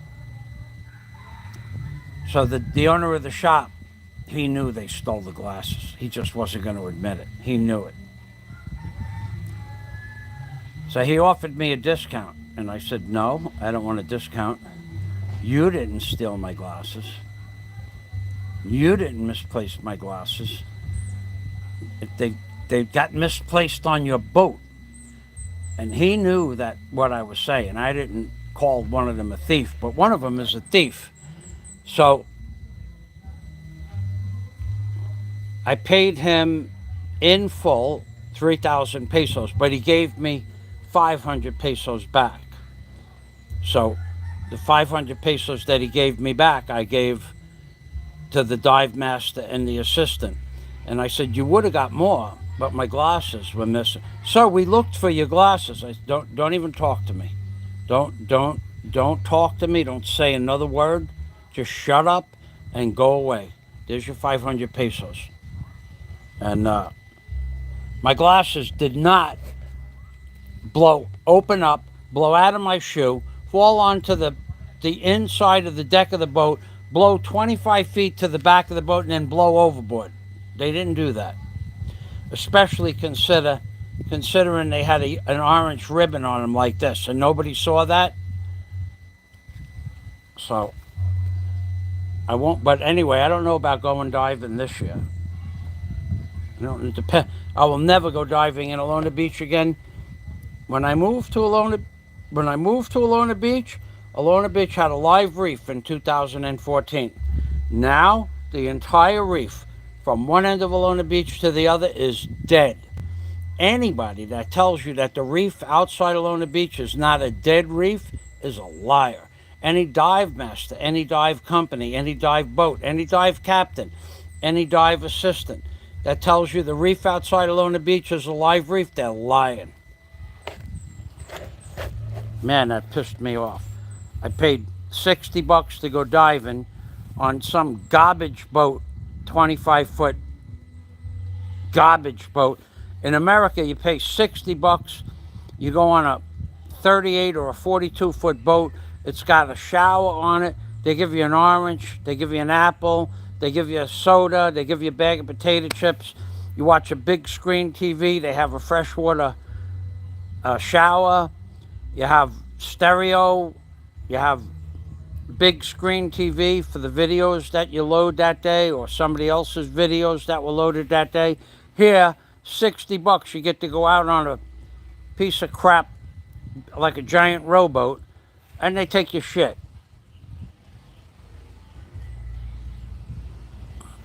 That pissed me off.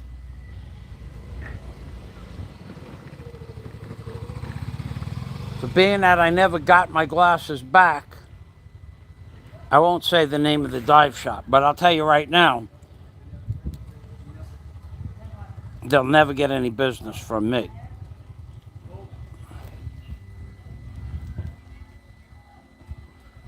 I'll never go back, and I'll never recommend it. Brian, main buntag, main hapon.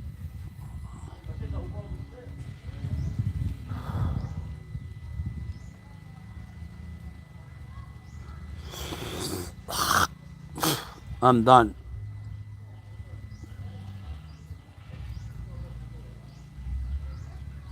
Let me put this stuff away. You can watch or not. Put my tools away. Put the air hose away. Put the blower away. Put the boxes back. Put the cover on the paint. Put the extension cord away. Oh. Oh.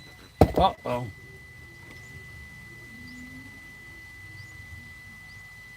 Uh-oh. Whew. I almost thought I made a big mistake.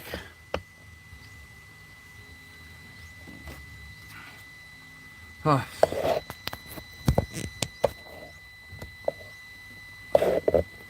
Okay. I'm going to put some stuff inside the cab.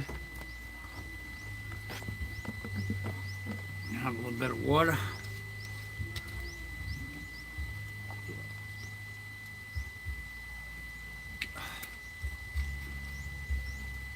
Huh. Put the tools away. Yeah, baby. Huh. Oh, boy.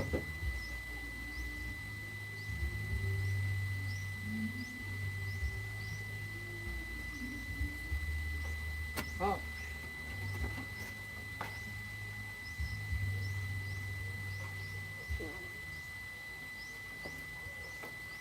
Huh.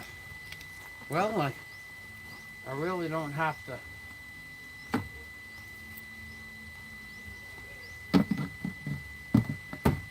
get too technical with this.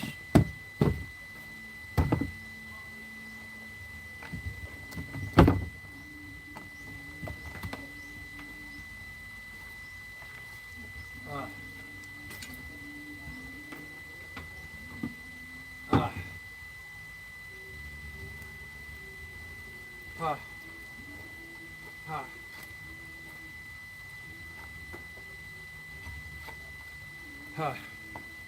Huh. Huh.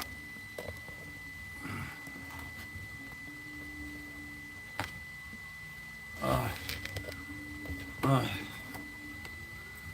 Whew. Huh.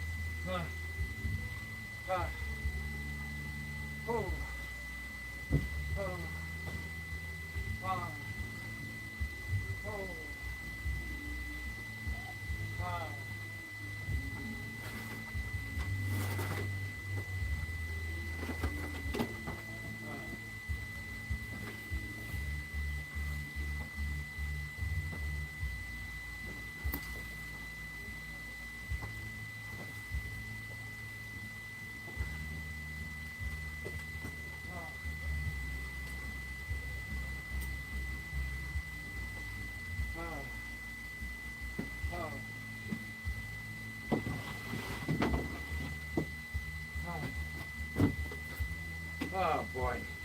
How many times can you trip on the same damn thing?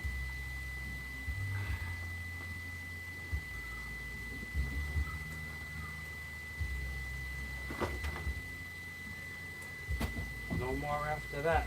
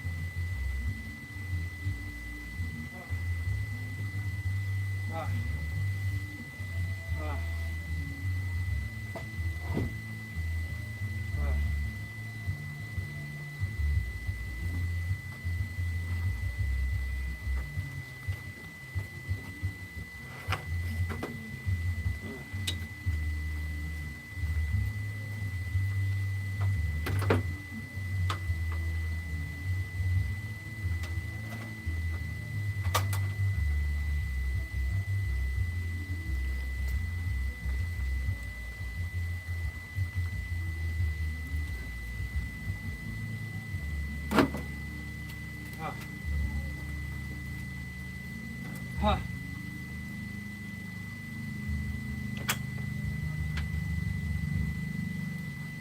Ah!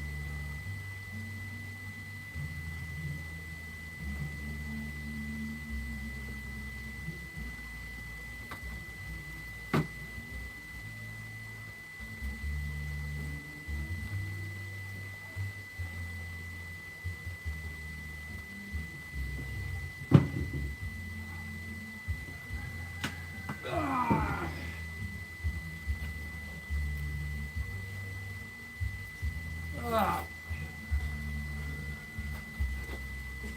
Ah. Ah.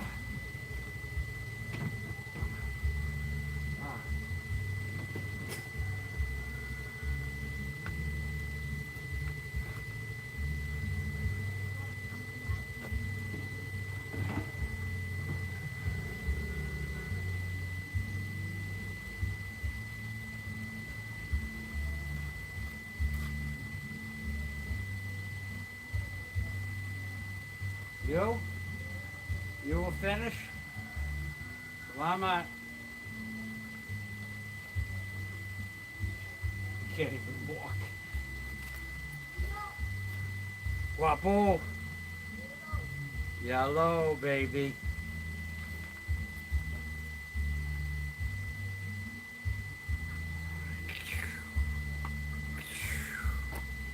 Salamat. Okay, I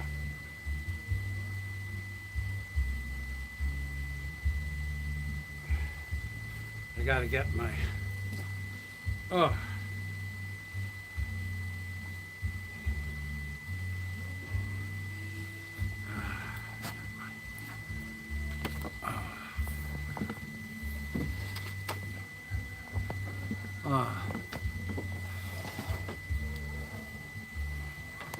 Oh.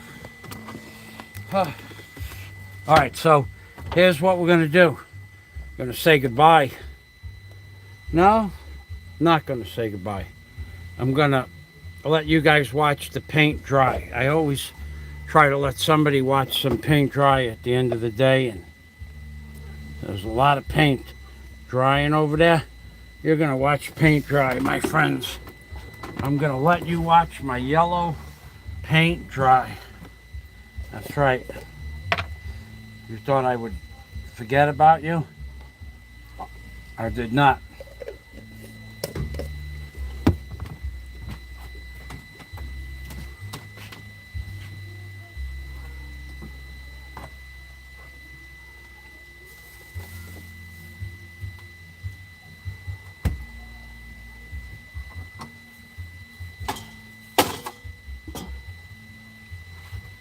I did not forget about you.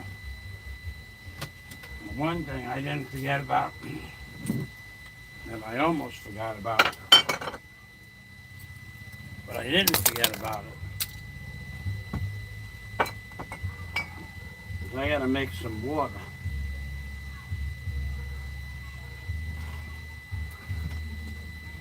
Gotta make a little bit of water. Otherwise I won't have water later.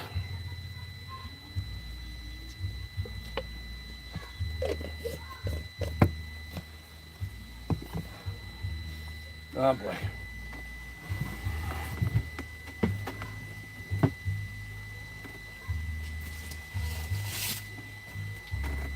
Mm. Mm. Mm.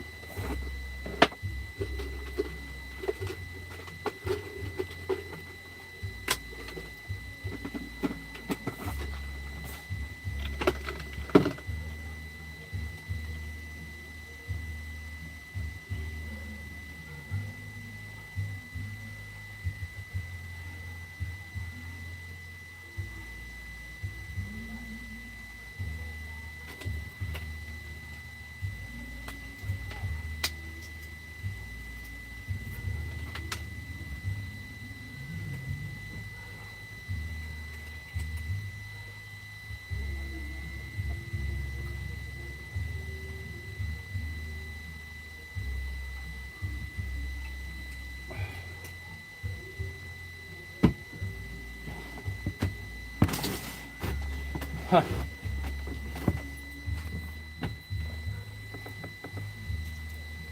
I got a story to tell you guys tomorrow about Alibaba.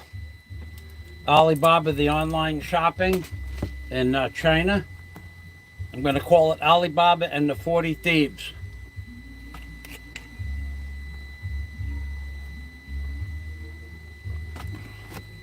Because that's what they are.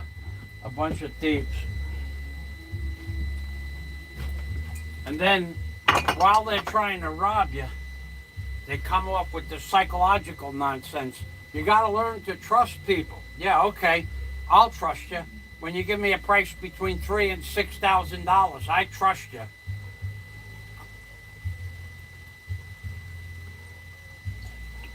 The price will either be $3,000, but it could be $6,000. Could it be more? Yes, it could be more, but we don't think it'll be more than $6,000. I said, well, originally you told me $3,000. Yes, sir, we made a mistake. So I canceled a $3,000 order. I just put cancel the order. And now, Alibaba just sent me a message. Sir Michael. All of a sudden, now I'm Sir Michael. Maybe we could ship it a different way. Oh, wait a minute. So your first order was $3,000 or $6,000. But now, maybe you could ship it a different way to get the price down. Why didn't you give me that way in the beginning? Would be the next logical question, right? So we're going to go over. I'll have to send that lady back. She's been very nice. Well, she's very nice because she's making a lot of money for about a half hour's work. So I'll have to go send her a message. And what magical way can you ship it that changes it from 3,000 to 6,000 back down to something normal? Why didn't you give me the normal, logical, magical way in the first place?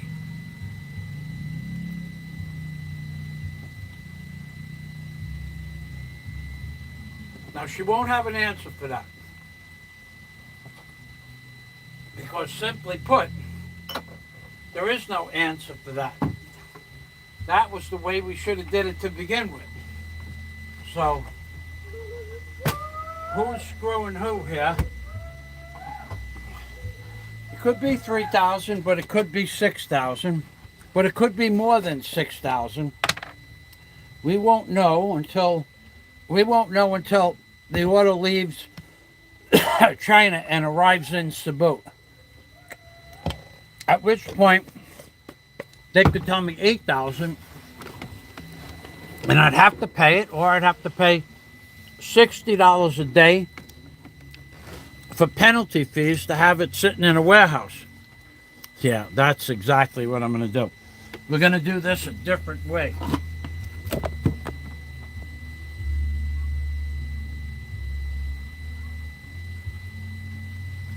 right, you watch the paint dry.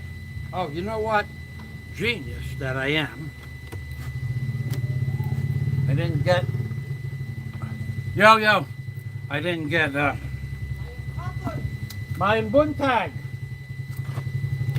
I didn't get my pants.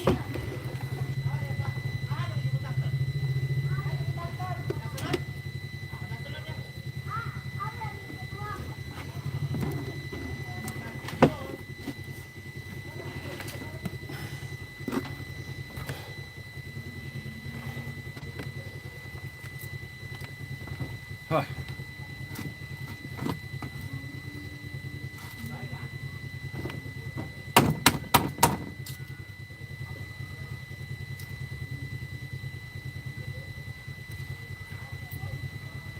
Huh.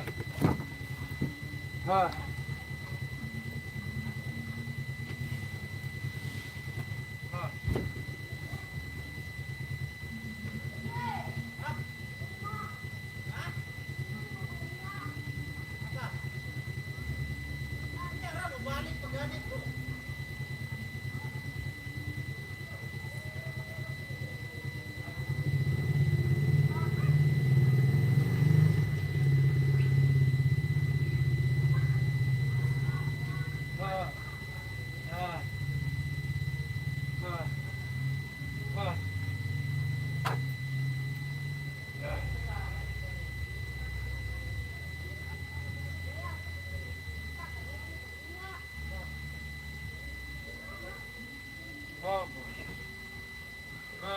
Oh, that feels good.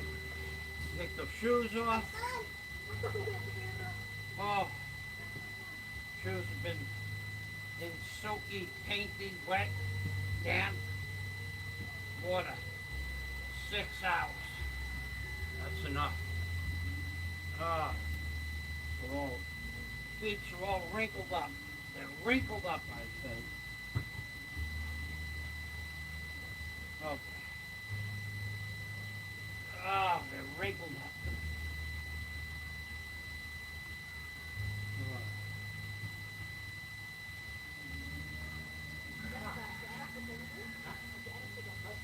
Oh.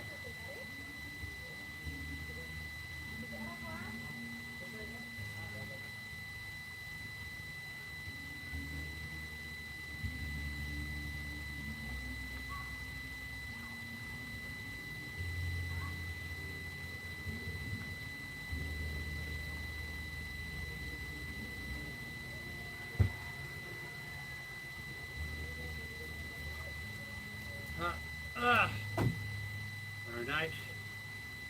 Very nice. Ah. Ah. Ah. Ah.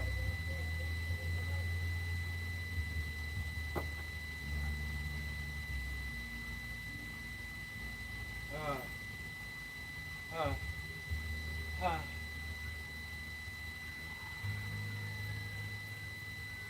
Ah.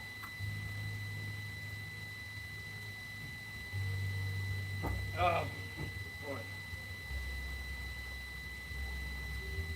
Uh, uh,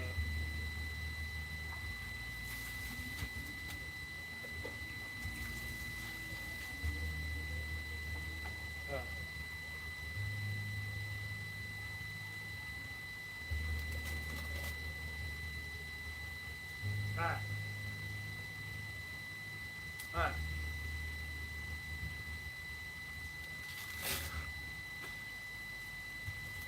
Ah. Ah.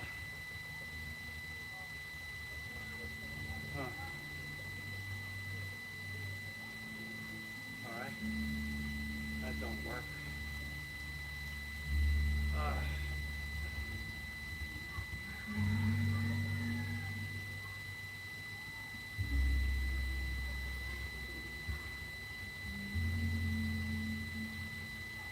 Ah.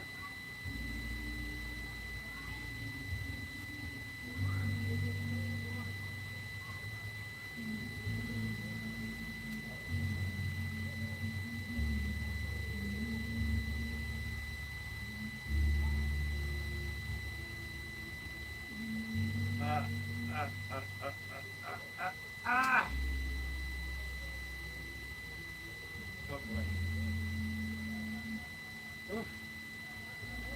Oh,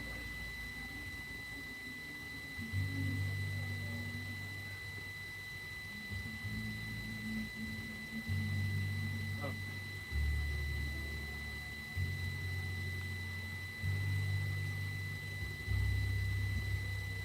Ah. Ah. Ah. Ah.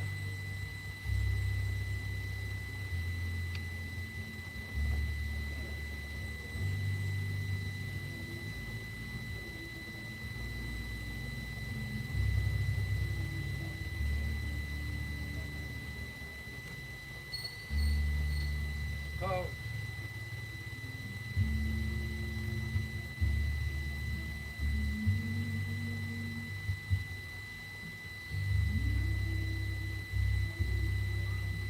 Ah. Ah. Ah. Ah.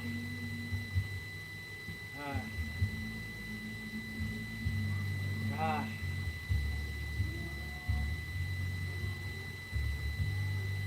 Ah. Ah. Ah. Oh. Ah.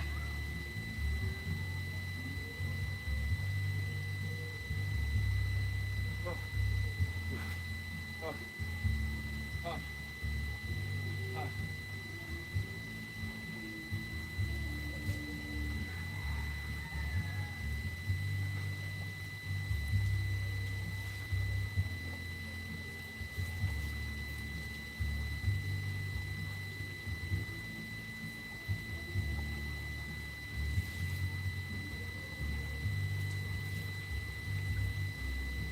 Yeah.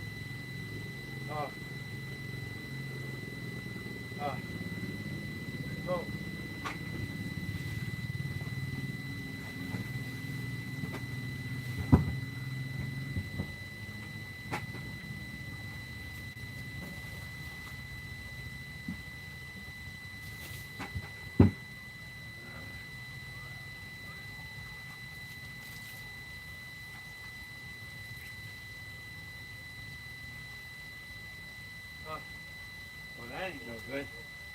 That ain't no good at all.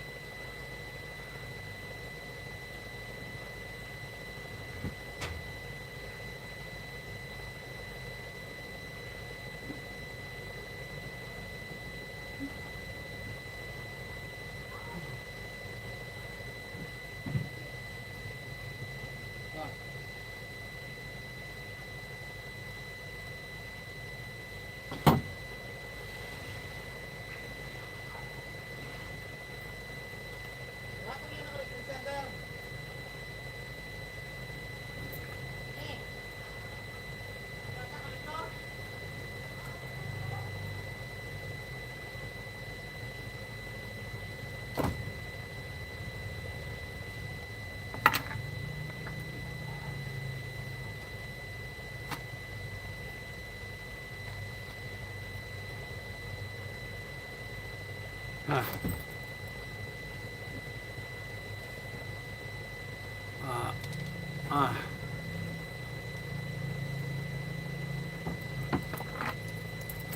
Uh. Uh.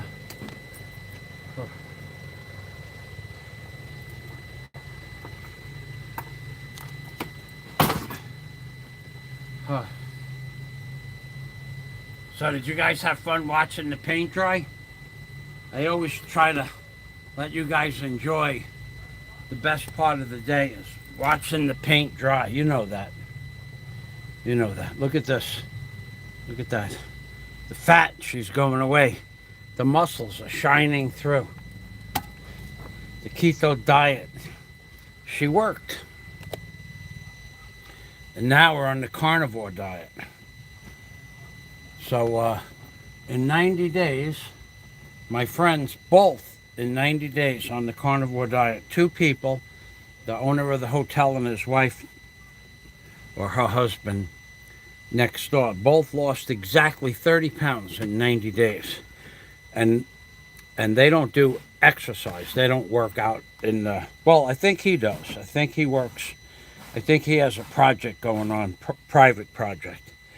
But, and she's a hard-working lady. She's always moving around, but I'm talking about physical, actual physical work. I'm not sure if they do that. So they lost 30 pounds in 90 days. So 90 days from now will be Christmas. So if I could go down 30 pounds between now and Christmas, I'd be very happy. I'd be very happy if I could get to sit down right now and put the light on and shut the door, take a nap. I did not take a nap today. There was no time for a nap. No time for a nap. Okay, so what I'm going to do is I am going to prepare my eggs for the keto, for the carnivore diet. I'm going to prepare those eggs right now. And in the form of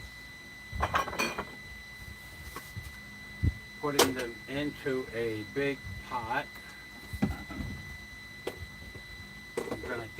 I'm going to use up the rest of the eggs that I have here, except for 2 for breakfast. Okay, so I have, oh, I don't have that many. I have 2, 4, 6, 8. Okay, so I don't need this big pot. Although I could use it.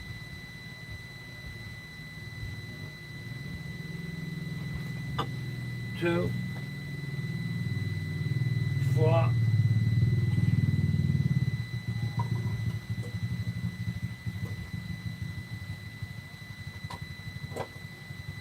6,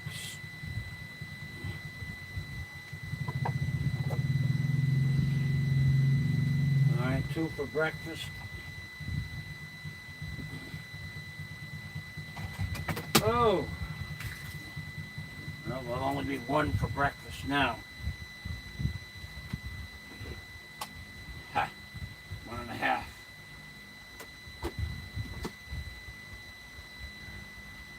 We gotta clean that right up. Man.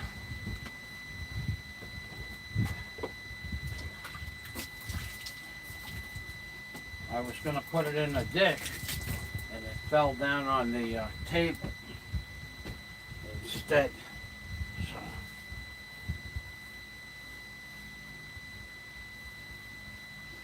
All right. So we'll have 1.5 eggs for breakfast.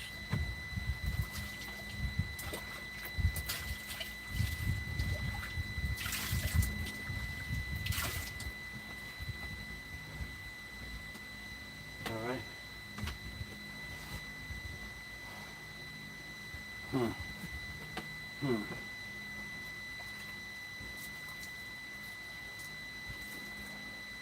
All right, I'm going to check my I have messages on possibly coming in on Skype about something, an event.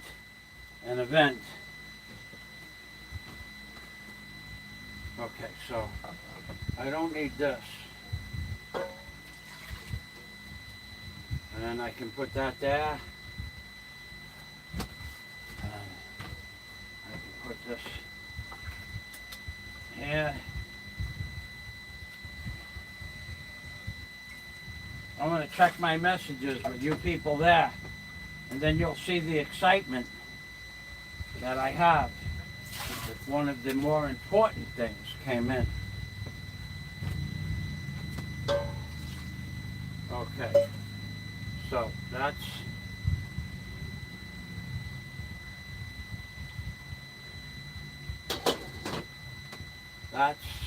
done, and this is done. Oh.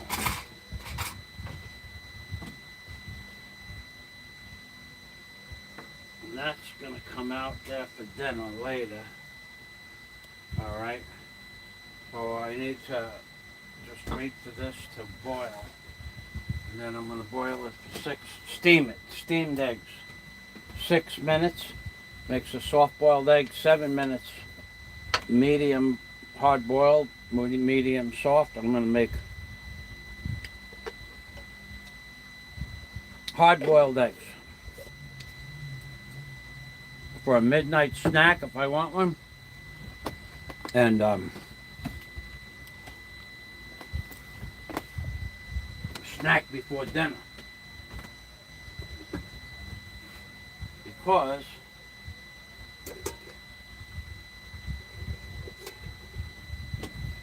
I'm gonna want a snack before dinner. I didn't have anything since 7 or 8 o'clock this morning. Huh. Okay, so nobody's watching. Oh my God, I feel all alone. Not that I care. Thank you, YouTube. You've been very, very good to me.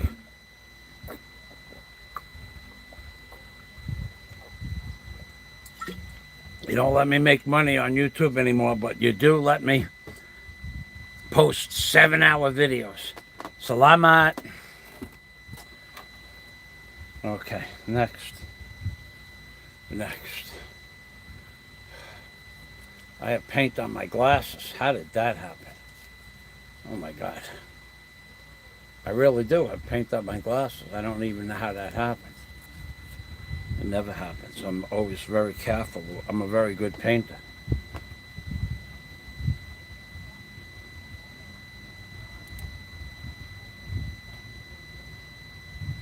I have good news.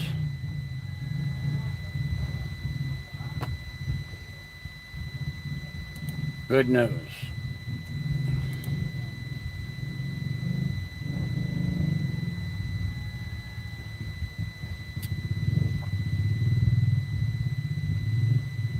Oh boy. 5 o'clock is upon us. Let me check my my Skype and my mail.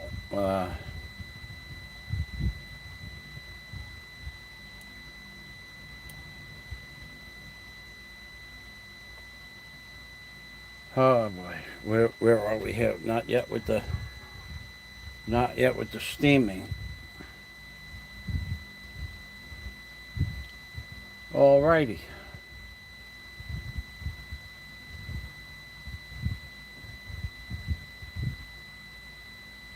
No personal messages. Oh, wait.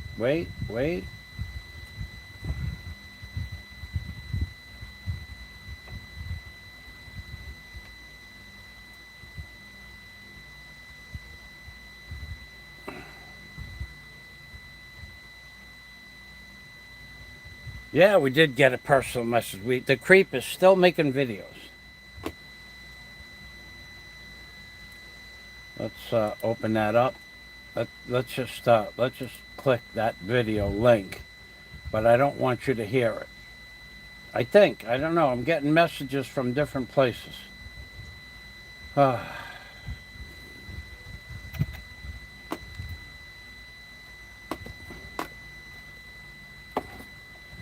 All right.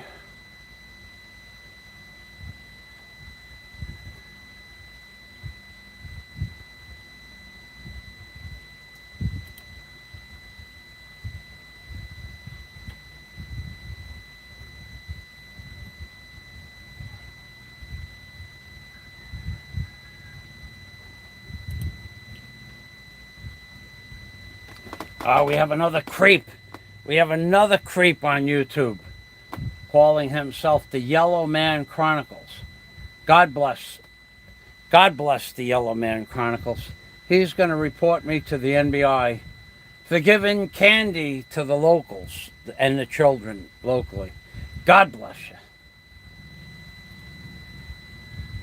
Sneaking on a different channel, hiding from your not wife.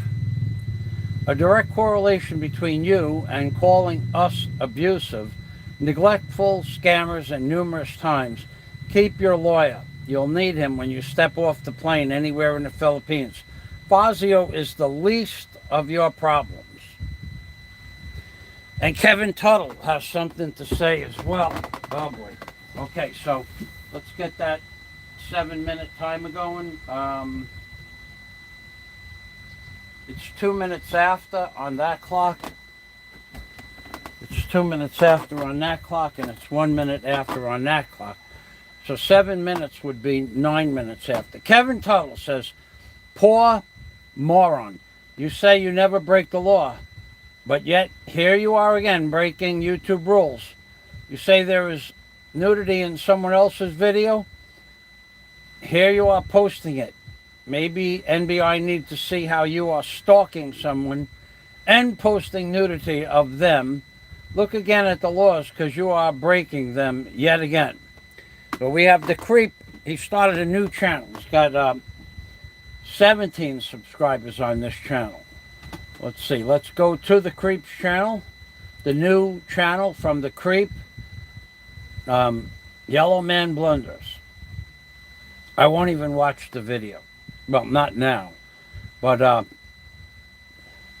he can't get it through his head that the NBI, the police, and the local authorities gave me permission to give candy to anybody anytime I want, at any time of the day. None of them have ever been in my yard. They're always on the other side of the fence, and there's always adults around. He just can't get it through his head. So let's see when this channel was started. April 29th. That's the Creep's channel. That's another channel by the Creep. He started 2 or 3 of them on April 29th. He thinks he's making me paranoid. The Creep. What a piece of crap. The Creepy Crapper. Okay, so you can't see.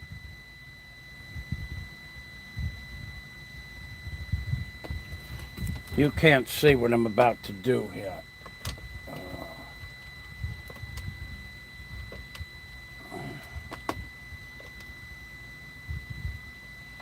No, that's the wrong number. 9.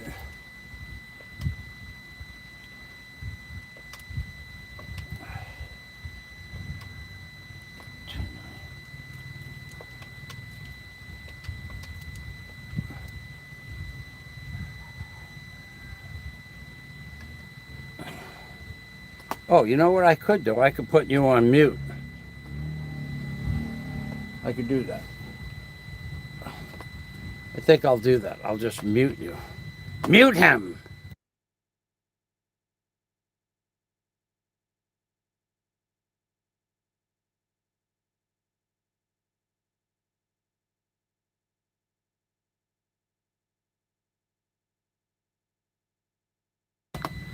The Creep. He's still making videos about me giving candy to the children. I will swear, I will testify, I will depose that I give candy to the children, and I've been giving candy to everybody in the Philippines for 7 years. And not a person ever had a problem with that, except the Creep. Because the Creep is in so much hot water. The Creep is in so deep, he's looking for an out. And his out just doesn't exist. The creep, you're not getting out of this creep. So you came home from probably being reprimanded at a minimum. You came home from being reprimanded by the authorities, and then you come home and you go and try to abuse somebody else. You are one stupid man. If you were this much dumber, you'd be two stupid men. Okay, so 5:05. So I have 3 more minutes. Shut those eggs off. Well, that thing's steaming up a champ. Maybe I better make sure there's enough water in there.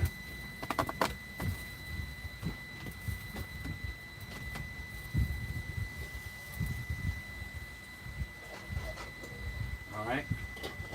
Plenty of water. And then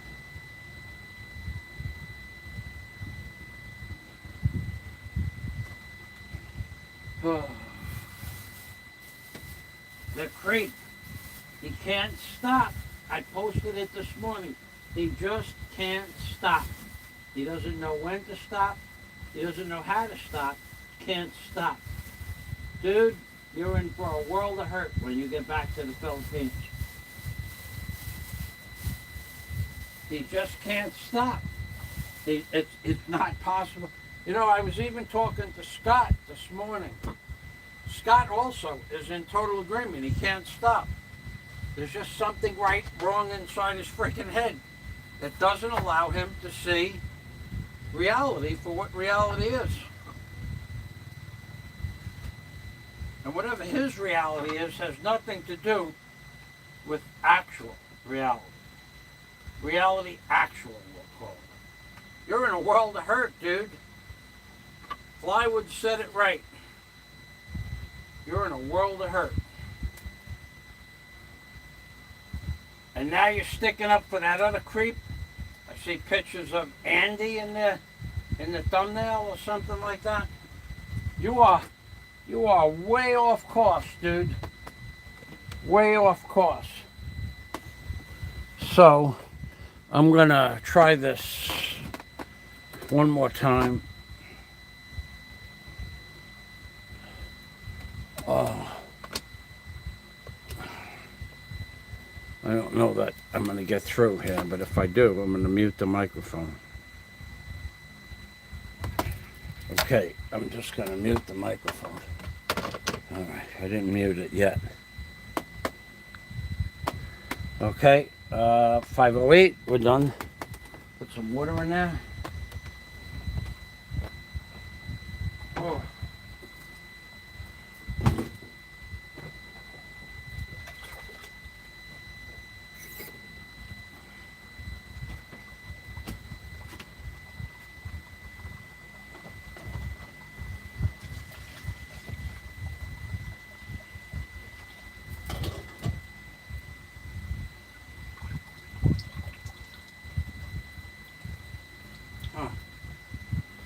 I need the tongs. Where did I put the tongs?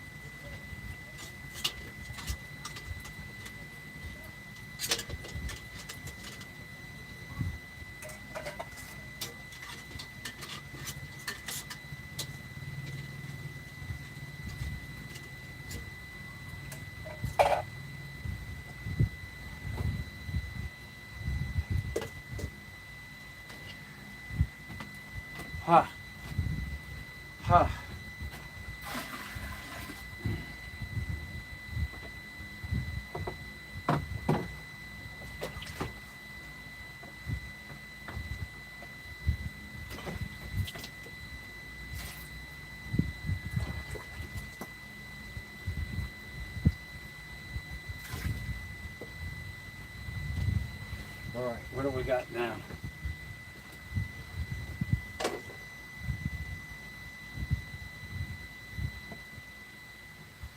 What do we got here?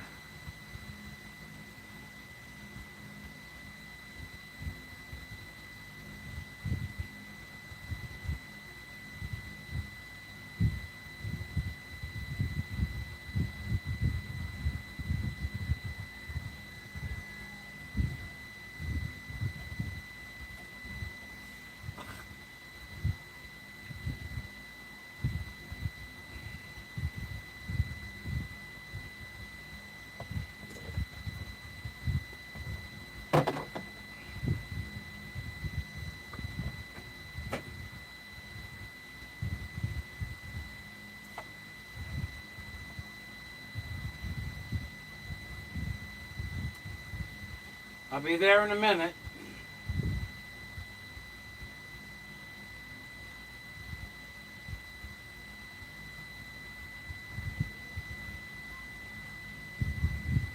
I will be there in a minute.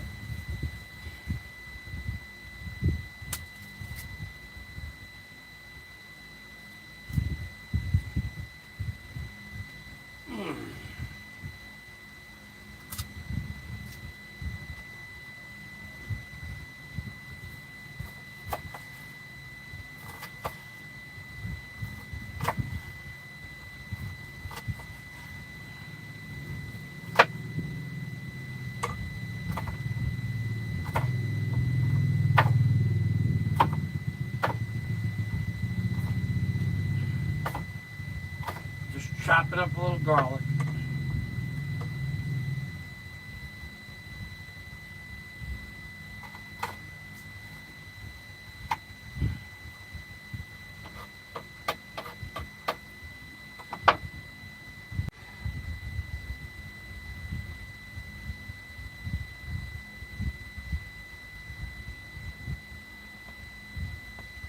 I guess I could fry up the garlic.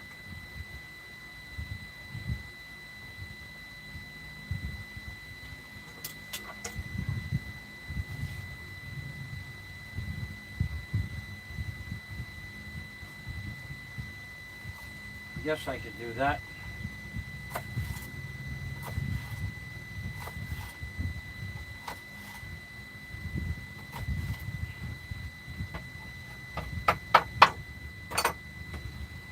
Yeah. I could do that. I did it. Okay. There's no point. That creep. The yellow man. I could watch the video, actually. I could actually watch the video. I could actually watch the video.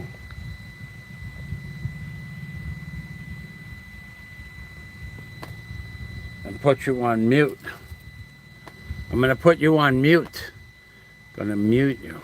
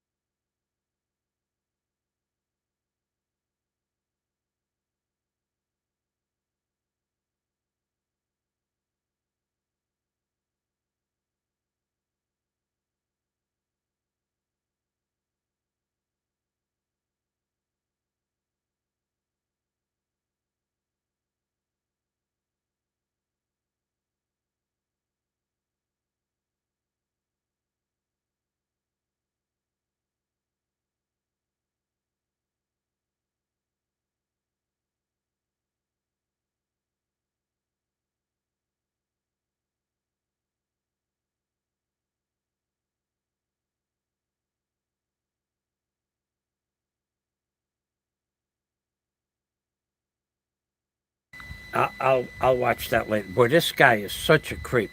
He posted the video of me bending over with my skirt pants on again, and he is such a sick man. If you knew where he just got back from, he's in deep doo-doo. He's really, really, really upset about something that happened today. But I'll let him tell you what happened today. I'll wait until I get the exact facts, or I'll wait until it becomes public record in a few hours.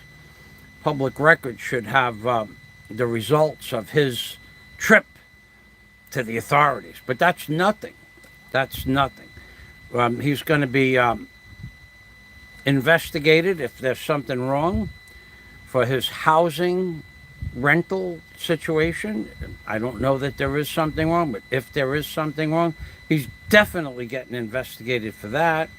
He's definitely getting investigated to see if there's any work done on the house without permits. He's definitely going back to the authorities again for something that he never thought could possibly happen. So he's just taking out his frustrations and his anger and reposting my videos where I bent over and you could see my groin area. Big deal. No one was around except another man that's 47 years old. Me and the guy were working on my property. I had the camera down. This guy is such a low-class, sick, demented little man. Bring it to the authorities. Show it to the NBR. You think they care that I bent over and you could see my groin area accidentally while I was working in my yard behind my fence? Do you think they care? With a man that's 47 years old, you punk. You punk. I can't believe somebody hasn't walked up to you on the street and splayed you open like a coconut. I can't believe someone hasn't done that in your whole life. I just can't believe it. I can't believe that you've gotten away with this crap this long. Now, I don't even live near you, but there are so many people that have such a disgust for you internally. I can't believe it hasn't happened to you. And I know for a fact that's the reason you never leave your house alone. You're afraid to walk outside alone. You won't walk anywhere without a dog or a companion or a tricycle driver because you're a coward. You know how many people dislike you. You know to the level that they dislike you, and you can't get it through your head that you are the most disliked person on the internet, in my opinion, one of them. So that's why you never walk outside alone. You don't go anywhere alone. You don't blog alone. You don't do anything alone because you're afraid of somebody cracking you open. That's what you're afraid of. And you're afraid of it because you post stuff like this day after day after day. But what you should really be afraid of is the fact that you sang the Mushroom Man song to somebody that you should have never sang the song to. That is what you should be afraid of. That is what you should, and I'm serious about that. You are going down for that. There's no doubt. I'm going to put you on mute. All right. Okay, so the telephone number that they gave me in my mail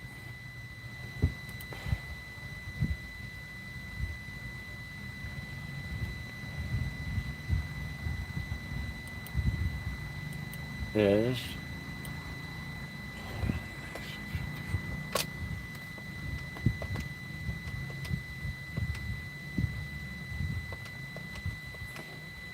okay. I think I'm going to put you on mute now. This is a better number.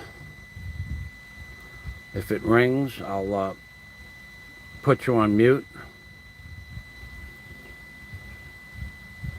Well, I would just love to just spend 25 hours talking about the crappy phone systems we have here in the Philippines. Now, it's 45 seconds and the phone hasn't started ringing yet. Now, sometimes you call up a cell number and it takes 3 minutes. You have to wait before it starts ringing.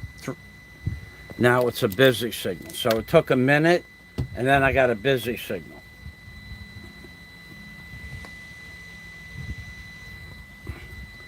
So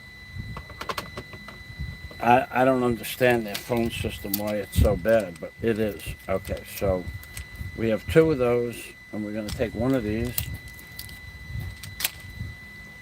Yeah, that's what you should be worried about. The next time you go to court, that day, that's going to be an expensive day.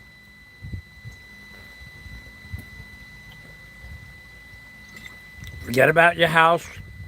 Forget about your permits. The next time you go to court, you're gonna need assistance. That's the day that it all begins. That's what I think.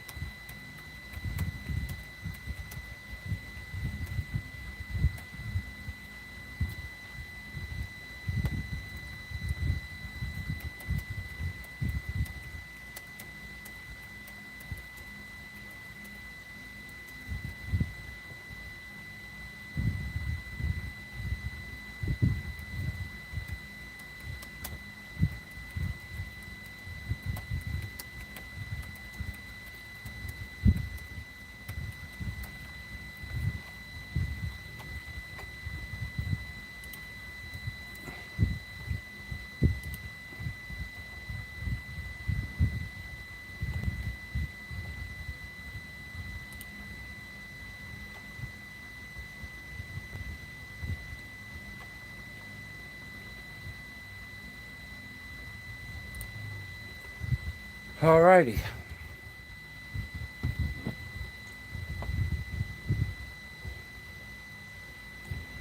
Now I really don't feel like cooking just yet. I am tired from. Well, I didn't really use. Well, I did. I used a lot of energy climbing up and down the boxes. I guess I did up and down the boxes 30 times, close to that, somewhere plus or minus a few. Bending over, using muscles that the muscles that you use when you're bending over a damn sink, brushing your teeth, those weird muscles in your lower back. I feel those. About 2,000 times I would stroke up and down or sideways with the brush with the right hand, and probably close to 1,000 with the left hand. Picking up the buckets of water, carrying the water over. I don't know, probably five buckets, 300 pounds of water. But carrying it at least 15 feet from the water to the machine and then up on the machine. Several thousand times, a couple of thousand times to wash the windows, because I could have used an abrasive sponge, like a Scotch cloth, but you don't notice.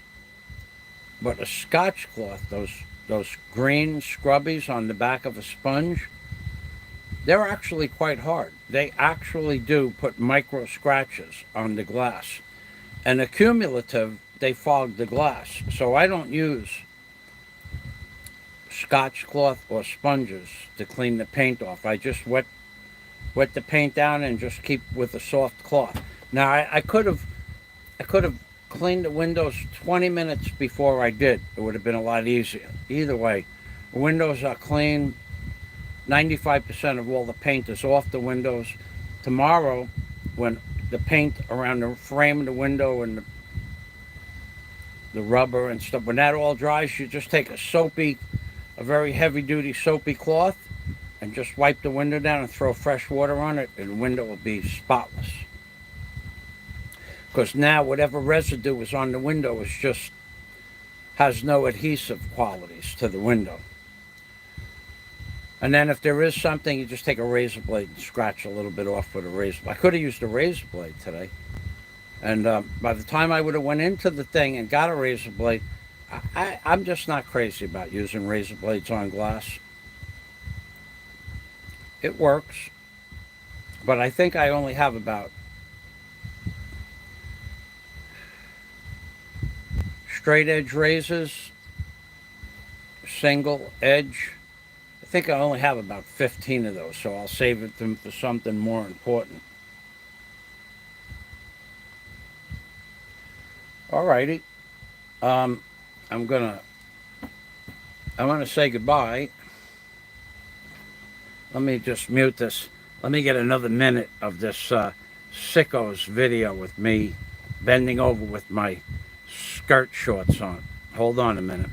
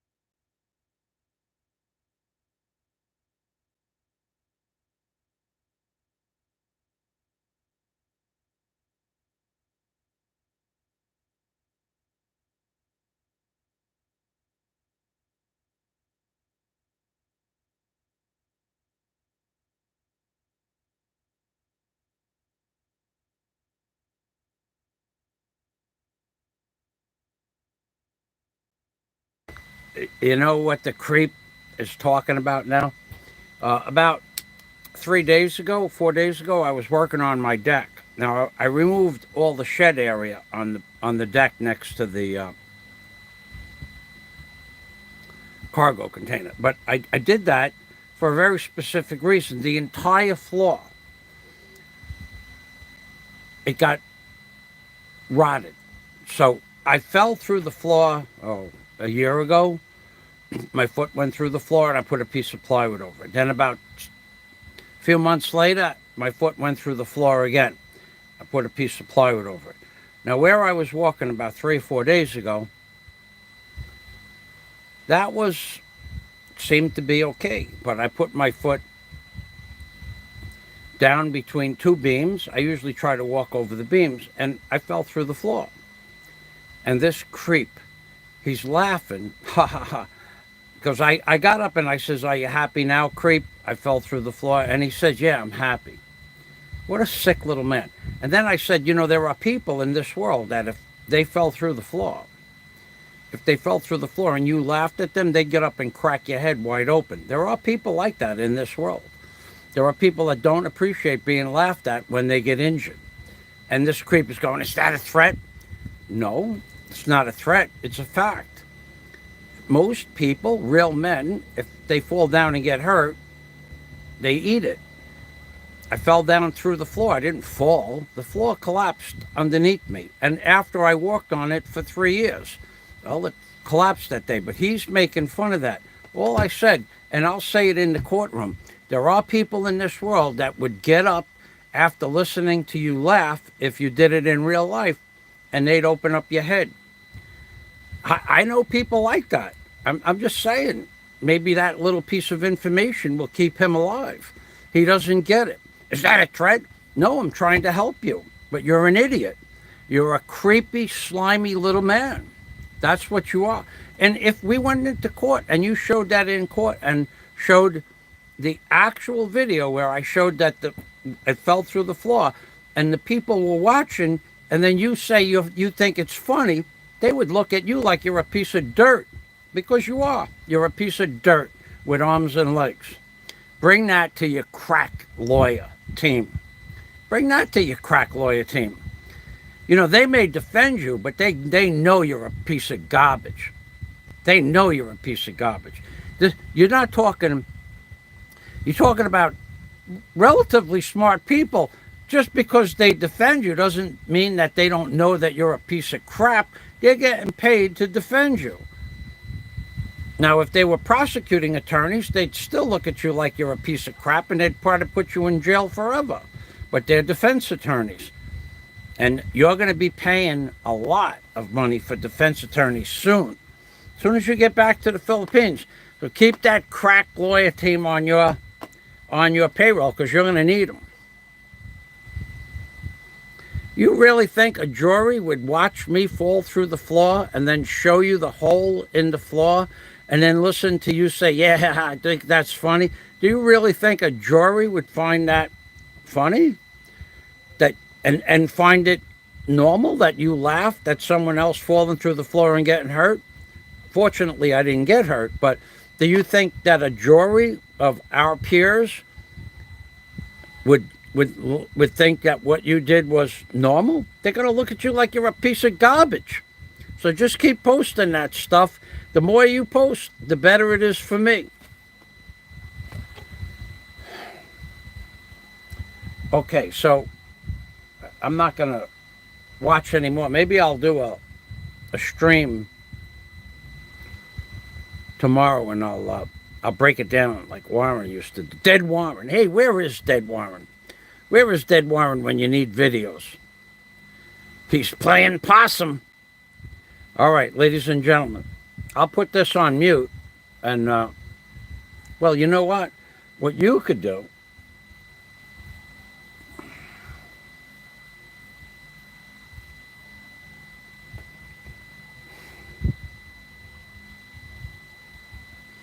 I got to fry up some garlic for my dinner. Yeah, the phones here, I'm going to go over that again. The phones here are just, it took a minute for it to get whether it was going to ring or be busy. Almost an entire minute. Normally you make a phone call and within 2 or 3 seconds the busy or ringing signal happens. But now 1001, we'll just say 1010, 1011, 1012, 1013, 1014, 1015, 16, 17, and now it's busy. So it took upwards of 20 seconds for it to ring busy. That's ridiculous. Okay, let's see. We have mail.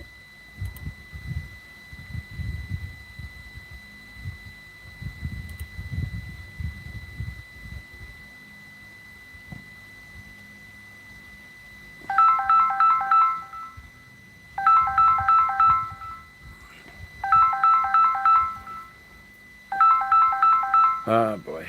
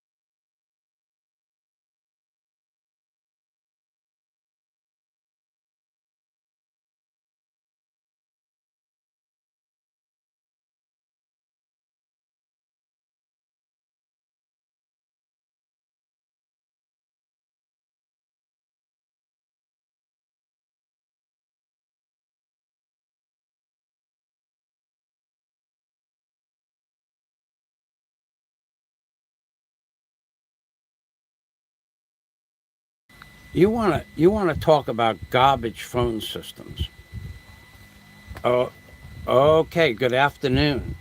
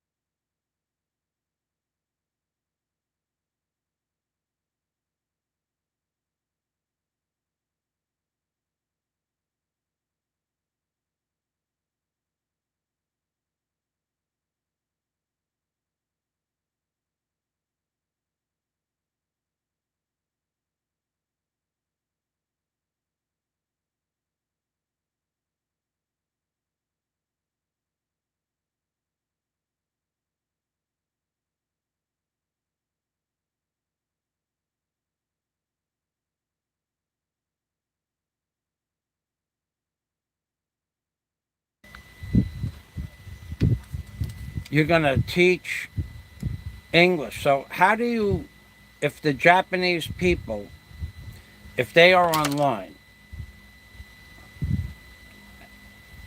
they talk through a translator and you understand through a translator?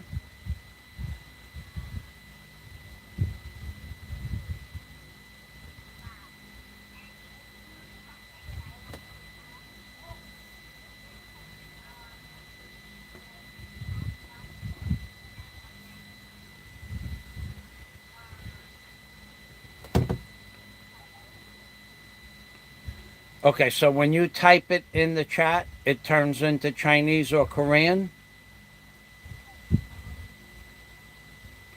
Automatic. Because they have the machines like a phone. You talk into them. You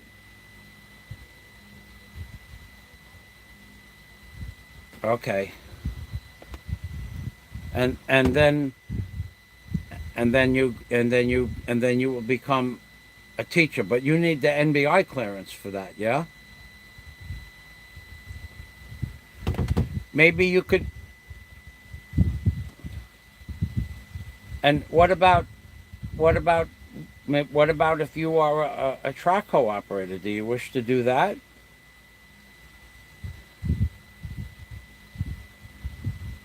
Yeah, you could be the Traco operator.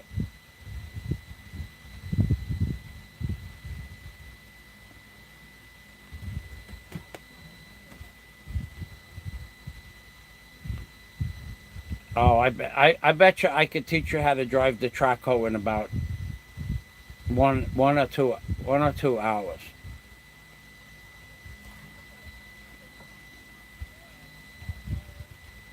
Yes.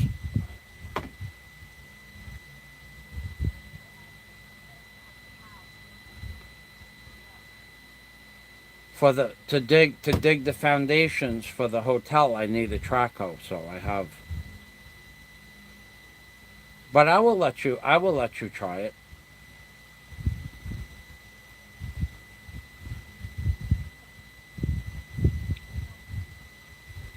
You know the phone just got fuzzy. I'm gonna hang up and call you right back, okay? Okay.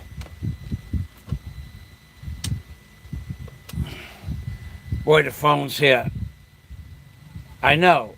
I know, Professor. I unmuted it because the personal stuff I got out of the way. I'm just talking to a couple of ladies I met yesterday at the fiesta. I'm telling them that I'm going to teach them how to operate the Traco. But I am going to, if they wish to learn, I will. Thank you for telling me I'm unmuted, though. Yeah, I don't care about that. Thank you. Hello, Jessa.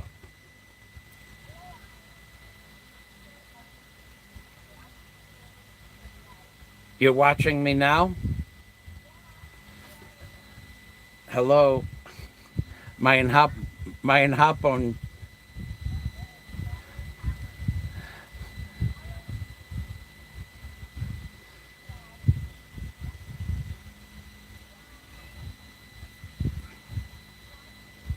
Uh, wait, let me put on, let's see. Let's get something. Let me get a doll. Ah, Mr. Obama. Miss, Mr. Obama says hello, Jessa.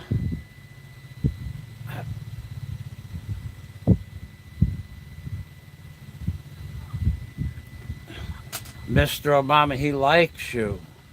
He likes you. He said,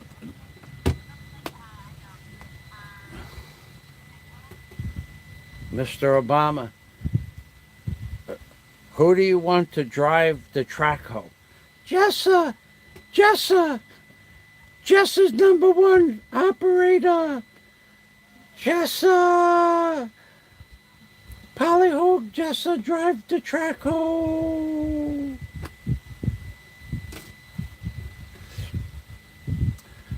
So when you get your fingerprints, you will then you can qualify. You could put an application in to drive the Traco. It's okay for me.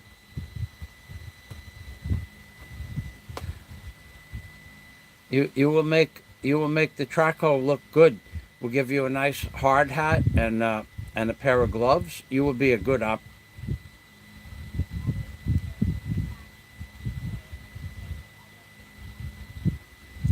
Oh, once you drive the traco, you will be hooked like candy, like chocolate. You'll be hooked.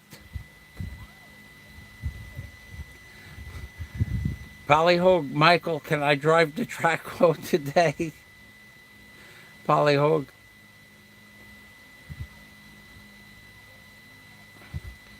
And then if honey, she tries to go in the traco, you just pull her out, throw her down.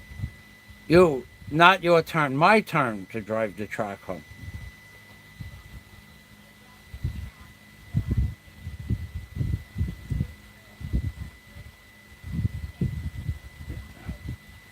Oh yeah, you'll let her take a turn. Oh, you're such a generous traco driver. Yeah, you're gonna make a very guapa traco operator. I'm gonna put your name on the door. You think I'm kidding? I'm gonna make your name on the door. Just so do you wanna be you wanna have a nickname that like the Jessa the truck driver backhoe operator, something like that?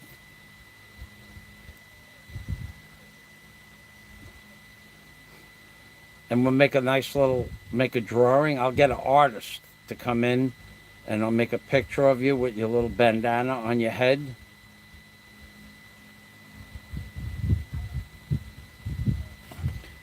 If you can drive the motorcycle, you could drive the traco. It's no problem. It's the same thing. It's the same thing. Oh yeah.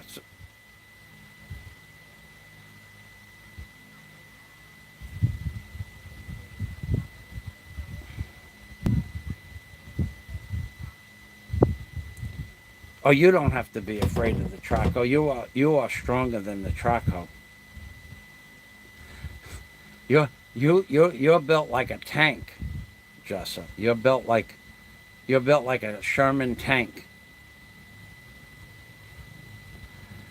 You have how many kilos are you? 44 kilos? 45 kilos? 45.7? Oh yeah. Oh, you have shoulders like the Hulk, like Arnold Schwarzenegger. Like the Hulk, yeah. Arnold Schwarzenegger. You look very strong, Jessa. I saw you. You look very strong. Do you know how to wrestle? Wrestle? In high school, did you wrestle on the girls' wrestling team? Yeah, wrestling.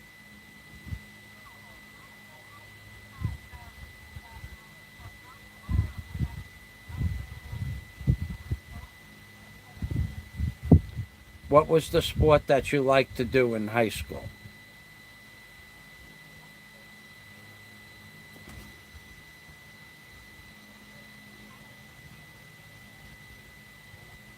Singing? Singing? Okay, that's very nice. So you do karaoke?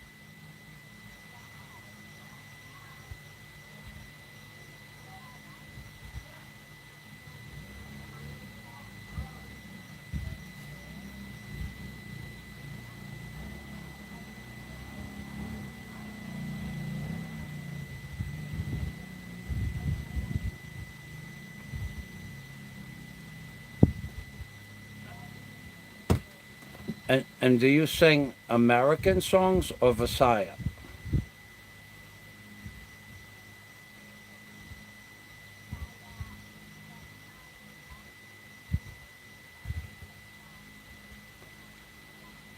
And what is your favorite American song to sing?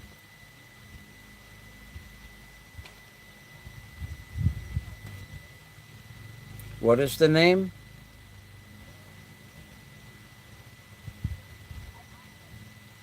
Taylor Street?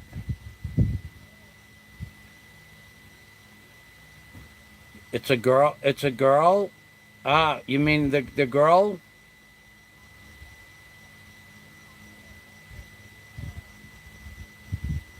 I'm trying to think of what her name is. What? Say her name again, loud, please. Taylor Swift. Swift, not Sweet. Taylor Swift. Yes, I. Yeah, not Taylor Street or Street. Taylor Swift. Yeah, she's a good singer.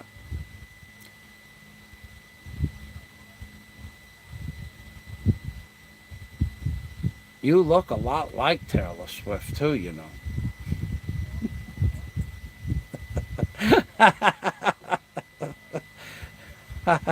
And you have a blonde hair like Taylor Swift, and you're very to us.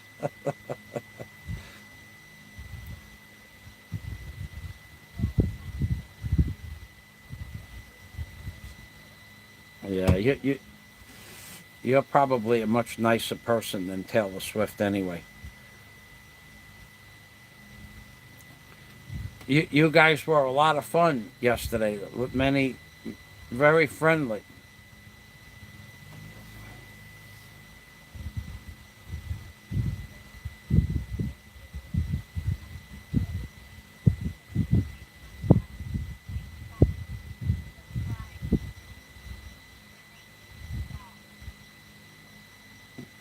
And it rained in the city? Not here. It did not rain.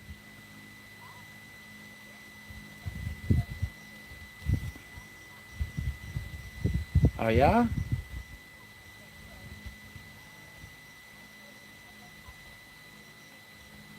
Dako hangin, dako ulan. Yeah. Uh, well, I don't know what to say about that. So, what is the favorite song from Taylor Swift? What is the name of the song? Many?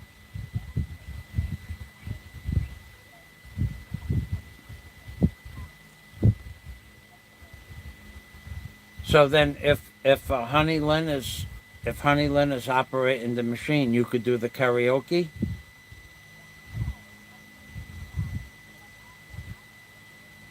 Ariane too. She likes Taylor Swift also.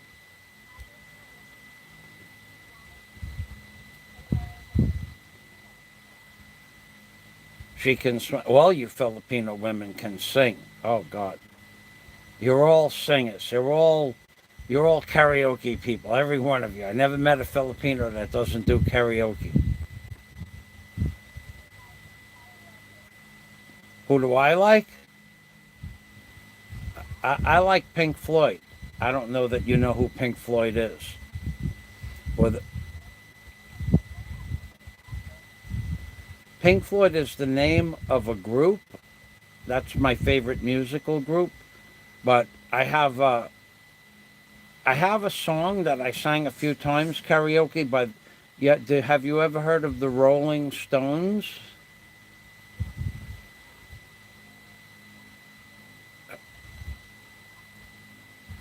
The Rolling Stones is the name of a very famous rock group in America, all from the 1960s. So for 50 plus years, they're very famous. And I like Rolling Stones.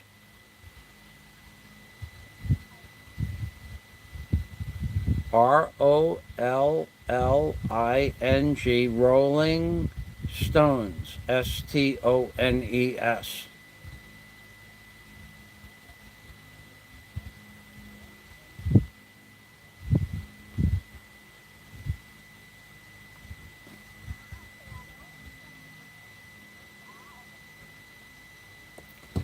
Yeah, I like some of their songs to sing. I cannot sing good, but I have the karaoke machine. I can sing anything I like if I wish. Oh, yeah.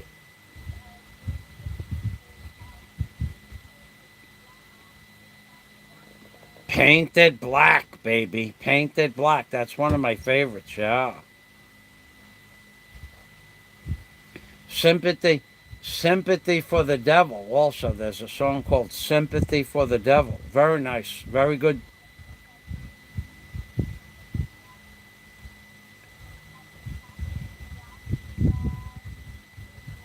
Yeah, you're reading the list, yeah?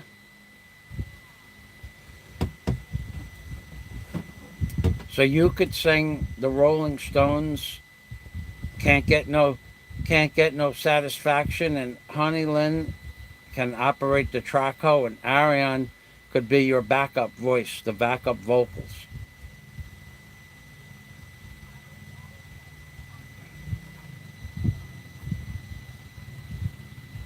Well, you can read English well, yeah?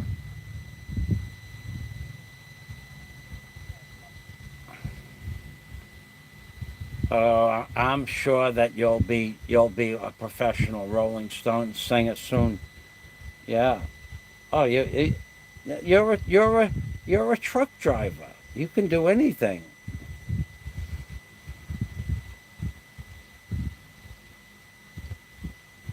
Yeah. It's okay. You could sing Taylor Swift. It's okay for me too.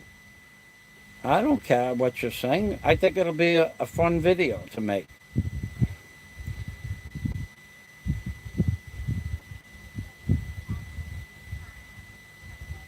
You listen if you like one of the Stone songs. Otherwise, you pick a song that you like, and we'll put it on. We'll turn on the machine, and we'll let we'll let one of the other girls. We'll let one of the other girls operate. Sit in the machine. Boom, boom, boom.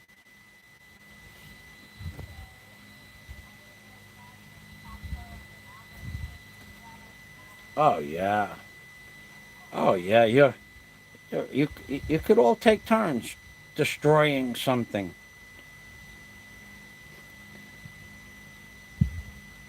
Oh yeah, you'll be really good at it. I'm telling you, it's not that hard. It's really not that hard.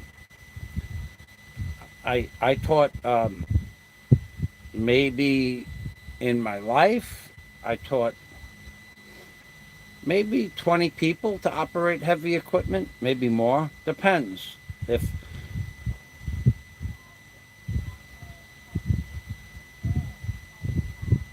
not here, I have only the Traco here, but in America I had many machines.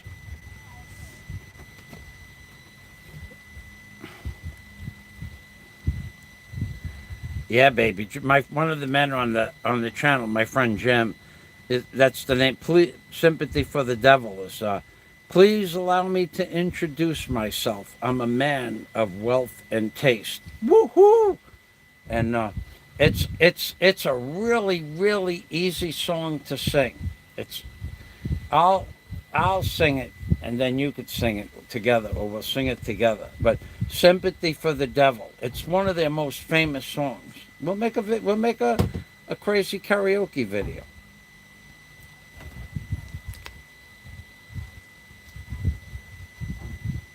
I could even sing it now. I gotta plug in the machine, and I don't. Let me see where I put the microphone. Hold on. Let me see something. Hold on. Let me. I'm gonna get the. Hold on 1 minute. I gotta get the light. Okay. I have the. Okay. There's the microphone.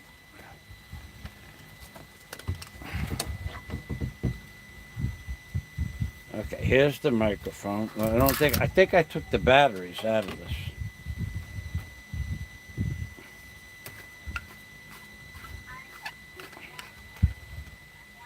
Let me get batteries. We'll just we'll make a video. We'll wake up the neighbors. Let's just the neighbors don't care. They make all the noise they want, and I make all the noise I want. No one cares. Okay, so these are what batteries are these? Hold on.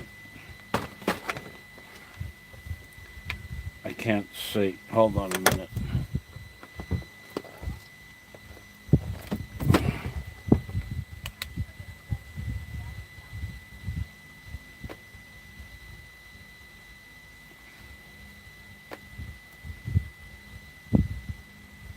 Double A batteries. Okay.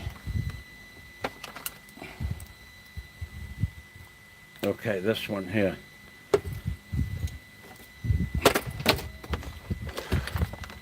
Okay.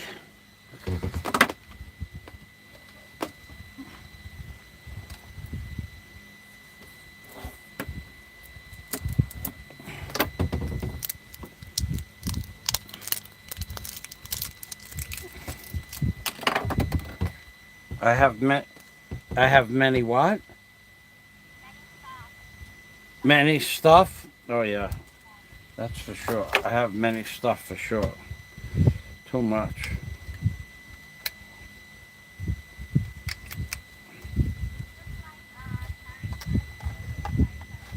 Yeah, kasabot. Sorry, stop. Same, saying I.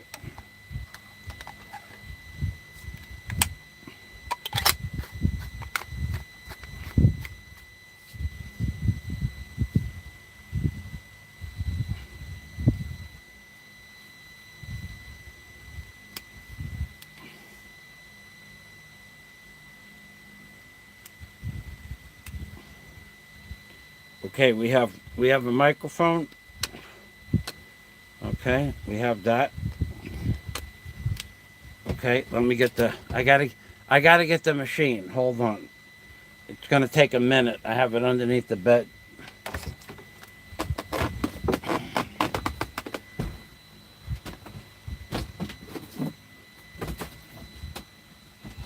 Ugh.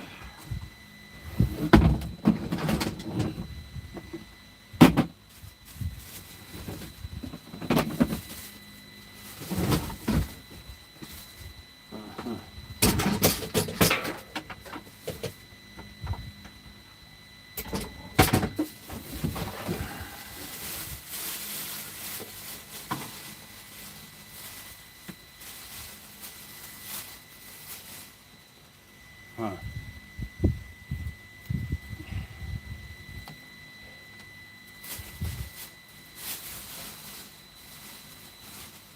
Okay, I'll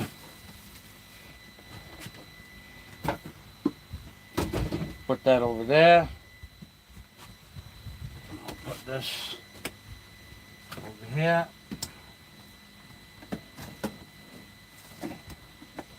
Hold on, I'm putting I gotta get the electric set up.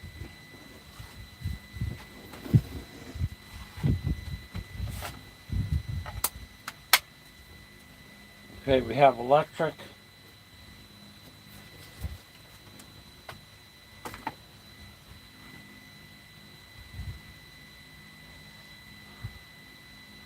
Okay, let's see if we have sound. Hello? Hello, please allow me to introduce myself. No, not yet. Hello? Come on. Let's get some power here.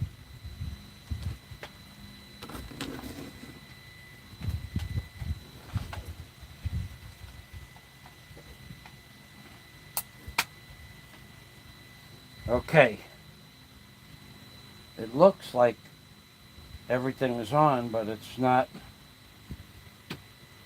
There's no sound. There's not getting any sound. Why? The battery here is red. Hello? Volume up.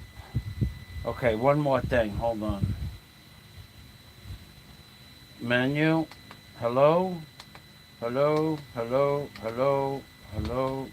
Hello? Hello? Hello? Hello? Jessa, Jessa, Jessa, Jessa. Arian, Arian, Arian. Honey, honey, honey. No, nothing, nothing, nothing. Something else got to go on here. Hold on, let me look for another switch. Here it is. Here it is. Okay. There was another switch, but still no sound. I have another switch I just found.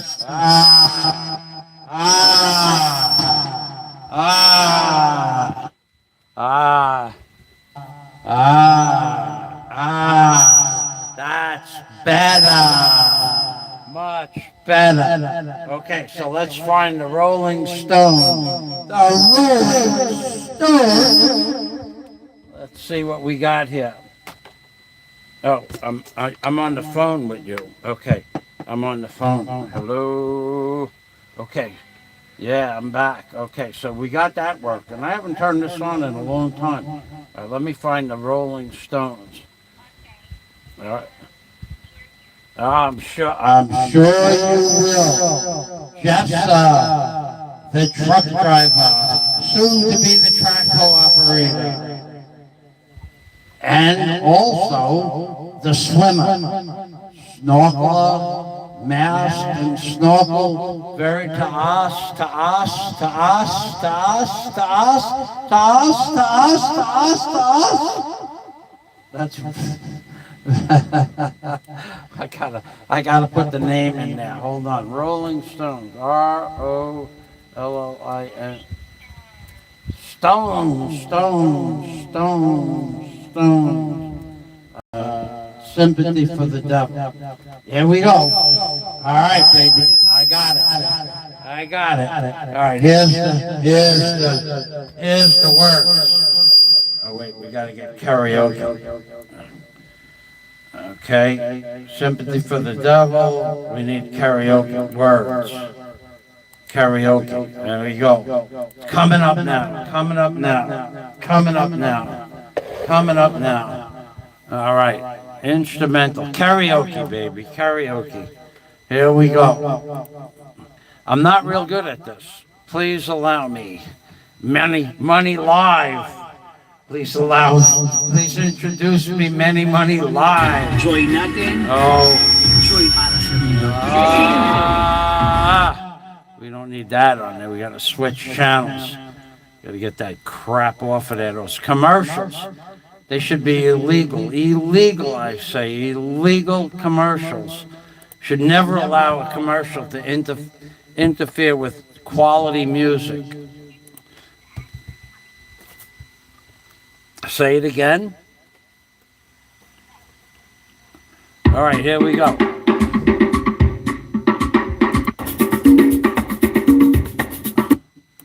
Here we go.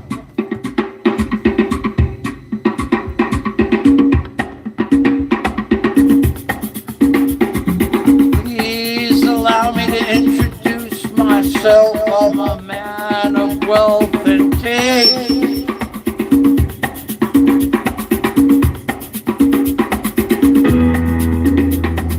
Ready? Please allow me to introduce myself. I'm a man of wealth and taste. I've been around for a long, long year. Stole many a man's soul and I was around when Jesus Christ had his moment of doubt and pain. Made damn sure that Pilate washed his hands and sealed his we lost the karaoke. What happened to the karaoke machine? The devil made me do it. The devil it broke. It went off. Oh my God, hold on, honey. Hold on. That ain't right. I can't do all the stuff at once. I was just getting into the groove there too. Let me see what happened here. Power. Okay. Boy, that messed up my whole head. I was really, hello? No karaoke. Wow, it broke. It broke. The devil made me do it. I can't, it stopped. Wait. Yeah, it just stopped. I don't know what to say. I don't know. The echo's gone, the trouble's gone, the video's gone, everything's gone. Huh. Bluetooth is start. What did you say? Hello? Hello? Okay, maybe. Hello? Ah! Ah! It's not working right. Hold on. Hello? Hello? All right, we'll try this again. No, we won't try it again. Jessa, what did you do? What did you do this? I don't know. I was really getting into the groove. I was feeling.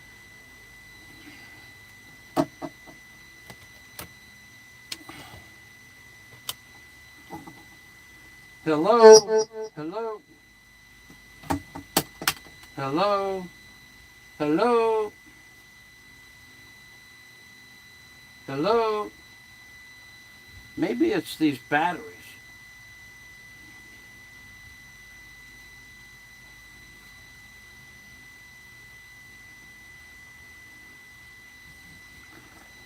Maybe it's the batteries. Maybe the batteries are dead. Even though they're new batteries, it's facing red. Hold on, Jessa. I want to try a different set of batteries.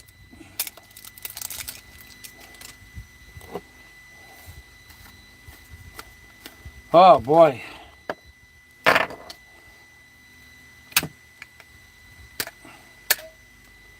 Tried two other I don't know if it's supposed to be red, the batteries, or if it's supposed to be green.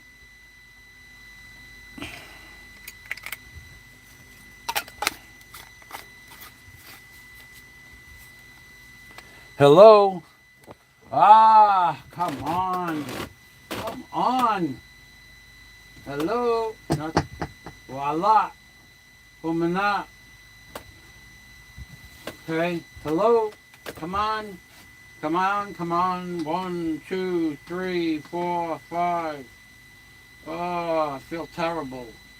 No treble, no bass, no in or out, no microphone, no echo. Okay, it's just not going to work. Bluetooth. It's on Bluetooth. Jessa, I don't know what to tell you. I don't know what to tell you. Hello? Come on. Come on. For the love of the Rolling Stones, let me push these buttons and make it work. Nothing. All right, it's not going to work. It's just not going to work. I don't know what to say. I could try another set of batteries. I don't know if that battery is supposed to be red or green. Hold on, let me try a different set of batteries.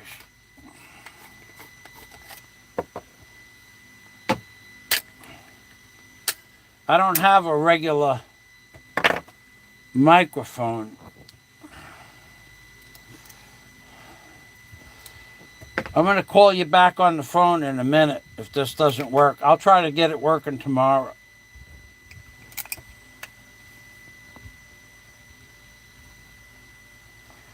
These are dead altogether.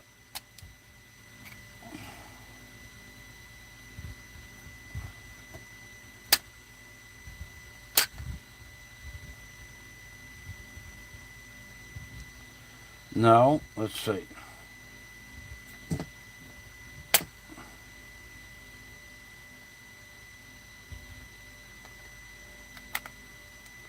Hello, 1, 2, 3, 4, 5, 6, 7, 8, 9. Jessa! No. All right, Jessa. I'm going to call you on the phone. It's my singing career. The shortest singing career in the history of YouTube.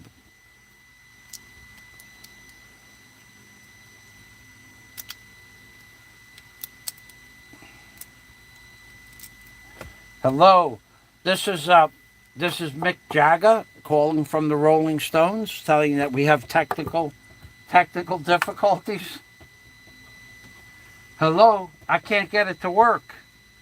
I'm gonna have to work on it in the morning. I'll try to make it work. something wrong with it? It's possible. It's very possible. LOL, says the professor. He doesn't believe that I am like Mick Jagger. Mick Jagger. Mick Jagger. Can I fix it? No, I can push the buttons to see if maybe there's a button that is off, but it was working, and with the way the buttons were, it was working. But there's about 25 buttons. I'll show you. There's a lot of buttons on this thing.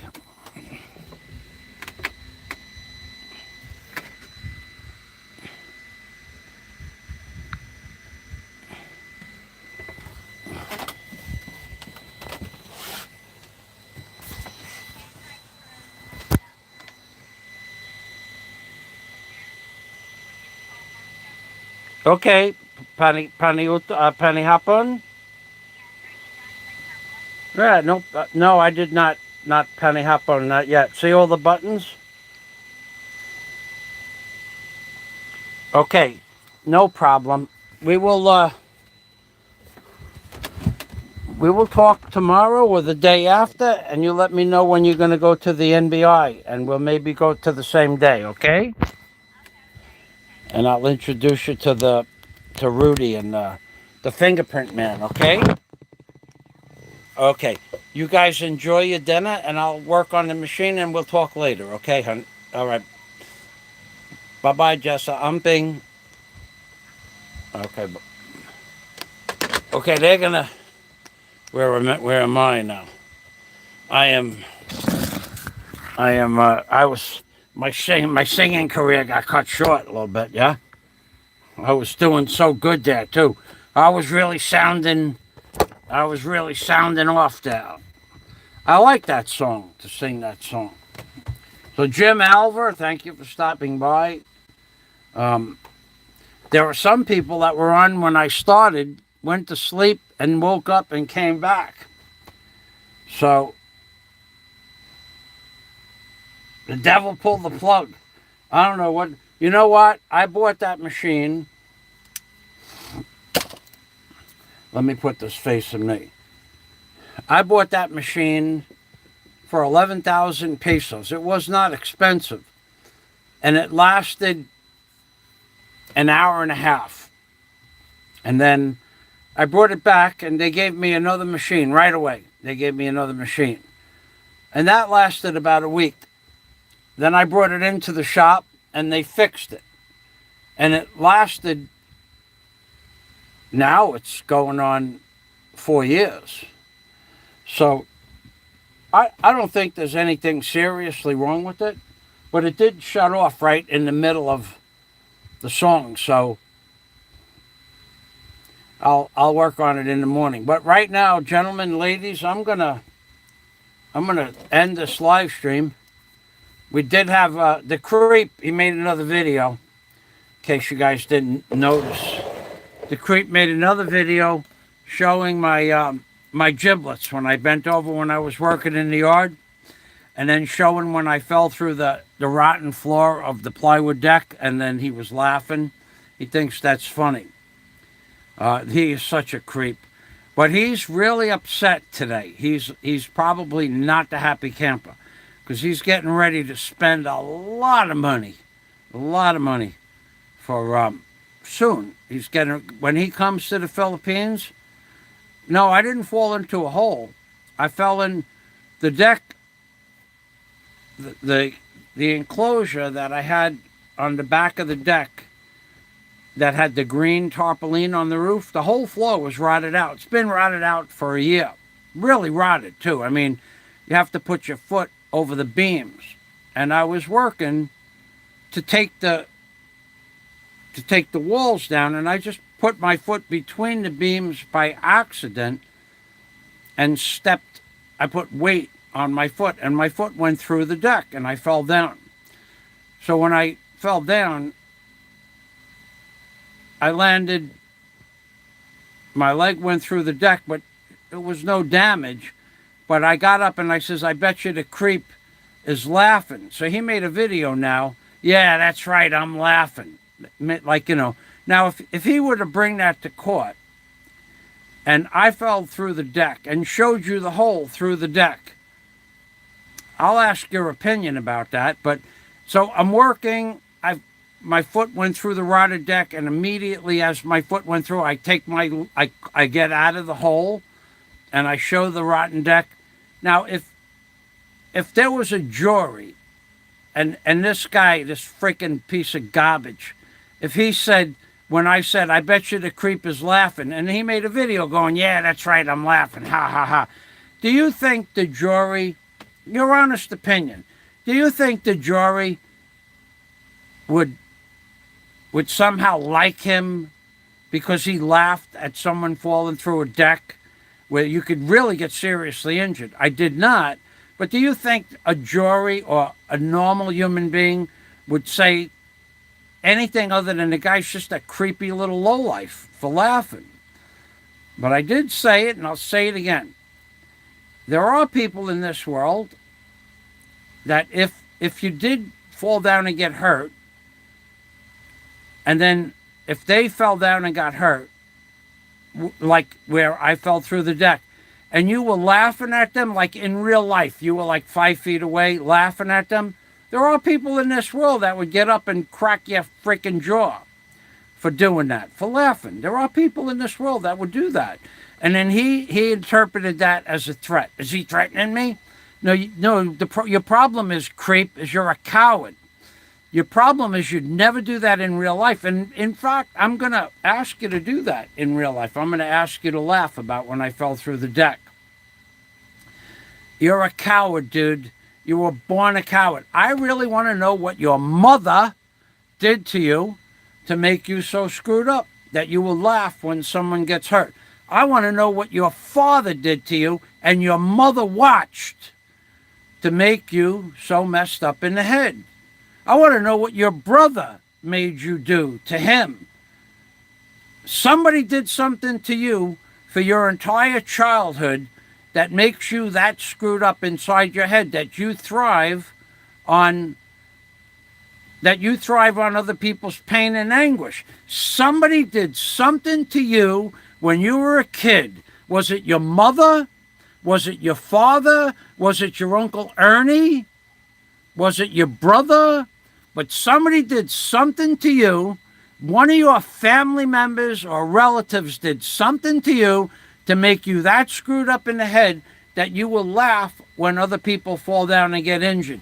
That you will laugh and that you thrive on other people's pain. Because whatever it is that they did to you as a kid, probably repeatedly, day after day, year after year, month after month, whatever it is your mother did to you, or your father did to you, or your mother did to you when your father watched, or your father did to you when your mother watched, or your brother did it and they didn't believe your brother did it, or your Uncle Ernie did it to you, whatever it is that was done to you as a child, repeatedly, continuously for your whole childhood, that screwed up your head, that's what makes you laugh or thrive when other people get hurt. Because you are such a self-loathing, low-life, crummy little slime bag that is the only excuse that I can comprehend that makes any sense.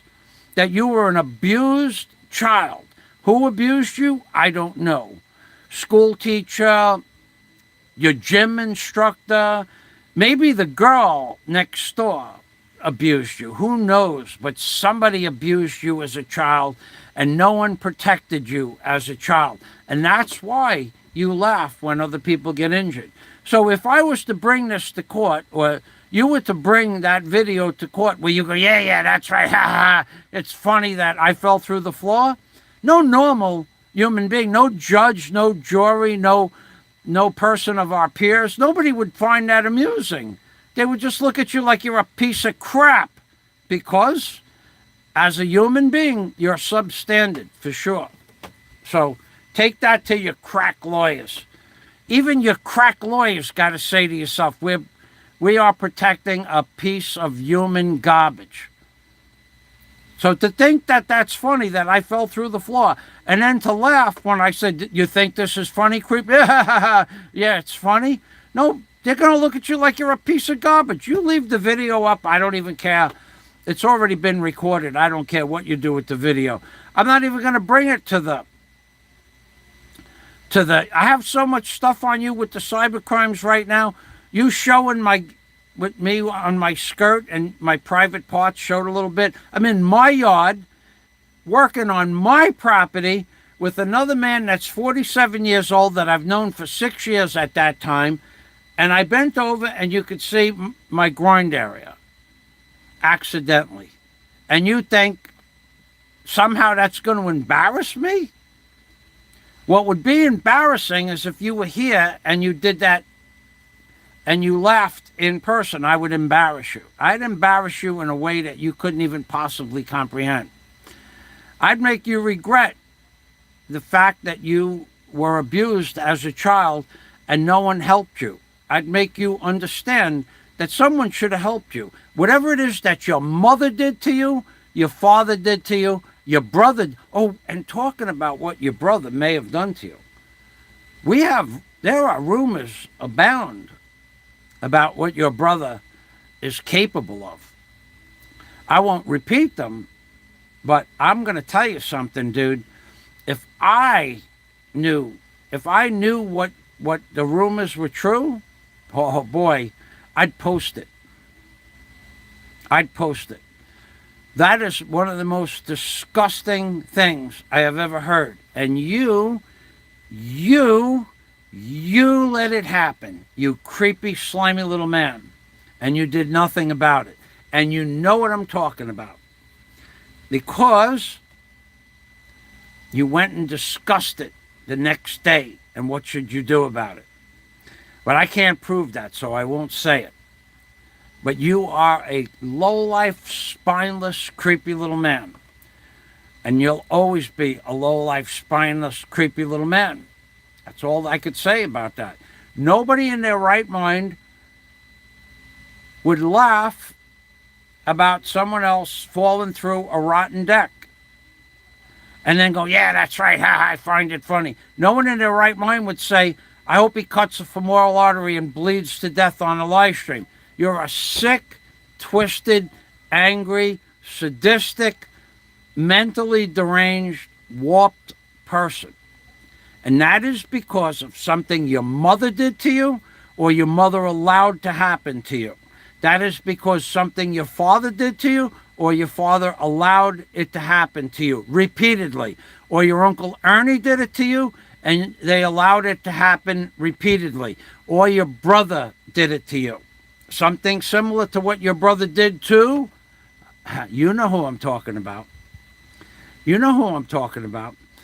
And you let that happen. And your brother, you didn't do anything to your brother. Because somebody let it happen to you and nobody protected you. So you know what I'm talking about too, you creep. In fact, I think I'm going to talk about that when I see you in person. We'll see what you have to say about that. I think I'll save that till we're in person. I'll make a list of 5 or 6 things I want to discuss with you. I want to know what your mother did to you. I want to know what your father did to you. I want to know what your brother did to you. And I want to know what your brother did to, you know who I'm talking about, to make you such a screwed up person. Uncle Ernie is the word. Your Uncle Ernie, like in The Who. Remember Uncle Ernie? That's why I mentioned him. You are one creepy, slimy little man. You are. And you are about to spend a whole lot of money on lawyers when you get back to the Philippines. So whatever it is that you think you're going to do to me, it's going to cost you 10 times what you think it's going to cost. Because there's going to be 4, possibly 5 separate cases against you. Dude, you're in a world of hurt when you get back to the Philippines. You're in a world of hurt. So anyway, I'm going to let this go. I'm going to have dinner. I'm going to have my pani hapon. That's another thing. You were in the Philippines for 5 years. You don't know 3 words of Visaya. You don't know 3 words or how to pronounce the 2 words that you know. Kuraput. That's 1 word you know. And that's it. You don't know Polly Hoag. You don't know Umping Permy. You don't know Waisappayen. You can't even pronounce Waisappayen. You're an idiot, dude. You're an illiterate little man who's been abused his whole life as a child and as an adult. People, you're the kind of guy that they put in the closet. You're the kind of in the locker and threw fireworks in through the little holes. That's the kind of guy you are. And you're also the kind of guy they put in the garbage pail upside down in the lunchroom with all the, hamburgers and pizza and stuff like that, all the pizzas. You're the kind of guy they threw into the garbage pail upside down. And no one came to your aid because no one liked you. Take my word for it. I don't know anybody that likes you. All right, so take that to your criminal crack lawyer, crack A-team lawyer. So can you even do that if I'm in America and you're if you're in America and I'm not in America? Can you say that this crime was committed by Michael Fazio? No crime was committed. Mayangabiki Koya Michael, see you soon. Thank you, Professor. The boss. I'm the boss now. Koya, the boss. So, thank you. I'm going to say goodbye. I'm Pink Permy from Mr. Congeniality himself. And just remember this before you go to sleep, when you wake up in the morning, we know that something happened to you as a child. We know that your mother and or your father or your brother or somebody in your family that's close to you, probably too close to you, somehow messed up your brain. And you've never gotten over it. Aside from the fact that you can't smile. And you keep saying, I have beautiful. You don't have beautiful teeth, dude. You have rotten stumps.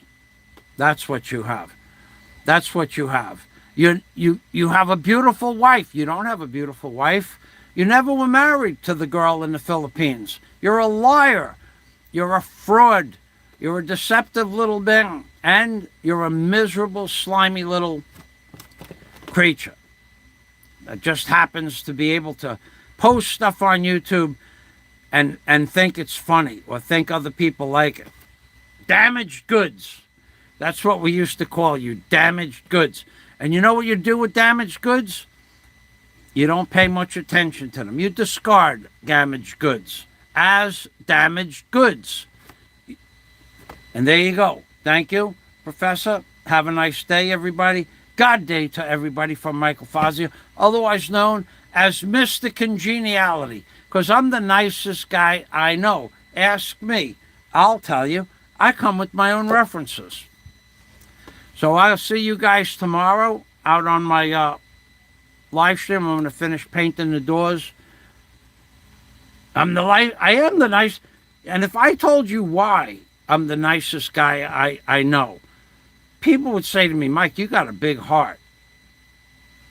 But why? Why would they say I had a generous heart? Why? That is the point that I'm trying to make, but I can't make that point. I got to go before I get in trouble. I'm Pink Permy from the Philippines, baby. Oh, yeah, baby. You are in a world of hurt when you get back here.